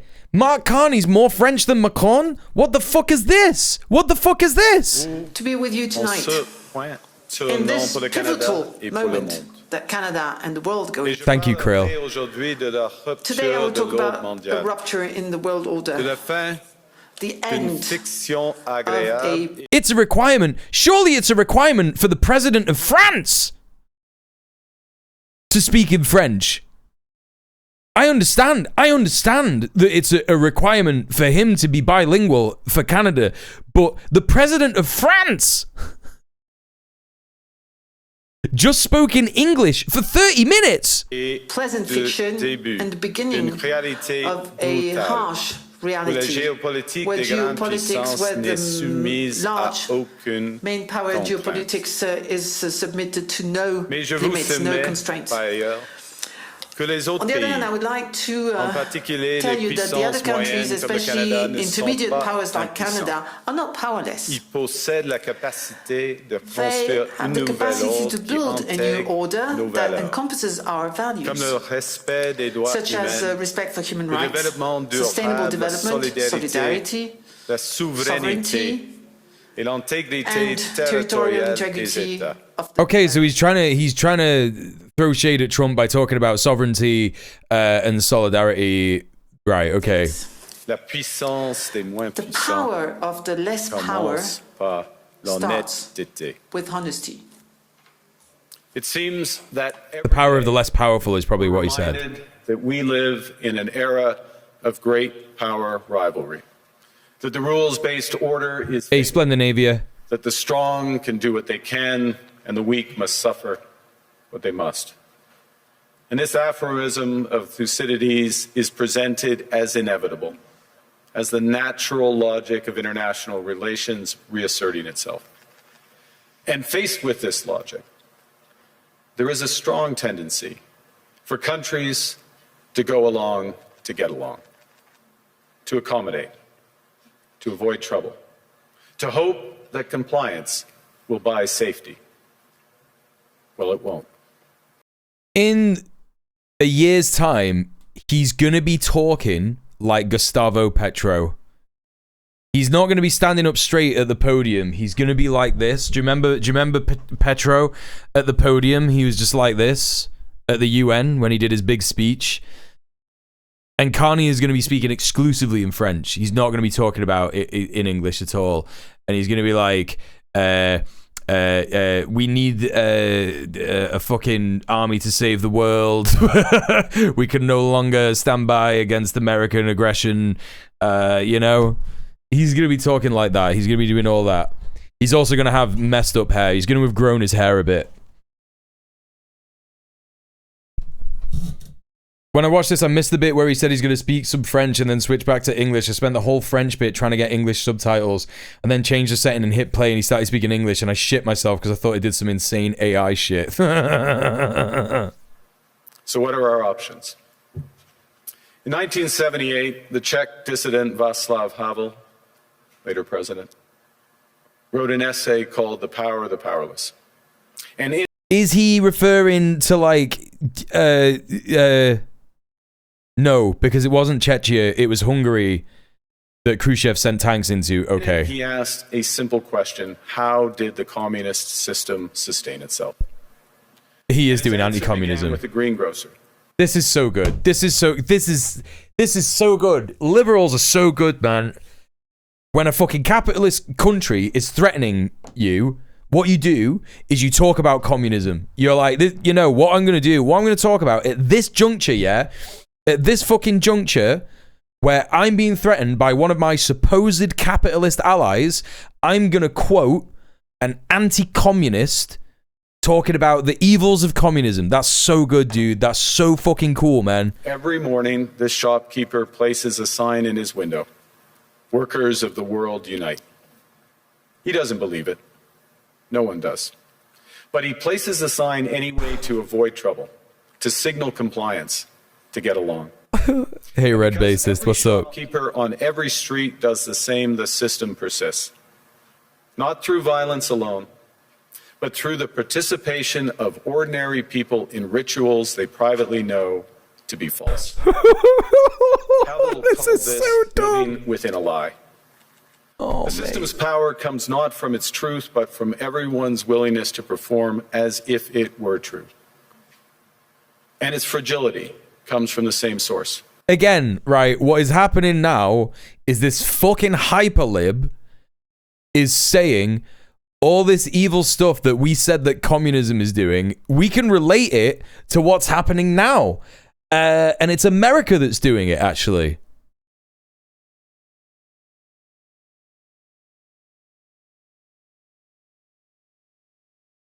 I'm very smart. When even one person stops performing, when the greengrocer removes his sign, the illusion begins to crack. Friends, it is time for companies and countries to take their signs down. I didn't think this could be stupider. I didn't think it would be possible. I didn't think it would be fucking possible for any like speech to be worse than what I think Keir Starmer's speech is gonna be like. I don't know if Keir Starmer's gonna be here. This is so insane, dude. This is so fucking insane. He's literally being like, the USA is the same as communist USSR. Why can't they just say Hitler? It's so easy, bro. There's the Gestapo running around. He's talking about invading random countries just because he can and throwing his dick about. Like, they're literally white supremacists. You could just say Hitler. You could literally just say Hitler. It's so insane. 4 decades. The USSR didn't besiege its own cities. Exactly. What is happening? For decades, countries like Canada prospered under what we called the rules-based international order.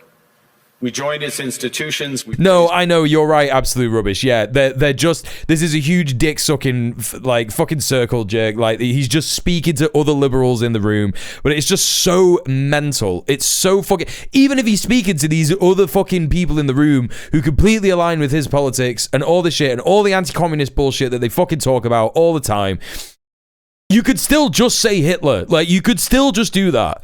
Its principles, we benefited. We can't be at a stage where people are literally like, nah, you can't say that about Hitler. Like, we just can't be at that stage. There's no way. We're not at that stage. Like, there's a couple of countries in Europe that would be, like, a bit miffed if you said that Hitler was bad. And that is, like, Hungary and where else? Belarus. Yeah, no, they kind of like Hitler in that room. That you are right about that. It's predictability. Because of that, we could pursue values-based foreign policy. Norway didn't give him the prize, so he's invading Greenland. If Canada calls him Hitler, he'll bomb Mexico. That's true. Protection. We knew the story of the international rules-based order was partially false. That the strongest would exempt themselves when convenient. That trade rules were... Hey, Mattiada, how are you doing? Yeah, it's... the people who attend this are just like other world leaders... economists, but not really economists, just like fucking business people, yada, yada, yada. And we knew that international law applied with varying rigor depending on the identity of the accused or the victim. This fiction was useful. And American hegemony in particular helped provide public goods, open sea lanes, a stable financial system, collective security, and support for frameworks for resolving disputes. So we placed the sign in the window. We participated in the rituals. Oh, this is so funny, man. But like the crazy thing is that there is that section of the right, right? There is that section of the right that I was talking about when I first started covering this tonight, who say all the time that the WEF are communists. Do you know what I mean?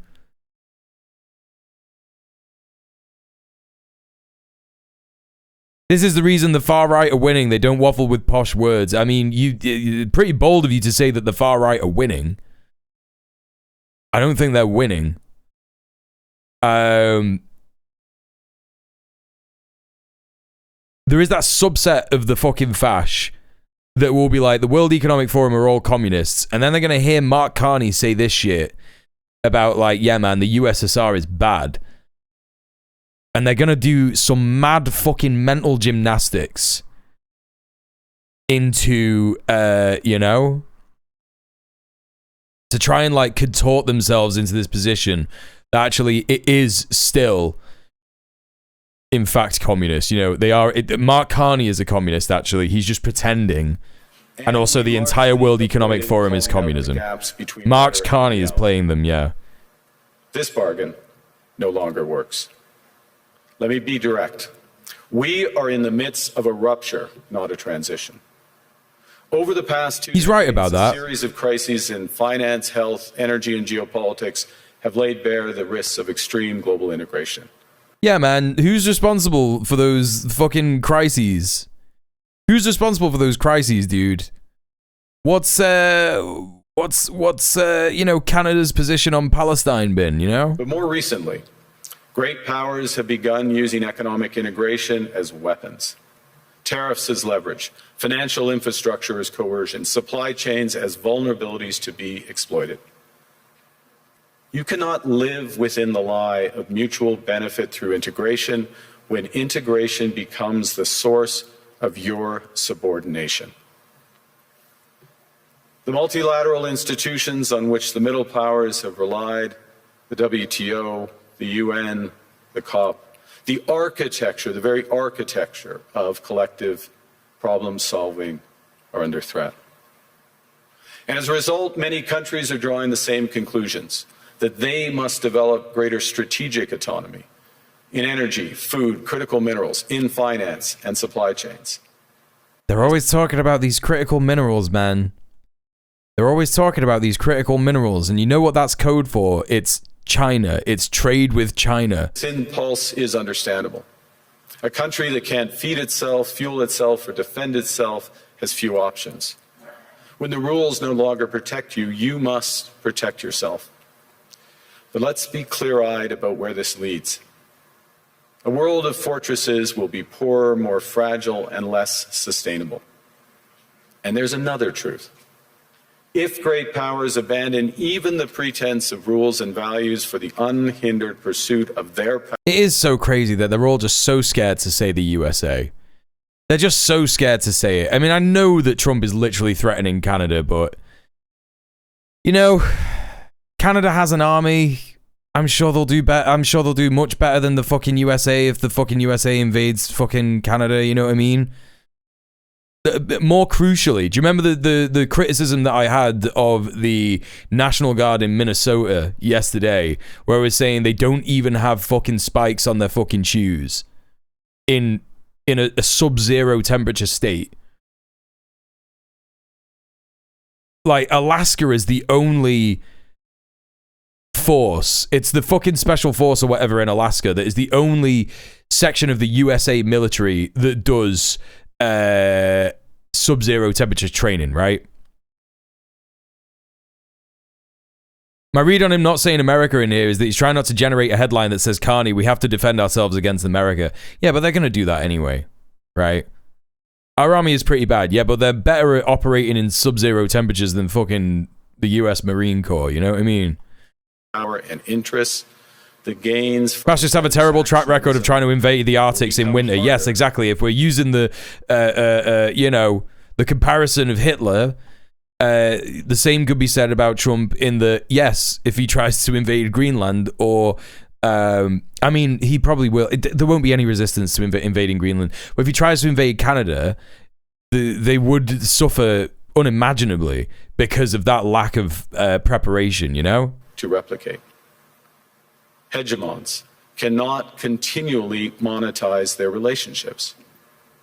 Allies will diversify to hedge against uncertainty. They'll buy insurance, increase options in order to rebuild sovereignty. Sovereignty that was once grounded in rules but will increasingly be... Hey, Hoza is our home. How's this Black Mirror episode treating everyone today? Yeah, it's good. Really good stuff. This room knows this is classic risk management. Risk management comes at a price. But that cost of strategic autonomy, of sovereignty, can also be shared. Collective investments in resilience are cheap. US crayon eaters will be losing fingers, toes, and wangs in the snow in under a week. Their own fortresses. Shared standards reduce fragmentations. Complementarities are positive sum.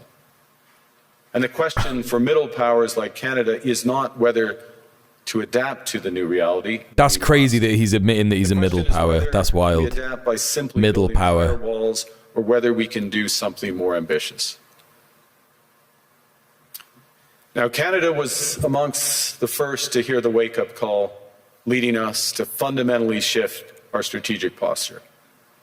Canadians know that our old, comfortable assumptions that our geography and alliance memberships automatically conferred prosperity and security, that assumption is no longer valid.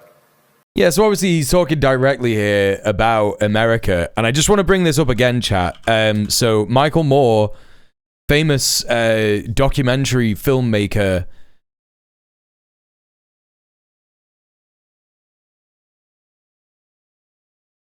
actually predicted this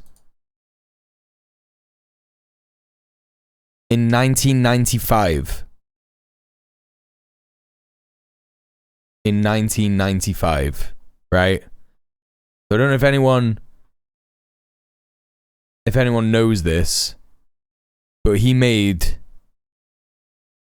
a movie called Canadian Bacon. Right?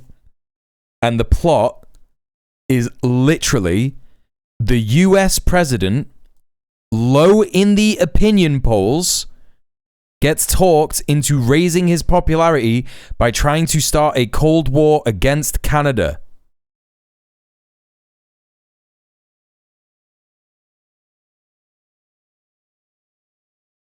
That's the plot.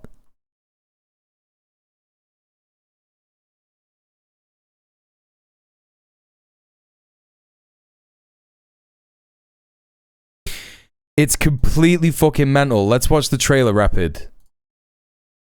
The Russians to bear. Have you seen the polls? You know, it's not fair. I mean, every other president had all of the Russians to blame for everything. What have I got? For an unpopular president, The voters felt that your being alive or dead had no real bearing on their daily lives. it's time to give war a chance. Dead. What are we gonna do for an enemy now? A riot between Americans and Canadians broke out last night. Now, with a little inspiration, All I said was Canadian beer sucked. Give me 1 week and I'll have Americans burning maple leaves. they'll create a cause worth fighting for. Is Canadian Prime Minister Clark MacDonald a member of a satanic cult? Oh, that is stunning. Canadians are always dreaming up ways to ruin our lives. But it's just like, it's just like, this is exactly the kind of thing a weird MAGA freak would do. You know? This is just the kind of shit like a weird fucking MAGA freak would do. Just like smash a fucking sign to Canada. Dreaming up ways to ruin our lives. The metric system, for the love of John. Captain Kirk of the USS Enterprise. Canadian. Do not panic. I'm in complete control. Welcome to Canada. I'm your worst nightmare. I don't know what you're talking about. We got ways of making you pronounce the letter O. What we have here is a brave but misguided group of Americans who've gone right into Canada and kicked some serious Canadian butt. Oh, Americans! Welcome to Ontario, sportsman's paradise. Dan Aykroyd with the fucking accent is so good. So, John Candy. There's a time to think, and there's a... Duke Blonde with the weed amount. Don't suck too hard on the roach, comrades. Thank you so much for donating. Thank you for subbing off Twitch. Thank you for supporting the stream. Thank you for the £4.20. Let's fucking go. Yeah, chat, thank you so much for being here. Remember, this is my full-time job. Please consider sending me a tip via the Streamlabs tip link in the chat. I would only ask you to donate £5 or more.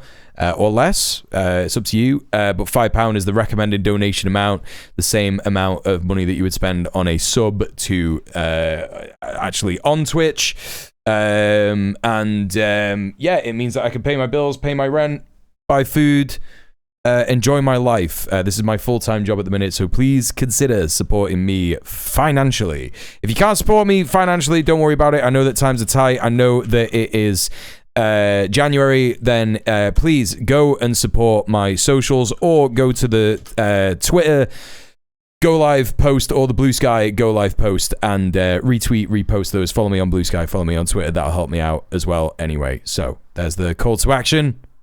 Please do it. Time to act. And this, gentlemen, is no time to think.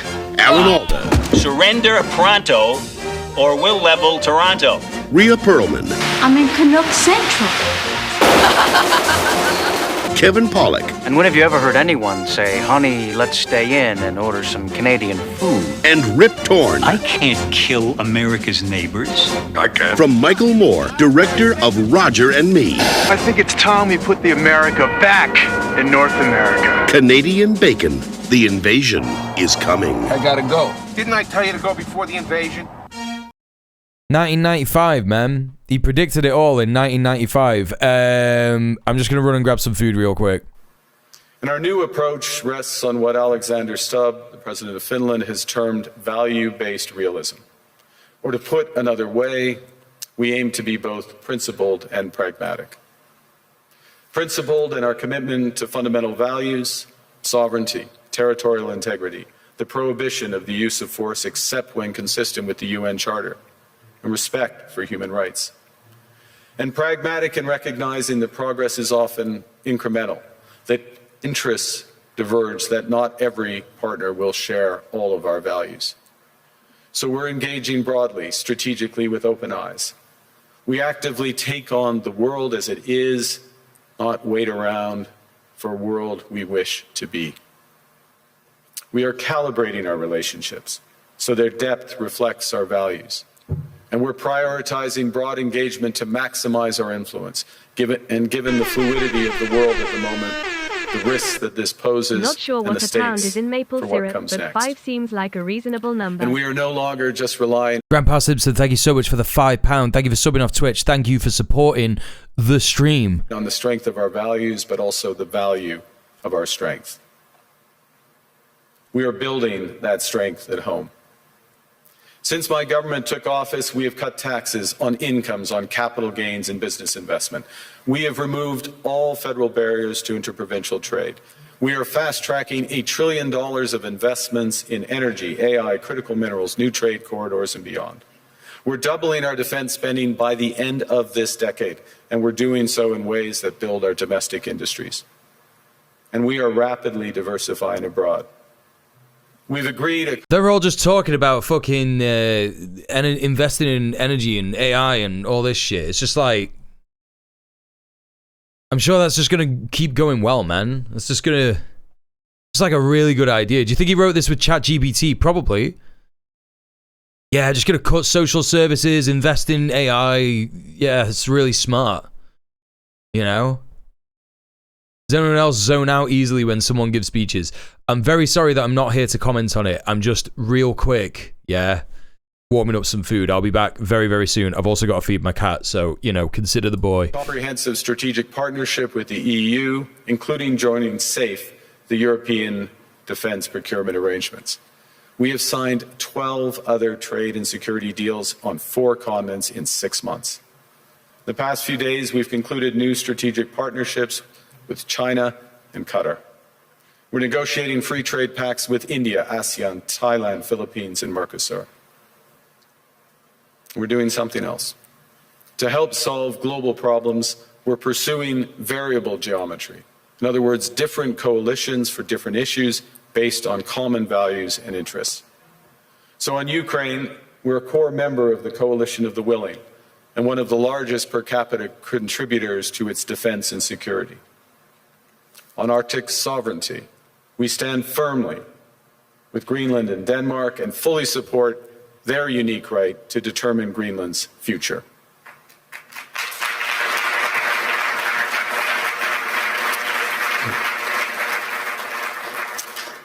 Our commitment to NATO's Article 5 is unwavering. So we're working with our NATO allies, including the Nordic Baltic 8, to further secure the alliance's northern and western flanks, including through Canada's unprecedented investments in over-the-horizon radar, in submarines, in aircraft, and boots on the ground, boots on the ice. Canada strongly opposes tariffs over Greenland and calls for focused talks to achieve our shared objectives of security and prosperity in the Arctic. All right, okay. Bilateral trade, we're championing efforts to build a bridge between the Trans-Pacific Partnership and the European Union, which would create a new trading... Did he say anything else insane?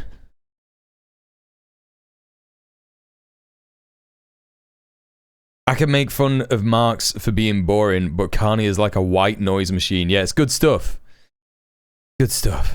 ...block of 1.5 billion people. On critical minerals, we're forming buyers' clubs anchored in the G7 so that the world can diversify away from concentrated supply. And on AI... The world could diversify away from concentrated supply. He's saying, we're going to be the new China. That's a funny joke, Mark. We're cooperating with like-minded democracies to ensure that we won't ultimately be forced to choose between hegemons and hyperscalers. This is not naive multilateralism, nor is it relying on their institutions.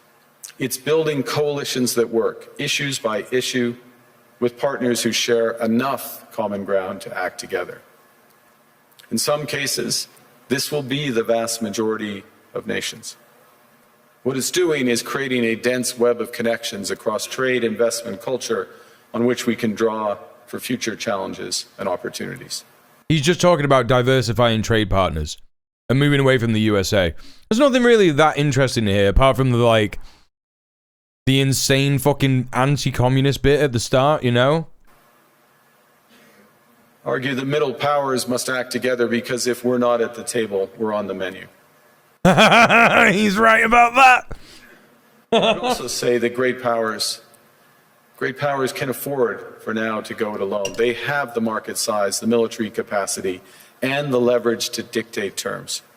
Middle powers do not. But when we only negotiate bilaterally with a hegemon, we negotiate from weakness. We accept what's offered. We compete with each other to be the most accommodating. This is not sovereignty. It's the performance of sovereignty while accepting subordination. That bit's true.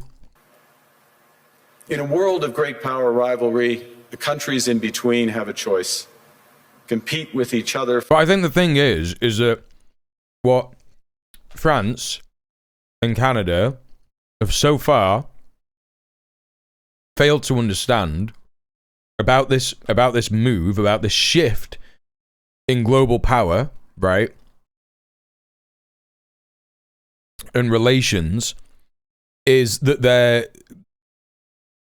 they're just not in a position to sort of bargain with any other bigger power. And I guess that's kind of what Carney's saying here. He's like, we have to come together and look after each other, otherwise, you know, we're just not gonna... he is rightfully sort of being humble. I mean, yeah, we're just like a middle power. We're not a superpower. We're not even like a big power. I just think that they're failing to understand that you aren't gonna fix this by trying to do more of the same, but this time without America and still being antagonistic to China. You know, you've kind of got to there's got to be a moment where you get a bit of humility and just go, you know what? We're kind of fucked, man. We're kind of fucked. For favor, or to combine to create a third path with impact. We shouldn't allow the rise of the third path doesn't exist. That the power of legitimacy, integrity, and rules will remain strong if we choose to wield them together. Which brings me back to Havel. What does it mean for middle powers to live the truth? Well, first, it means naming reality.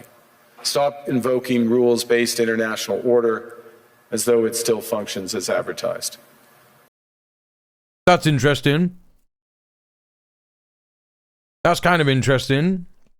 You know? I think that is something that people need to stop doing, yeah. Call it what it is. A system of intensifying great power rivalry where the most powerful pursue their interests using economic integration as coercion. Yeah, that's crazy. That's crazy. He's right about that. He's like one sentence away from saying international law is white supremacist law. And it subjugates imperial periphery nations against the empire. But I guess he doesn't see himself as part of that empire anymore. He's trying to, like, escape any kind of justice that he would be facing as being part of that empire in some potential future where justice does happen, you know? It means acting consistently, applying the same standards to allies and rivals.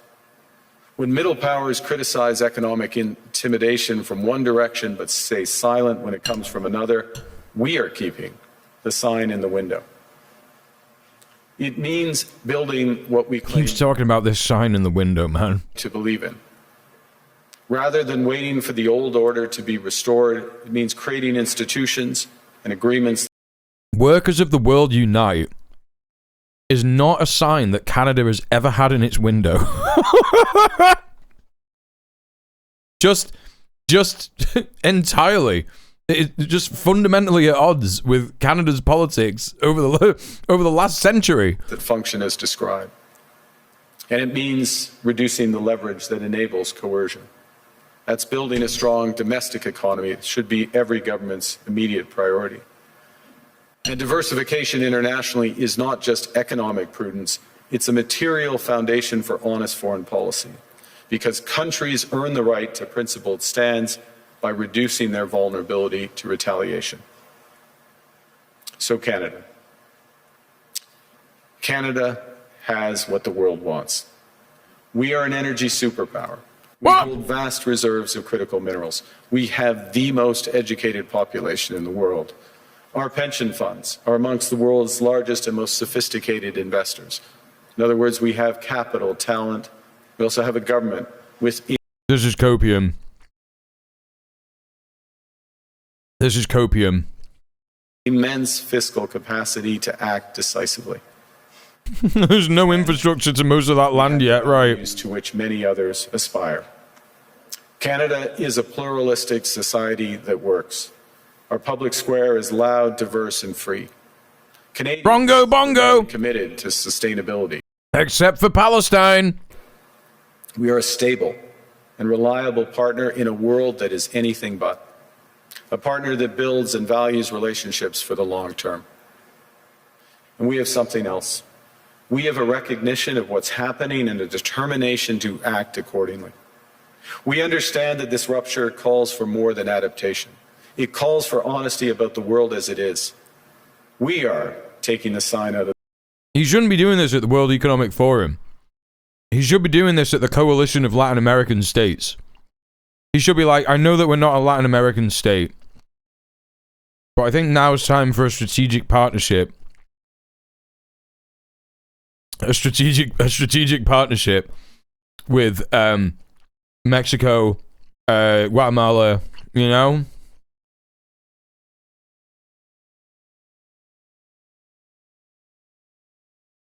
Yeah.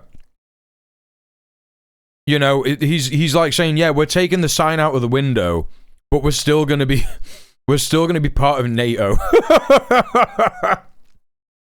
You know, we used to be subservient to this horrible, you know, emperor that was like making us do stuff. So what we're gonna do is we're gonna be subservient to like another organization that we're still part of. I don't know, like the EU states, NATO, whatever. I don't fucking know, man. You know. The window. We know the old order is not coming back. Right. So why are you hanging on to it, man? Nostalgia is not a strategy, but we believe that you just did nostalgia. Build something bigger, better, stronger, more just. This is the task of the middle powers. The countries that have the most to lose from a world of fortresses and the most to gain from genuine cooperation. The powerful have their power. He just said, workers of the world, you have nothing to lose but your chains. He basically just said that. We have something too. International treats-based order, yeah. To name reality, to build our strength at home, and to act together. That is Canada's path. We choose it openly and confidently, and it is a path wide open to any country willing to take it with us. By the way,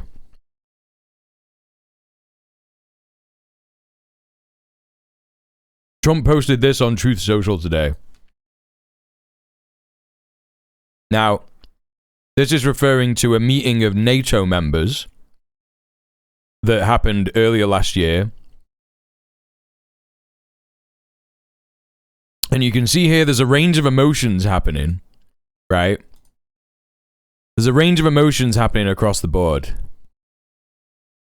You know, Keir Starmer looking like shit. I'm never going to recover from that gut punch. I think he actually severed one of my fucking kidneys from the rest of my body. Fuck, I think I might be dying. Giorgia Meloni struggling to understand because he's speaking in a language that's like too fascist even for her. Ursula von der Leyen looking like she's ready to die, ready to accept the sweet embrace of death. It's over for her. She knows it. Can't see what Merz is looking like, but Macron here actually looking like he's doing some thinking. But anyway, this was from a meeting earlier last year, but he's altered this this image, right? Which is literally an image of him having a meeting with NATO members, right? He's altered this image to put the United States flag on Canada and Greenland and Venezuela. And it looks a little bit like there's some on Cuba. If we just enhance that, you can see that that's what that is, isn't it? And that's what he tweeted today. Well, he truthed it today, you know? So that's what Trump thinks of Canada today.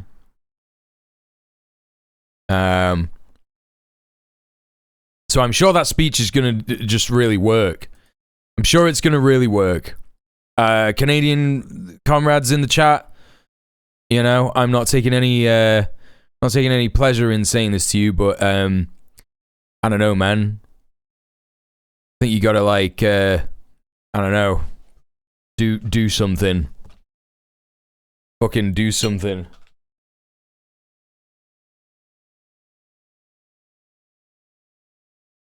I think we're hooped, eh? I hope not.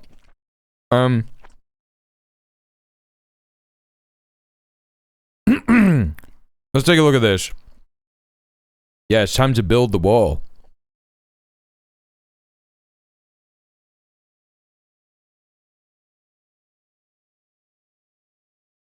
The trade agreement stuff is big moves, I think. It repositions Canada as a new imperial capital. Is that... what? Is that from his visit to Beijing? He's made a trade agreement with Beijing? Is that what it is? Yeah, but Trump will just invade, won't he? He's just going to invade Canada. Again, I'm not taking any pleasure in saying that. I just think it's going to happen. I think the USA could invade Canada. I think they could. I think they would struggle. I think it would be bad. But, I don't know. So there's a couple of little bits of news here. Reeves urges leaders to keep cool heads over tariff threat. That's good, isn't it? Yep, don't panic, you'll upset the market. So this is really good. Let's take a little read of this. This is Rachel Reeves, the British Chancellor of the Exchequer, basically our treasurer. She's the woman, the finance person. Let's have a little look at this. So this is a little excerpt. Yeah? This is a little excerpt from it. Rachel Reeves, the UK Chancellor of the Exchequer, is now speaking at a Bloomberg session just outside the WEF Congress Centre. Luckily for you, chat, I have that. This is, to say the least, unfamiliar. I have that panel right here for you. because we haven't had enough of tepid political leaders of the imperial core speaking about things that they never thought they'd have to speak about. We haven't had enough of that yet, have we, chat? Yeah? I thought that the title of Chancellor was kind of out of style after 1939. Grandpa Simpson, we have a king. We still have a king. Yeah, they're on the set of Jeopardy. Yeah, no, it's really good. Let's have a look at this. This is the US's Lutnick, UK's Reeves, Canada's Champagne in Davos for a WEF panel. I think there's been some names that have been missed out there, but let's have a look and see what is spoken about here, shall we? And when it moves from the zone of economic policy to the question that is directly under the subtitle of our talk today, which is sovereignty, and we're talking about the territory of Greenland. It's Greenland. So directly to tariffs, it's a fundamental shock to the system. You can read it off the faces and the rhetoric of every single European politician and business person I've spoken to while we've been here, and we're also getting reactions from around the world in similar tones. So I really wanted to ask you to help us understand, not in a sense what your motivations are, I get it, like you want Greenland, it makes sense. You're proud Americans, you're advocates of President Trump's policy. What I struggle more with is how you imagine others react to this. I mean, if you put yourself in the position of your Danish counterpart, who's a proud Dane and a loyal executor of the Danish government's position, how do you envision this going? How does this go down? I can't wait to hear everyone's response to this.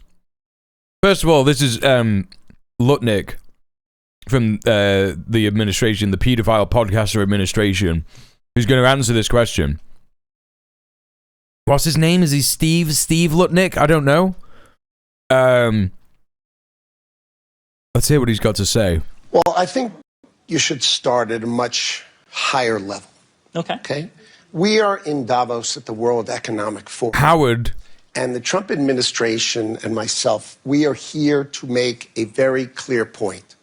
Globalization has failed the West and the United States of America. Oh, this is so good. This is so good. So Trump at the World Economic Forum is going to be like, fuck the World Economic Forum. It's for nerds. The World Economic Forum is gay and fake, and this is their strat. This is their strat. It's a failed policy. It is what the WEF has stood for, which is export. The WEF. Offshore, far shore. Find the cheapest labor in the world, and the world is a better place for it. That's not globalism, dude. That's neoliberalism. That's neoliberalism exporting labor around the world.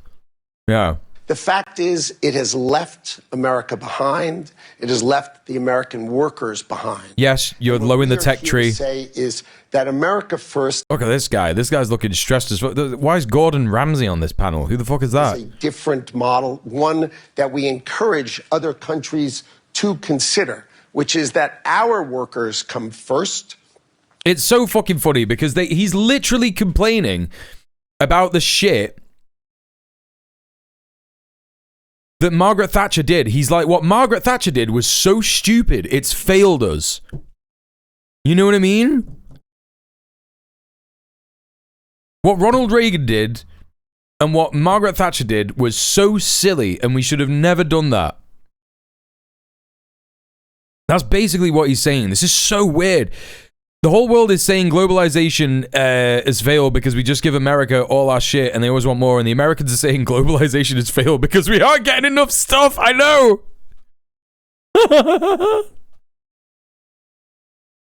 It's so mad. We can have hey, Nadia, what's up? Policies that impact our workers. Sovereignty is your borders.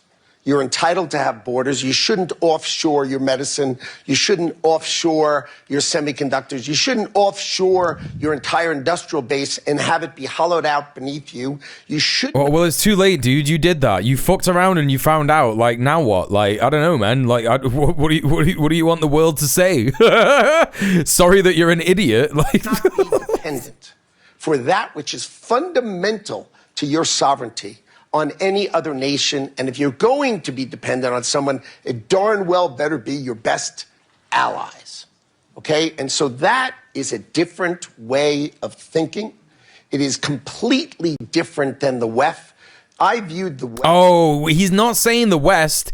He's saying the WEF.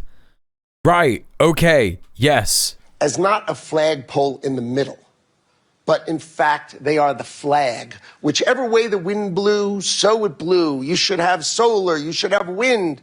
Why are you going to do solar and wind? Why would Europe agree to be net zero in 2030 when they don't make a battery? They don't make a... This is great. This is great. A battery. So if they go 2030, they are... Risky Biscuit, thank you so much for subscribing. Enjoy your emotes and your ad-free viewing.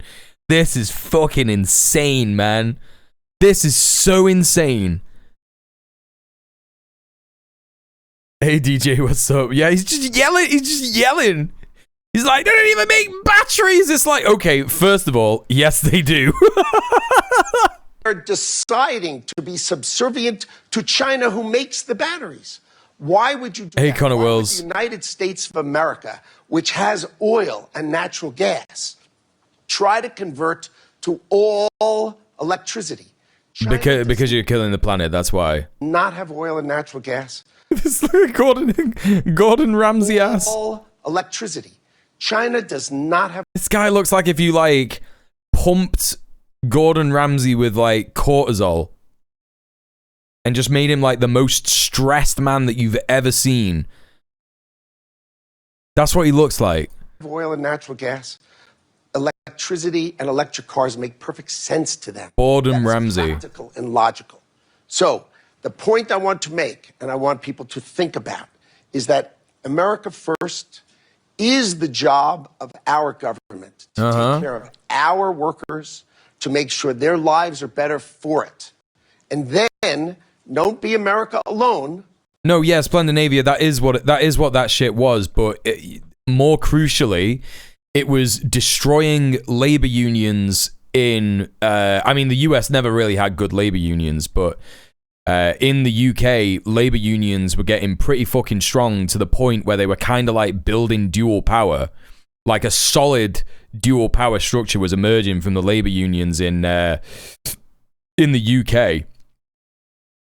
And what Thatcher was trying to do, the reason that the labor unions were fighting back so hard against Thatcher is because what she wanted to do was shut down all the coal mines all over the fucking country and just like export, like, you know, let other fucking private companies basically like operate in places like China, but make money and, you know, fucking like sell that coal back to the, you know, to the fucking UK and shit. Do you know what I mean? Basically, at like a really cheaper price than she would have had to pay for labor in the UK under the unions, right? Oh shit. Global union busting, yeah.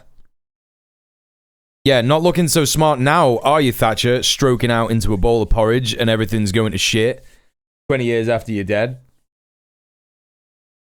Mental. So mental. Right? But be America first, and I would suggest that policy is something for other countries to deeply consider, to take care of their own, and then we will work out wonderful relationships between us. But I want to point out, when America shines, the world shines. Close your eyes and think of a world without America in it. It becomes pretty dark, pretty darn quickly. When America shines, right? And everyone said, oh, you're going to do all these... Just did your first dose of HRT? Hey, let's fucking go. Big up Morgana. You're going to destroy the world. The world's stock markets are up. Which ones of them? Can I bring you back to Greenland?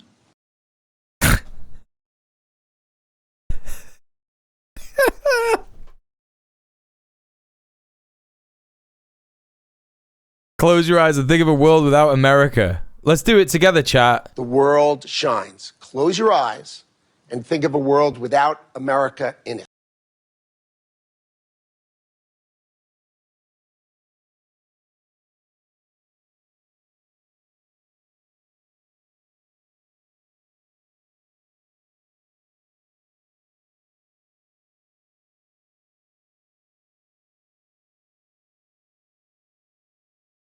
Most people know what clip I'm about to bring up. Mr. Hutz, when I grow up, I want to be a lawyer just like you. Good for you, son. If there's one thing America needs, it's more lawyers. Can you imagine a world without lawyers?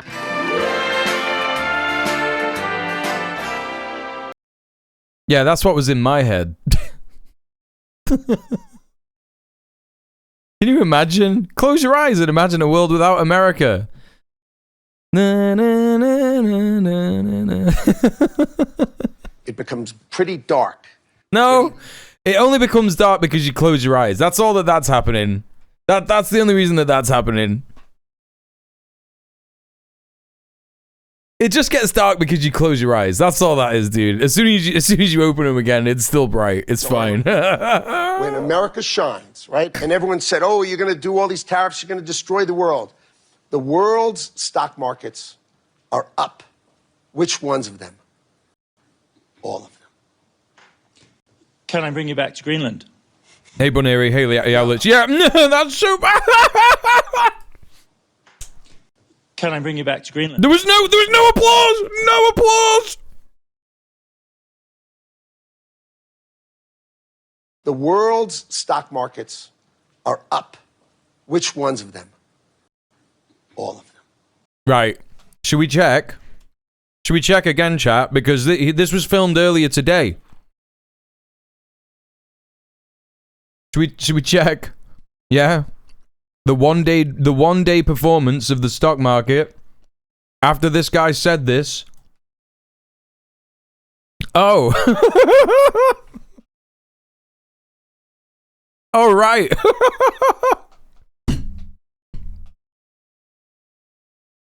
Hell yeah, dude. Hell yeah. This bit's great. This bit's great. Let's watch this bit again. Can I bring you back to Greenland? No applause. Just simply no applause. And then... Can I bring you back to Greenland?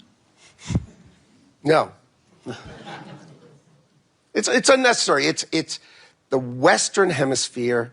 Okay. Is vital for the United States of America. Our national security people are on it, and they care about it, and I'm going to leave it to them to address with our allies, with our friends, and with everyone how they work it out. But the Western Hemisphere matters to the United States of America, and the United States of America, as I've just articulated, really, really matters to the world. When America shines... What? What?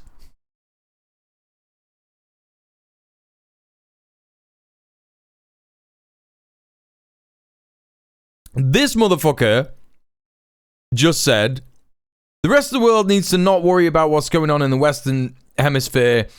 We're going to worry about what's going on in the Western Hemisphere. But America's really important, and the rest of the world needs to remember that. Okay, dude. Yeah, good stuff.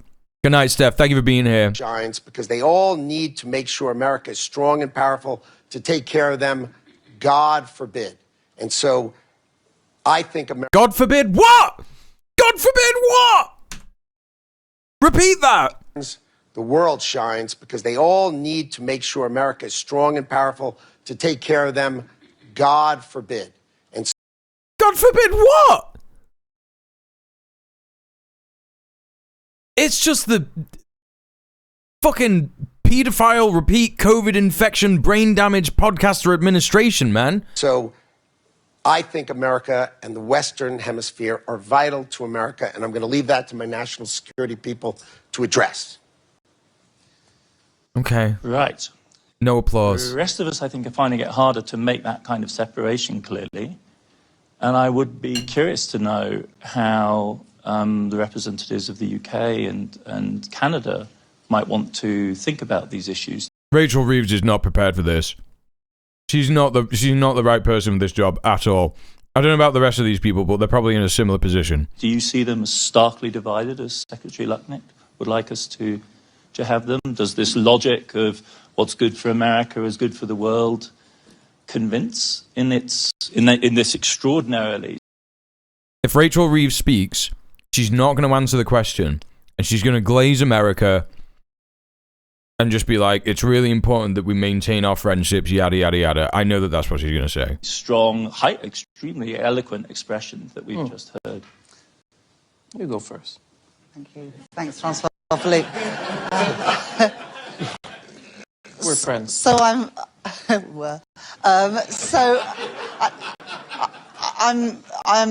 very struck. This is insane. This is insane. Terrible, terrible start. Oh my God, Reeves, get it together, man. And taken by the idea of putting your own country first and considering your own security and resilience. I think it's about 3 years ago now that I gave a speech where I coined the term securonomics, which is all about... Oh, man. Look at my government, man. Look at my government. Look at my government in the face of this pedophile fascist fucking emperor. She's like, I made a new word. It's securonomics. Everybody knows it. About building security. Not just learning about it now. In your economy, and the days when it didn't matter where things were made and who made them were in the past. And hey, Dave. That's become increasingly clear since the pandemic when we were securonomics, yeah. On bounced right off the site, guys. And then again when Russia invaded Ukraine because of what happened to oil and gas prices. I guess for an economy like the UK, the way in which we will pursue our national interest is going to be different from the way in which the US pursues theirs. You are a much bigger economy, and we can't do everything on our own, and nor should we try to, because we'd end up doing nothing well. But we do. Oh, this is crazy. She must be going to resign soon. She must be going to resign soon, because this is actually wild. I didn't expect her to say this kind of shit at all. She's being like, yeah, man, Britain's a little fucking tiny swamp, poisoned, fetid island, and we can't do anything on our own. That's crazy. That's fucking crazy, man. We have real strengths in the UK, in our defence sector, in life sciences, in business and financial services. But we do rely on our allies as well. And even a country as big and as strong as America also relies on its allies. And I guess the sort of area where I think that we do need to sort of continue that dialogue between countries that share each other's values is how we can work together in our mutual interests. Now she's just waffling. Advance our values in, yeah. She's doing the Keir Starmer thing now, where she just repeats things like British values, British national interests, British national security, all very important. We share these values with the USA. Very unstable and uncertain world. And, you know, if you say, could you picture the world without the US and what would the world be like? Yeah, the world would be a lot poorer and it would be a lot scarier. Oh, you fucking win it! Oh! Firmly placing yourself far, far, far away from even remotely being able to detect the pulse of what regular normal people think. She's looking for the fucking vein in the wrist in Alaska. Do you know what I mean? What is going on? But you've also got a lot of allies around the world, in the United States. Fully prostrated, arse first, yeah. I hope, I believe, is your strongest ally, always have been. The UK government, Keir Starmer, prostrated himself.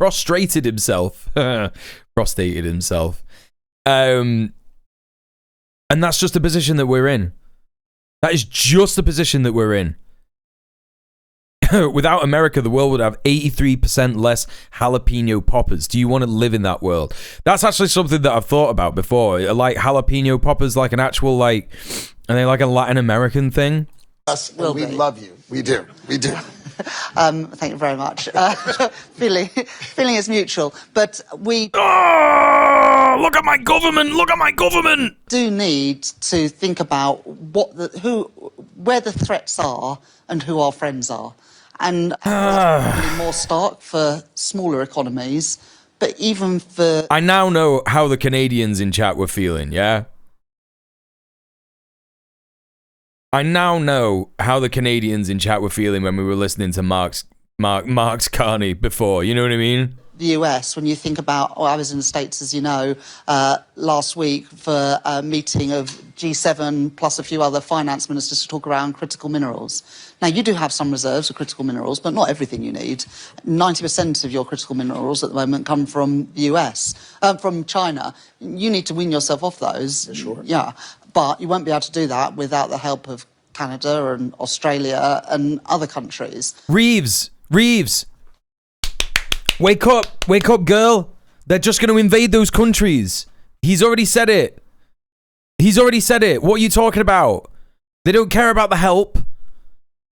You can't appeal to these fucking freaks. It's not going to happen. It's completely insane. It's so insane. And so... She does look scared shitless. Every single politician in Keir Starmer's cabinet right now was not prepared for anything like this. They just thought, I swear to God, every single one of them thought that they were just going to slide into these jobs, do them for about 4 or 5 years, retire on a nice fucking fat pension, yeah, and that was it. They never thought they'd have to deal with any kind of global crises. They thought, don't worry, if anything goes wrong, we've got NATO to look after us, it's all good. No, he's the worst person for the moment, Chaos. Like, it's mad that Mark Carney is being more... Like, he's not even Mark Carney is not doing the right fucking he's not saying the right things that need to be said. None of the fucking Imperial core leaders are saying the thing that they need to be saying the things that need to be said, except for Pedro fucking Sanchez in Spain, right? But even Mark Carney is saying better stuff than fucking Keir Starmer, which is mental.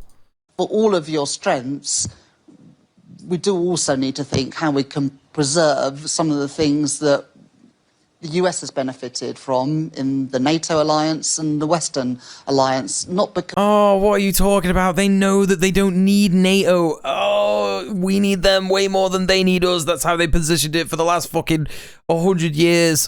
This is so painful. It is the benevolent or the right thing to do, but because I profoundly believe it is in your country's national interest. The thing I just wanted to say, Adam, in terms of sort of building security and resilience, but for my country, it's about our industrial strategy, where we're really focusing on these sectors where we are really good. We're not going to be a semiconductor superpower in the UK. That's not realistic. So it's but we've like got friends. biotech. Life sciences, biotech, financial services, which is obviously absolutely crucial for financing things like...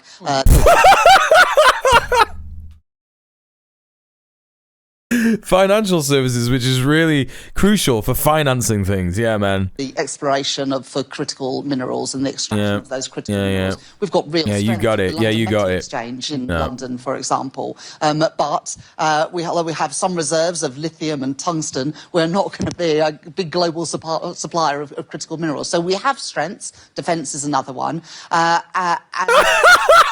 throwing that in there.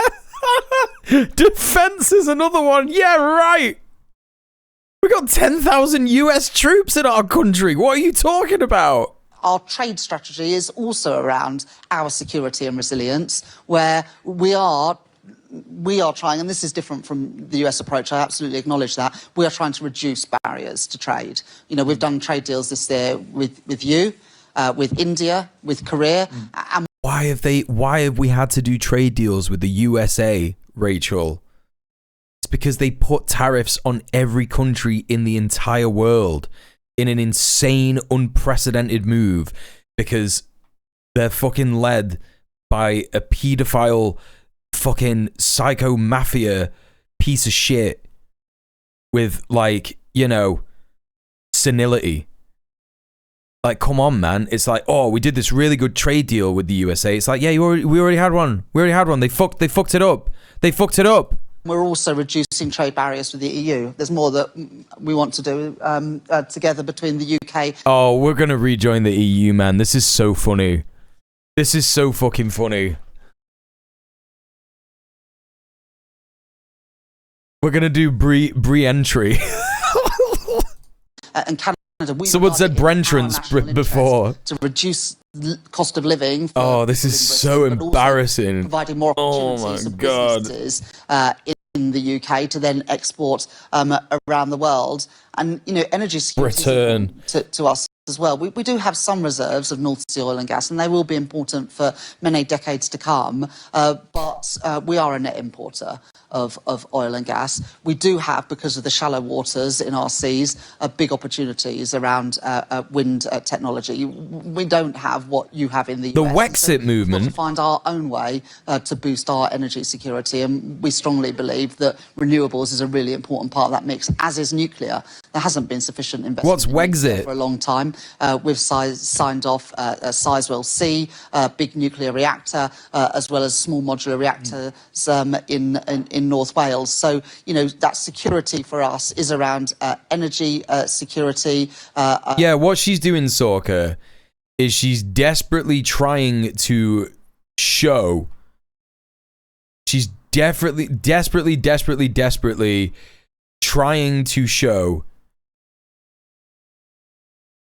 that the UK has value to the USA. That's what she's desperately trying to do. She is begging. Flailing in terror is a good,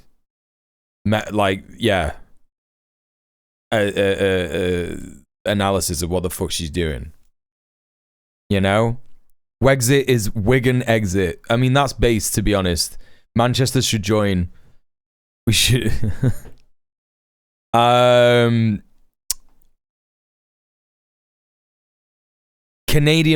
Canadian conservatives. The Alberta separatists are fools trying to break up Canada. Our premier is a supporter and doing whatever she can to make sure we have a referendum. Yes. Okay, thank you. Yeah, that's pretty funny. I was going to say, I'm pretty sure you're not Welsh because I think you've spoken about Canada before. You were talking about Canada earlier, yeah. It won't work because of all of Alberta is treaty land, right? I told the separatists it's kind of excessive to separate from Canada to get what he wants. Could probably just get a law passed saying you can marry your cousin and be done with it.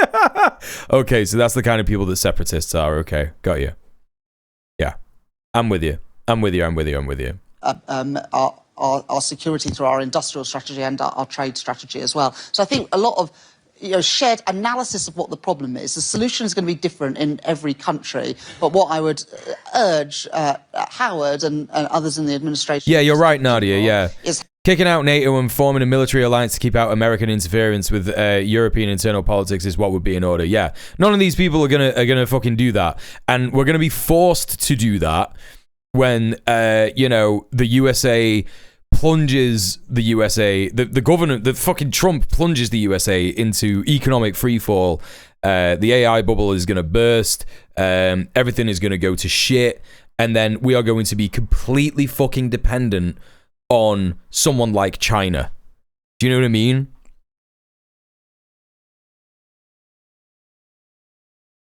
That's it. That's just what's going to happen. How your allies can also help you achieve your objectives. Canada's got real Austria in the late 1920s vibe right now, yeah. As well as helping all of the Western world to thrive. Can I begin, Mr. Sure. Well, listen, it's a real pleasure to be with our and obviously... What is the growth of the UK since Stava came, since they ramble about growth? It's going to be... I think that the economic growth, the GDP, has improved. I don't know how much by, but of course that's not representative of what people's lives are like, right? It's just how well businesses are doing in the UK. And by businesses, we don't mean small businesses, we mean large corporations. What they actually did in the last budget was that they taxed small businesses loads more and didn't increase tax on corporations whatsoever. They might have even reduced tax on corporations. I can't remember. Petrochemical industries, incidentally, right? The American markets are floundering as we speak up. What's up with our markets? Sorka, the American markets are our markets. Like this thing that I keep bringing up. This is like all stocks. And when it says when a you know, an English speaking website means all stocks, it means everything in the imperial core. You know what I mean? Everything is fucked. Everything is just completely fucked. And colleagues, I like the way Howard started. You know, it's the worker first and how we rebuild industrialization. And you're right. You know, you've been looking at that. And I think today, and I chaired 10 meetings of the finance minister of the G7, perhaps last year, with Rachel and Scott and others to try to figure out, you know, who is this guy? Who is this? And one thing, and goes back to Howard, I think that the world see a better, clearer nexus between food security, energy security, economic security, and national security.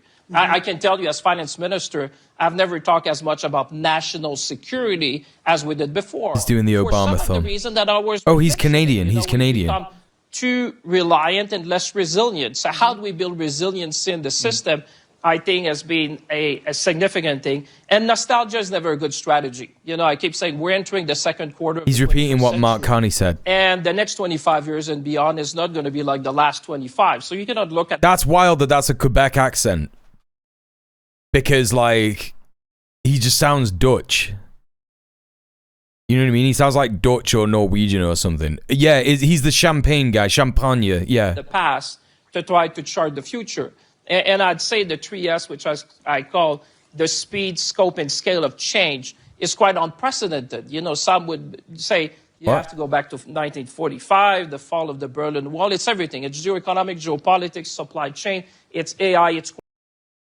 What is he saying? He's fucking hopped up on speed or something. He's just throwing out economic buzzwords. Quantum, it's a lot of things at the same time. It's quantum? And what? When you realize that, as we've done, is how do we, between partners, allies, and friends? You look at Canada. I mean, geography has made us partners, allies, and friends. We've been blessed by geography.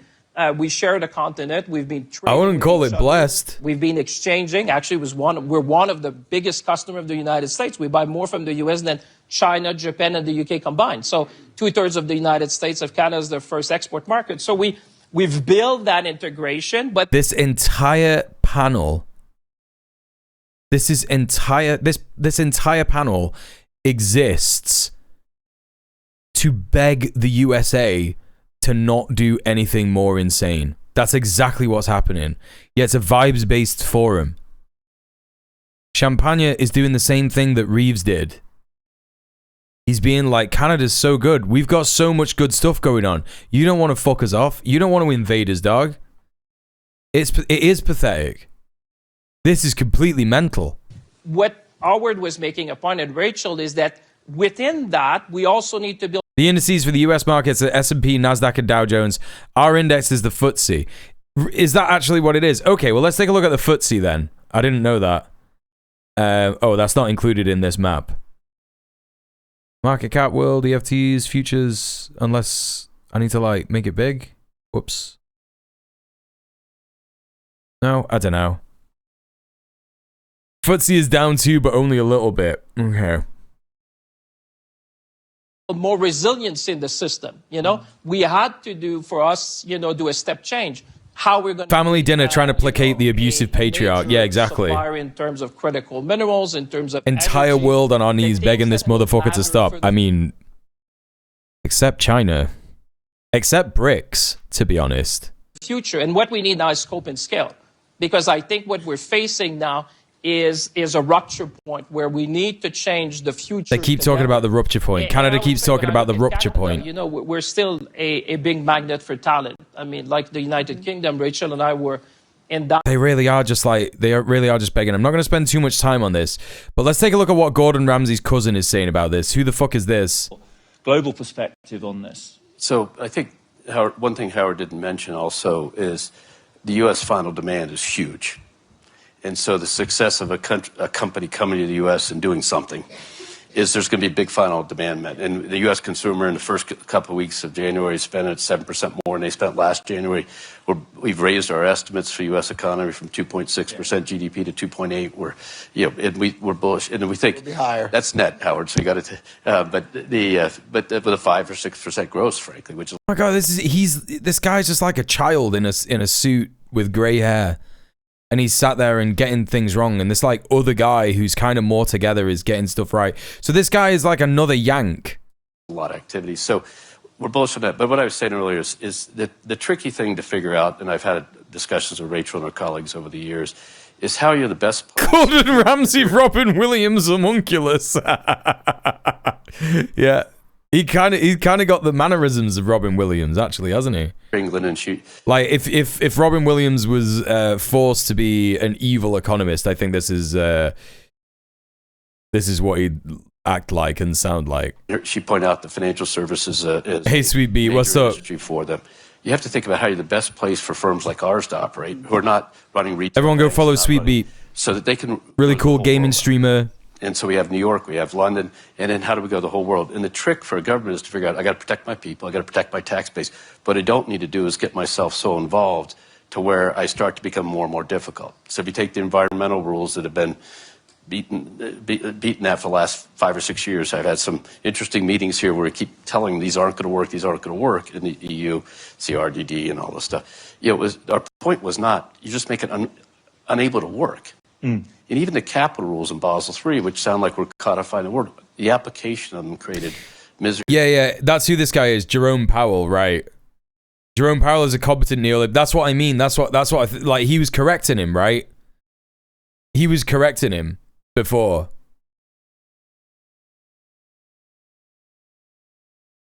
Lutnick was like talking some shit, being like, America's so good, we need America to be really good, and you all just like can't imagine a world without America. No one could shut their eyes and imagine a world without America. That would be so sad, right? And he was just chatting like a bunch of rubbish. Oh, Powell is not here. He's the older guy who's pissing Trump off. Well, whoever this guy is, right, whatever, like this guy is a more competent fucking economist, neolib or whatever, and he's out here being like, you know, no, you're wrong, Lutnick. That's completely incorrect. Yo. Where's the alert? There it is. There it is.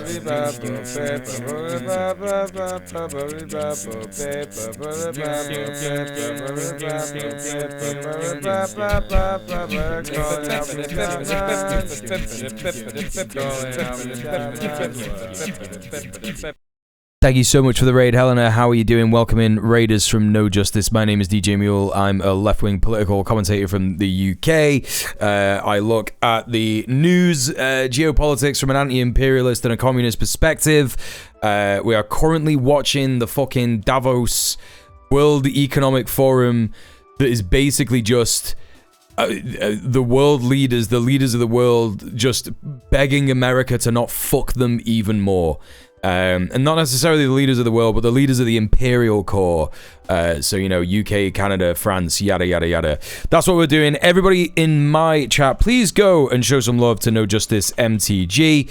Helena's a great British comrade.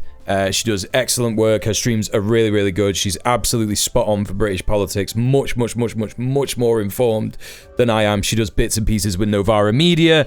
And, yeah. A really, really cool streamer all around. So please go and show us some love. I hope you had a good stream. Welcome in, Duck Authority. Hello. And anyone else who came in with the No Justice raid. Okay, let's carry on with this. What are people in the chat saying? I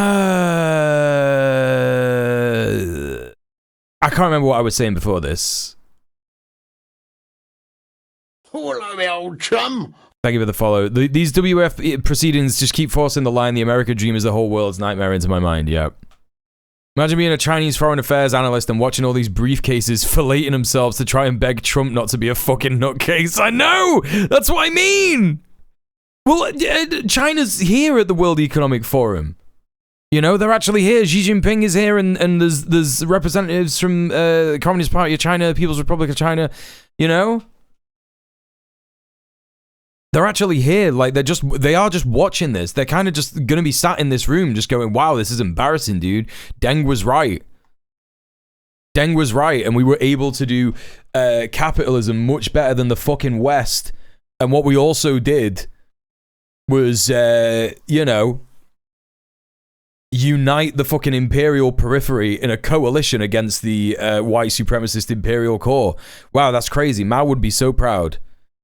We're winning. We're you know, I love that. Like, there's a lot of people who are like, you know, do nothing win. I was talking about this with Sophie the other day, right? A lot of people say that China does nothing and wins, but the reality is that China actually does a lot.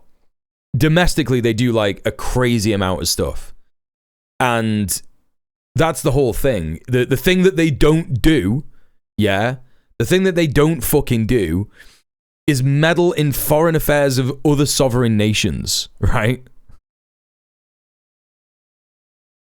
That's the thing that they don't do, right? They don't respond to the imperialist aggression of the pedophile podcaster state of the USA. You know what I mean? Across the world. Hey, hippie marshmallow, what's up? When a country thinks about it, what our colleagues said here about protecting it, but it's how do you have the balance between being the best place for multinationals to come do business in our country, at the same time protect. Okay, I hate this guy. Who's this? Is this like another world leader or just like another random suit? I'll just start with, we're a global organization, 400,000 people. We operate in about 150 countries and territories. And so, globalization for us has been there for a long time. And, you have to work, with how do you deal with local rules and regulations. It's no different than the financial services industry. Politics, economies, demographics, all different. And you've got to decide, what do you need to do to operate locally and then continue to be a well-connected global organization. And I think... Yeah, but who are you, though? Protecting your citizens. Janet, do you want to give us your... So first, I'll just start with, we're a global organization for... Who are you? Economies, demographics, all different. And you've got to decide, what do you need to do to operate locally and then continue to be a well-connected global organization.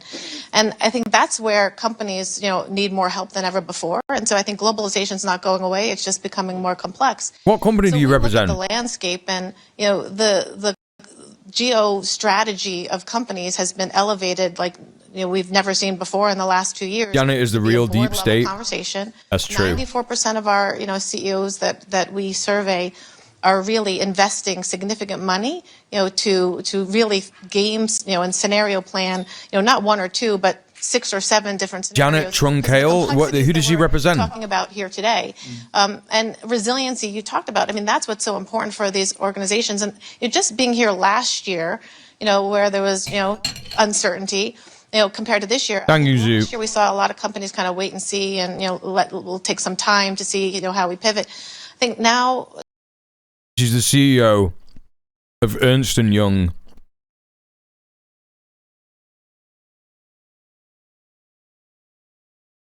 A multinational professional services network.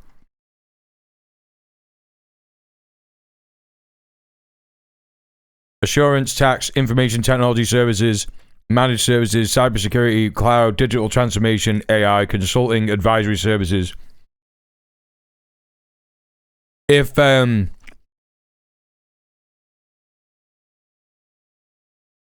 this company had any kind of crisis, I feel like it would bring down several fascist nation states. I feel like Israel would collapse. If they had like a bad day at this company, like Israel would just be over. You know what I mean? Like that's the kind of company this is. Okay, I don't want to watch that video anymore. It looks shit. Let's take a look at this. This is oh no, this is not what this is. We're gonna have a look at this in a bit. This is someone reporting back to Channel 4 about Trump talking about Greenland. Yeah. And, I don't know. That's it. Let's have a listen. Is a real threat to world peace. It would once have been unthinkable that a former NATO Secretary General would speak like this about a sitting US president. But in an interview with Channel 4 News, Anders Fogh Rasmussen did. The future of NATO is at stake, and the world order as we know it is at stake. So it's a very serious situation. Hell yeah, dude. Trump from West this is Palm so Beach good. in Florida continued to They found a real Skeksis from the Dark Crystal. ahead of his trip to an agitated Europe this week, doubling down on his designs for Greenland. Well, I don't think they're going to push back too much. Look, we have to have it. They have to have this done. They can't protect it. Denmark, they're wonderful people. And I know the leaders are very... They have to have it. They don't even go there. They don't even go there. There 500 years ago and then left. That doesn't give you title to property. Yeah, now do the USA, man. Now do the USA. You know that's how the USA happened, right? You get that? Just in case European leaders and NATO didn't get the message, he followed his words up with an image of himself planting a flag on the semi-autonomous Danish Oh, hell yeah, dude. This is so cool. This is so cool. Look at his two evil children behind him. It's like looking at his ass. That's so weird. What do they do? What the fuck is happening, man?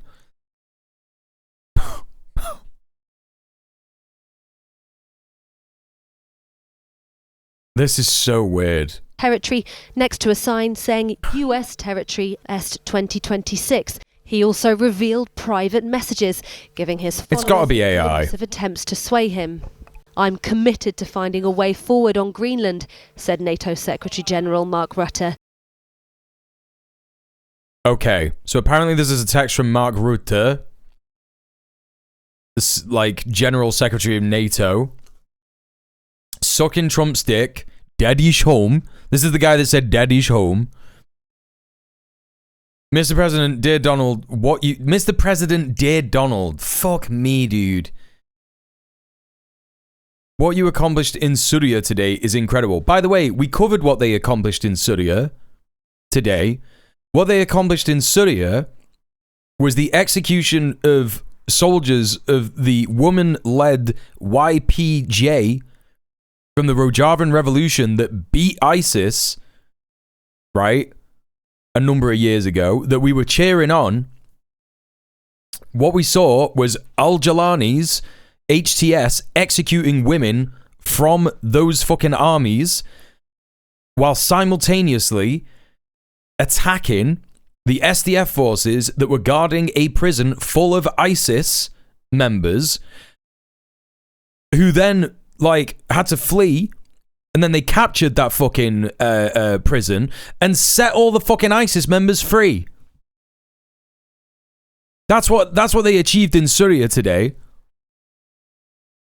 And now he's on about, like, highlight your work in Kosovo and Ukraine. Yeah, man, cool. I'm committed to finding a way forward on Greenland. Yeah, man, whatever, dude. This is so embarrassing. Can't wait to see you. My friend, said Emmanuel Macron, I do not understand what you're doing on... We're totally in line on Syria. We could do great things in Iran. They're all just begging him. They're all just begging him. They're just like... Look, man, we could do the imperialism. It's so good. These brown nations, yeah? These brown nations, we could fuck them up, bro. I'm down to fuck up these brown nations. These sovereign brown nations that just simply want to, like, exist, dude.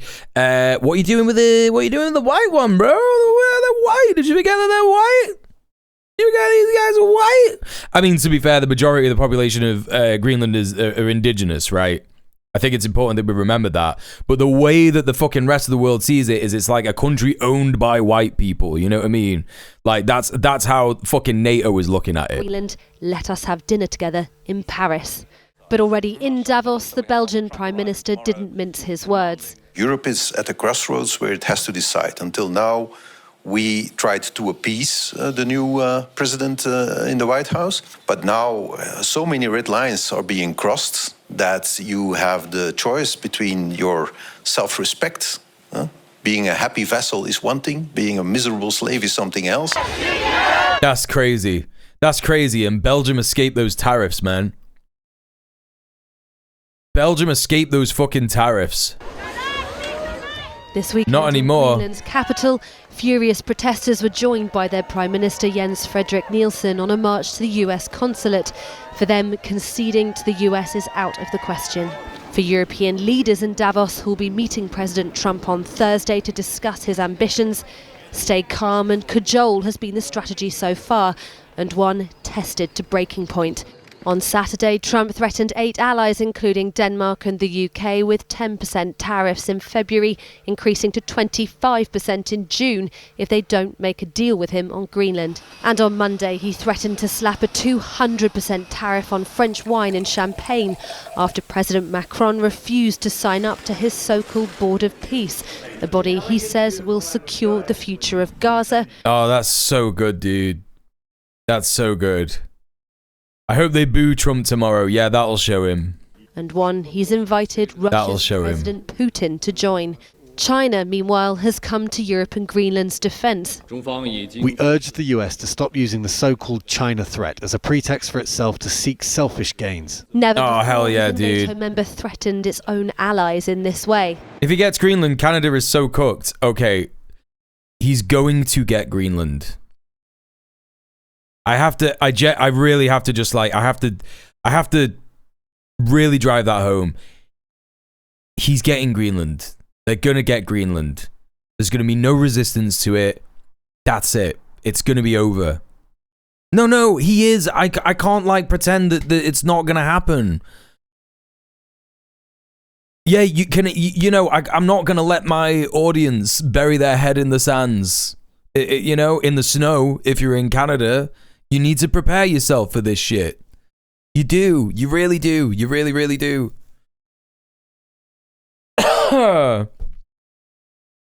Crazy Scandies might kick up a fuss. First of all, Greenland is not Scandinavian. Second of all, yeah, we have a Scandinavian in the chat who says, lol, no. It's not gonna not happen. Like he is gonna get Greenland, Yes, prepare, but I feel like more people are shifting. No, I don't know. Unless there is some kind of untenable economic crisis. Hello, me old chum. Thank you for the follow. Unless there's some kind of untenable economic crisis that happens that completely destabilizes the USA so that they have to totally focus inwardly, all this stuff is just going to keep happening, right? The AI bubble could be the thing, but I don't think that people have got the time to, wait for that to happen, Hey, Zach, what's up? How you doing? Everybody, please go follow Zach. He's a great streamer from Down Under. Comrade from Down Under.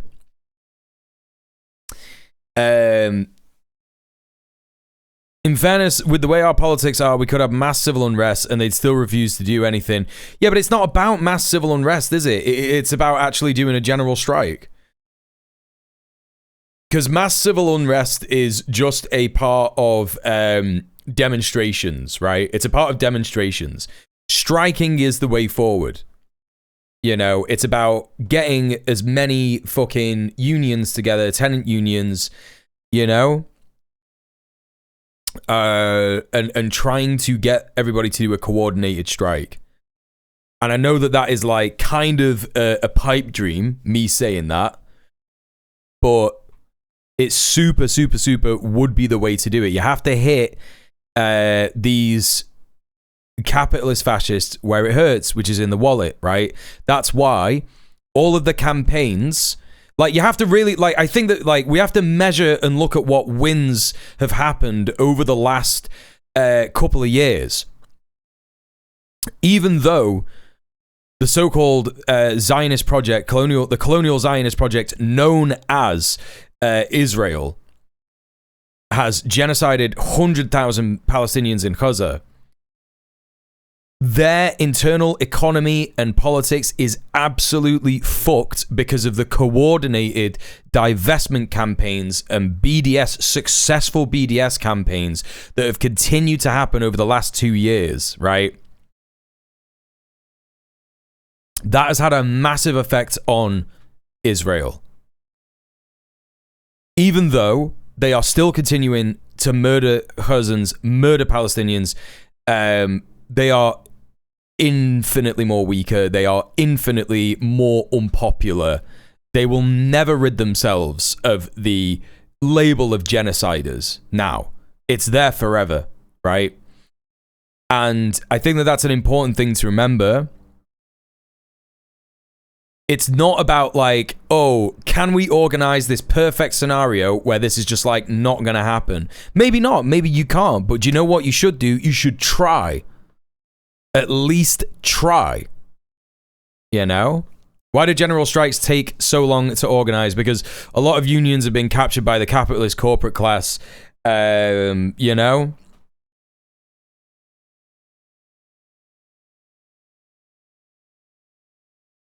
That's unfortunately correct. So many people basically all are just statists and think that the state will bail them out. You got to get that class analysis spread out. Yeah, that's what building dual power is about. Building dual power is literally like, you know, it's a long-term thing. And unfortunately, we're in the situation in the Imperial Core where we haven't had the chance to think about that long-term. We've got all of this comfort.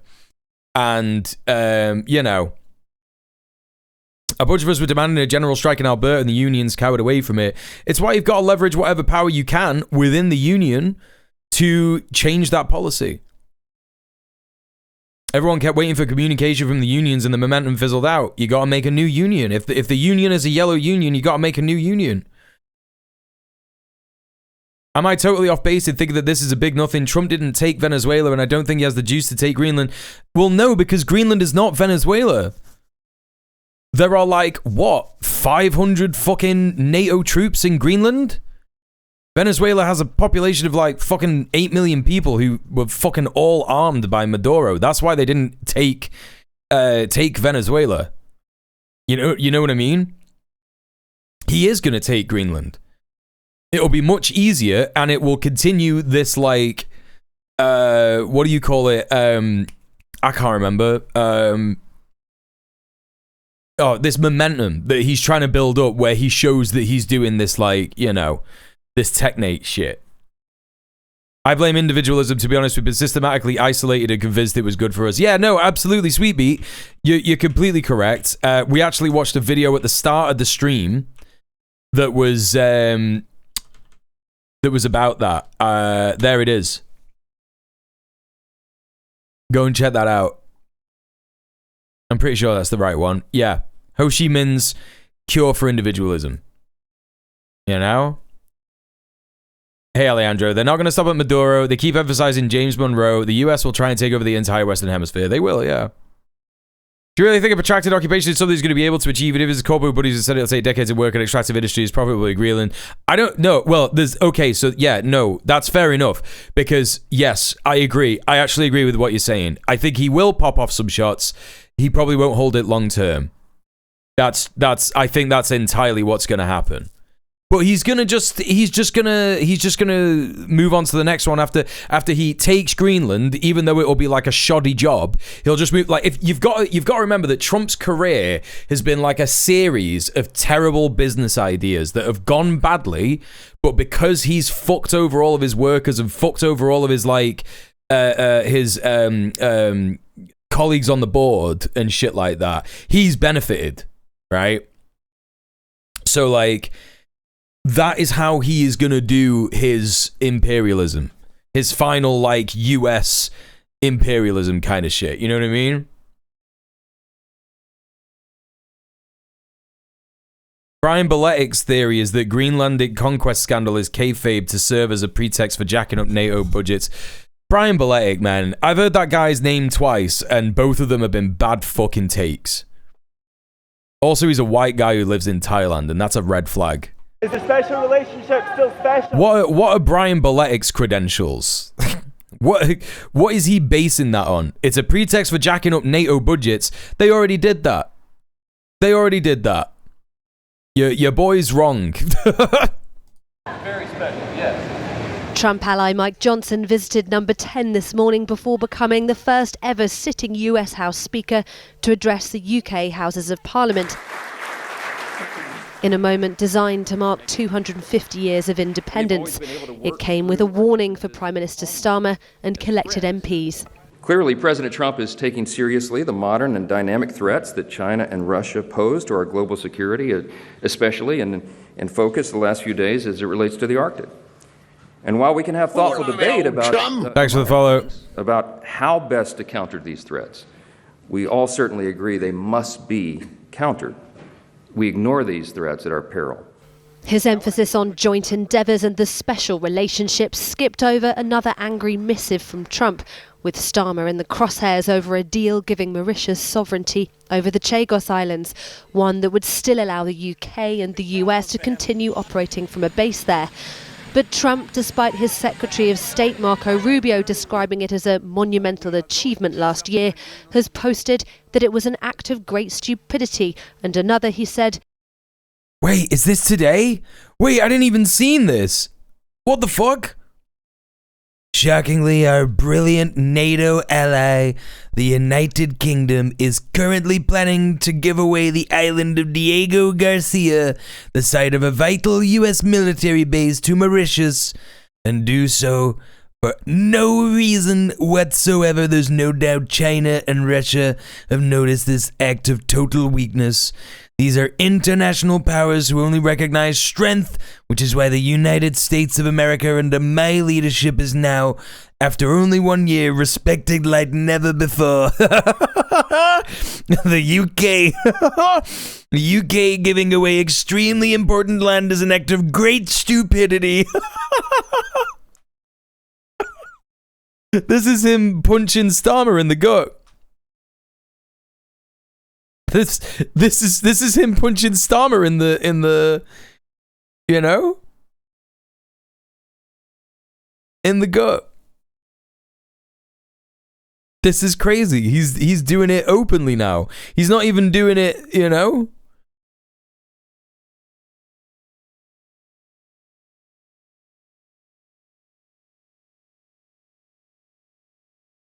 No, he punches Starmer in the stomach all the time. That's what Sophie said. Sophie was like, yeah, man, basically, every time Trump meets Starmer in Downing Street or the White House, he just gets him in, like, a side room and just slugs him in the stomach. And Keir Starmer's just like, oh, it's just a thing that we do. It's just a thing that we do. Ha ha ha. In a very long line of national security reasons. That's crazy. No, Trump literally was like, this is a good idea last year. He's completely flipped on this. This is so insane. Because, yeah, like this was a whole thing last year. This was a whole thing last year. And Trump was like, no, yeah, that was a really smart strategic move. Greenland has to be acquired. It was probably his idea last year, yeah. No, he's totally demented. Choreographed and until now warm relationship with Trump, a sign of dramatically shifting dynamics, of diplomatic whiplash being felt nowhere more than in the Swiss mountain town of Davos, where global leaders meet this week. Joining me now from the World Economic Forum in Davos is the former Secretary-General of NATO, Anders Fogh Rasmussen, former Prime Minister of Denmark. Mr. Fogh Rasmussen, Emmanuel Macron, the President of France, says he doesn't understand what Donald Trump is doing with Greenland. Do you? Can you enlighten him and us? No, I don't understand it either.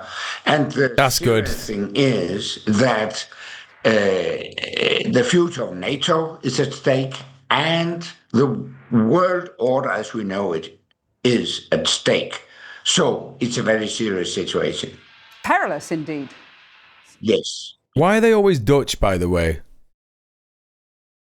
Macron speaking at Davos with the shades on sent me into orbit. Yeah, no, it was crazy. We were watching that before. Yes, it is. So I think we have to engage in a more constructive discussion.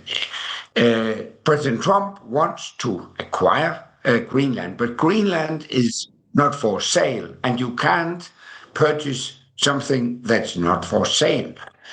So his only means of acquiring Greenland would be to conquer it by a military action, which of course would mean the end of NATO. Denmark has sent 100 troops into Greenland.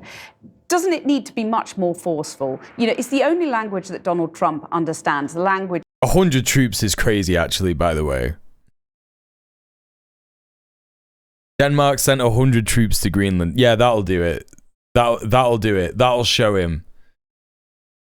Germany sent like 50. UK sent like 1. Those soldiers must understand that if anything happens, they're literally just cannon fodder.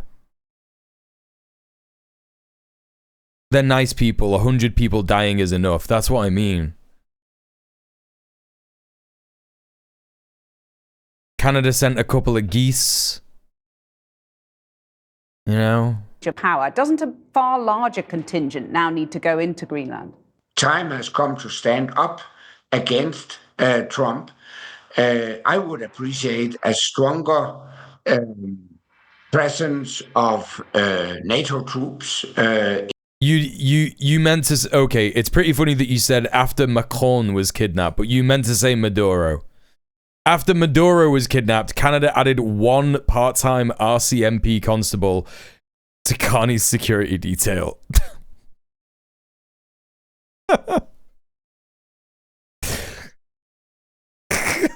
So wild.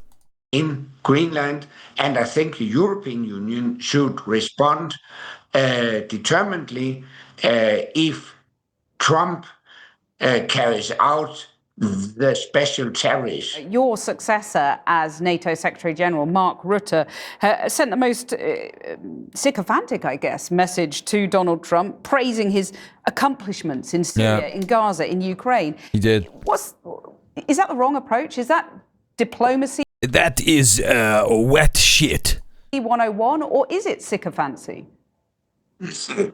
Well, as I said, so far I think it has served us well. But I think enough is enough. He is threatening the current world order that has served us for so well for so many decades. And that's why I think time has come to stand up against him. The only thing Trump respects is force, strength, and unity. And that's exactly what Europe should show now. Is NATO dead? Because Trump has threatened a NATO ally. It does not make sense to have a collective... It's not 4D chess to get America out of NATO, because America could just say, we're out of NATO. There's no special thing that's happening here. It is very much as simple as America slamming its dick on the table and being like, look at that, you know, that's all it is. It's just there's no special super secret plan going on here. Like, think about all of Trump's actions in the past. Like, none of them have been that. He just is a very simple, straightforward guy.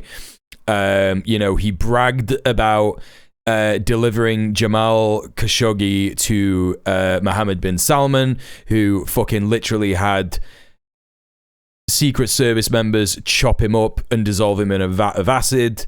You know, he bragged about assassinating Qasem Soleimani. You know, it's like a total violation of a sovereign country's, you know. The tinfoil in me does wonder if it's an attempt to destabilize Europe, and I don't think this is just Trump. Okay, I'm going to be... Right, it's not Putin. I'm being so for real. Trump is not a Putin stooge. He's not. Like, if that's what you're angling at, yeah? If that's what you're angling at, it's not that. I promise you it's not that. It is just a crash out over China's superiority. That's all it is. That's all it is. Like, okay, you're not thinking that. Okay, fair enough. But no, like, you know, okay, so you're thinking like America is just wanting to destabilize Europe. That would be completely outside of America's interests. I do think he wants out of Ukraine involvement. Yeah, well, he did. He did do that. He withdrew all the fucking funding to what do you call it? Ukraine and Zelensky. And that's why he said NATO states need to up their defense spending.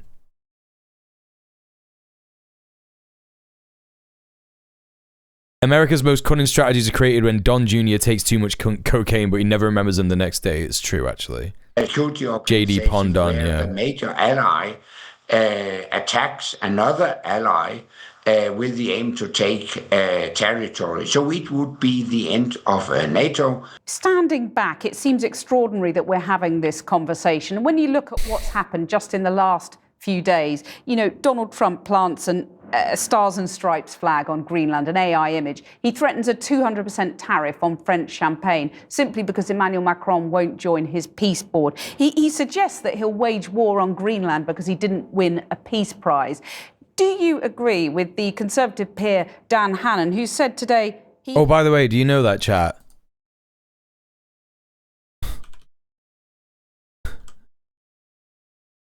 You know that. You know that happened.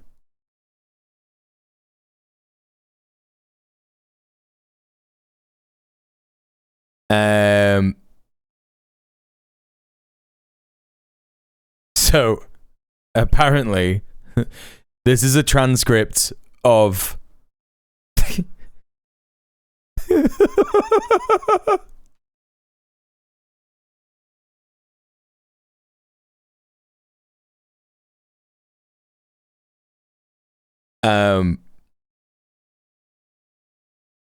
Okay. I'm prepared for this now.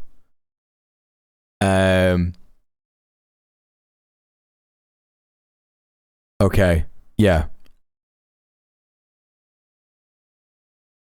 Right. Okay. So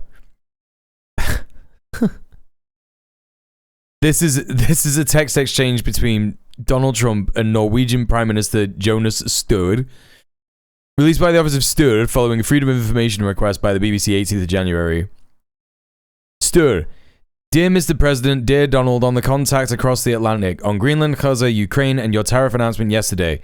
You know our position on these issues, but we believe we should all work to take this down and de-escalate. So much is happening around us where we need to stand together. We're proposing a call with you later today with both of us or separately. Give us a hint of what you prefer. Best, Alex, on behalf of Finnish President Alexander Stubb and Jonas. And then Trump said, 1615, so, literally 25 minutes later, and it probably took him about 10 minutes to type it because he types on his phone like this. I don't know if you've ever seen him, but he does this with one finger, like proper old man phone behavior. Dear Jonas, considering your country decided not to give me the Nobel Peace Prize for having stopped 8 wars plus, I no longer feel an obligation to think purely of peace.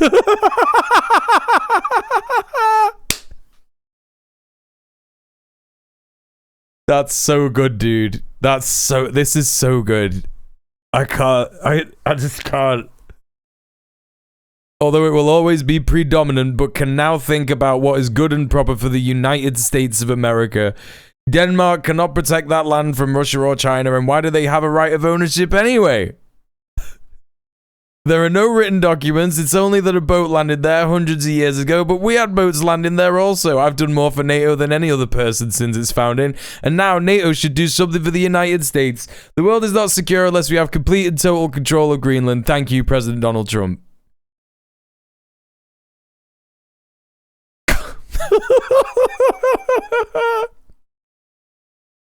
You didn't give me the prize, so now I'm not gonna do peace. I was the peace president, and then they didn't give me the prize. So now I'm not the peace president, I'm the war president.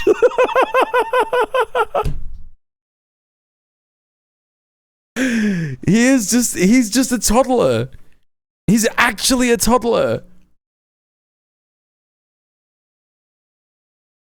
The looks exchanged in Norway as the message was read aloud. Yeah, can you imagine it, right? Can you imagine what they were doing in that room in Norwegian parliament? That is fucking crazy. Yeah, look what you made me do. I don't think Trump would give a shit if Obama didn't get one. Oh, no, yeah, no, absolutely. It's entirely egotistical and he hates Obama. That's all it is. It's just, that's why I was saying earlier, like, you just have to think about what he's doing. Like, there's no, like, you know, we're all looking at it and going, what the fuck is he doing? This is insane. There's no point in trying to dig deep into some kind of like secret meaning that's happening. This is just the kind of guy who he is. He should have been a drag queen. He should have just been a drag. He should have never been a rich pedophile, and he should have instead just been a drag queen. That's the good timeline where Trump is just like a catty queen in fucking like New York. You know what I mean? There's an alternative timeline where Trump is just like the queen. His name is Anita Recount.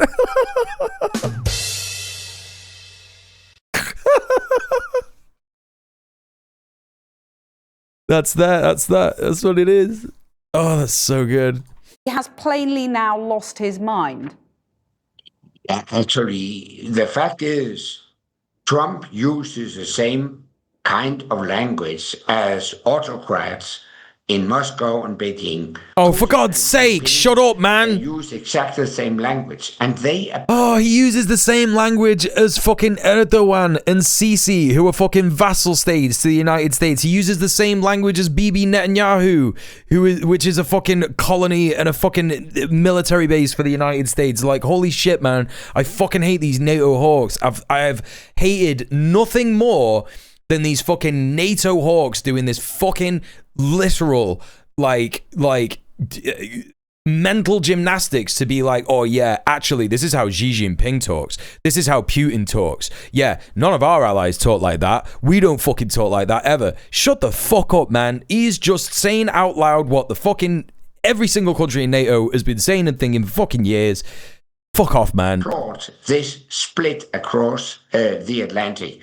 They will be the winners if they see the transatlantic community erode. Yeah, no, he's right about that. He's right about that. That's why it's so good. It's so good, but it's so bad. It's bad for us, but it's good for the rest of the world, right? It doesn't make sense. We won't have to close our eyes and imagine a world without America very, very soon. Has he taken leave of his senses? I don't know, but my observation is there is no strategy behind President Trump's behavior. I wonder why you're reluctant to answer that question, because you've said, you know, it's... Are you stupid? Are you fucking stupid? You're talking about the guy that just kidnapped a head of state. You're talking about the guy that is in the Epstein files.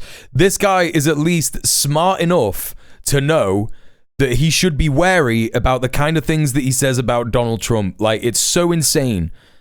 I know that if Keir Starmer grew a spine magically overnight and said, oh, yeah, fucking fuck Trump, actually, little dickhead, let's get all the US bases out of our country, and then started moves to do that, I know that the chances of Keir Starmer getting kidnapped by Trump is like increases by like 100%, right? I know that that's true, but it's just the right thing to do. It's simply the correct thing to do. That's why Maduro was there going, come and fucking get me. I'll be waiting in Miraflores, you coward. You know? No, we can't let liberals get away with this Oriental despot rhetoric. No, it's so fucking insane. Like, it's so crazy. Sees an American doing an American thing and goes, wow, this is so Chinese. Time for flattery is over. So speak plainly. Do you think the people who say... Interim PM Reeves. No, it's deputy leader. So it would be fucking... it'd be my fucking MP. I can't imagine Lucy Powell being the Prime Minister. That would be so insane, man. That would be so fucking insane. Well, I think I think it is senseless the way he's. Sasha Riley said Donald Trump is the most dangerous man he's ever seen, more evil than Jeffrey Epstein. Yeah, that's why Donald Trump had him killed. That's why Donald Trump killed Jeffrey Epstein. You described Donald Trump as behaving like an autocrat, like Putin, for example. And of course, he's invited Putin to his peace board. He's invited also autocrats from Belarus and Kazakhstan. Is he, Donald Trump, the biggest threat now to world peace? Hey, literally communist. Deputy PM is Lammy, is it not?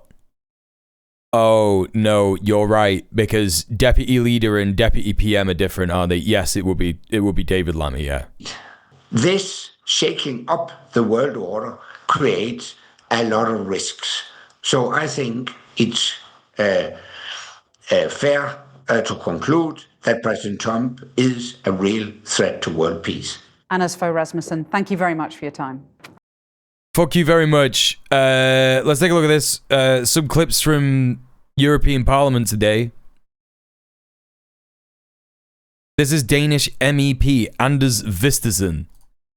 Now, I don't know what party this guy's from. Gliese, if you know, if you're here. There is a certain subsection of European Parliament that is left-wing and socialist that are trying to demand that the EU actually does some proper fucking policy against.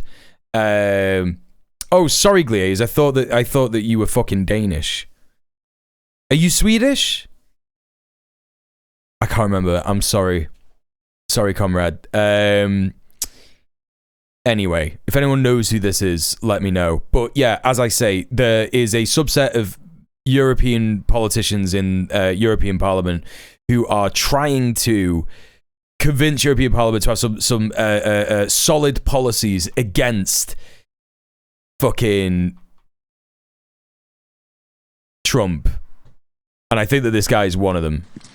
Thank you. Urmează domnul Anders Vistisen.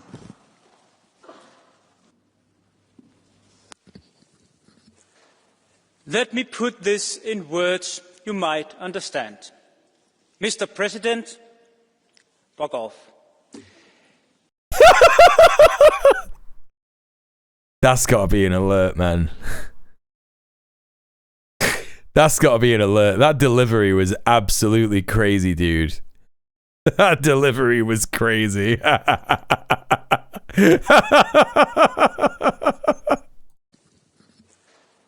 Let me put this in words you might understand.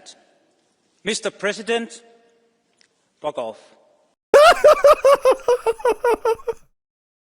Fuck off. That's great. That's so good. Det var næsten sådan ordene lød, da jeg for et år siden stod på... Okay, now he's talking in Danish and I can't understand him. Okay. You know, there's been more fuckery that's been going on from the United States, the pedophile podcaster administration of the empire, the dying empire, has been meddling in French affairs and European affairs a little bit more than what is being reported on in the news. This is a really interesting clip here. This person, Alex Taylor, has translated this. So let's have a little look at this. This is about Marine Le Pen's current legal proceedings where, because she is guilty of some crime, she is going to be prevented from running for president for 5 years. But there is currently an appeal that is happening. And let's take a little look at what this person has got to say about that. I would like to tell you what happened in my office at the request of the US Embassy in Paris. I met 2 people sent by the Trump administration, supposedly to discuss human rights, as I often do with diplomats from France's allies. But very quickly, the conversation turned to Marine Le Pen's trial. The idea being to find, with me or others, elements indicating that this was a purely political trial to stop her running for president. The aim was to find proof of interference avisé d'ingérence. Et j'étais I was so taken aback by what was said, échange et de la tonalité de by the tone, even if it was very courteous, que j'ai fait quelque chose que je ne fais jamais. that I did something I never do. Quand j'ai des échanges When I avec meet des foreign diplomates diplomats, j'ai fait une alerte I notified the French Foreign Office of what was said in this conversation. I felt it was my duty to do so. alerte-là. Et je I know it was taken seriously. le ministère des Affaires étrangères. C'était quand? Ça, c'était This was at the end of May, fin mai, donc c'était so that was last year. 2025. 2 mois plus tard, 2 months later, a Brazilian judge, Alexandre de Moraes, du Brésil qui a été sous sanction was sanctioned après avoir jugé un proche after sentencing someone close to Trump. Yeah, Bolsonaro, right? de Donald Trump. Et à la fin de l'été, c'était This summer it was Nicolas Jan Goyot of the International Criminal Court. Sanctions mean your name is put on a list of the world's worst terrorists, pires terroristes de la planète, the world's worst drug et dealers, que vous ne pouvez plus vivre normalement. meaning you can't live normally because you're banned from a lot of everyday services. It's extremely worrying. The reason I say this, there are no current threats to French judges, Non, mais c'est ce dont vous parlez. but you're saying there are new forms of intimidation. I am, yes. Il y a un projet politique There's a political project behind all of this. We must be vigilant about what is happening in France, but also all around the world. qui se passe aussi à l'échelle du monde et que cette offensive And that this attack goes far beyond France. elle dépasse le périmètre français et c'est pour ça que cette vigilance Being aware of this should make us very determined détermination dans la manière how to respond to these threats. Je There you go. Interesting that, innit, chat? That's mad. Isn't that mad?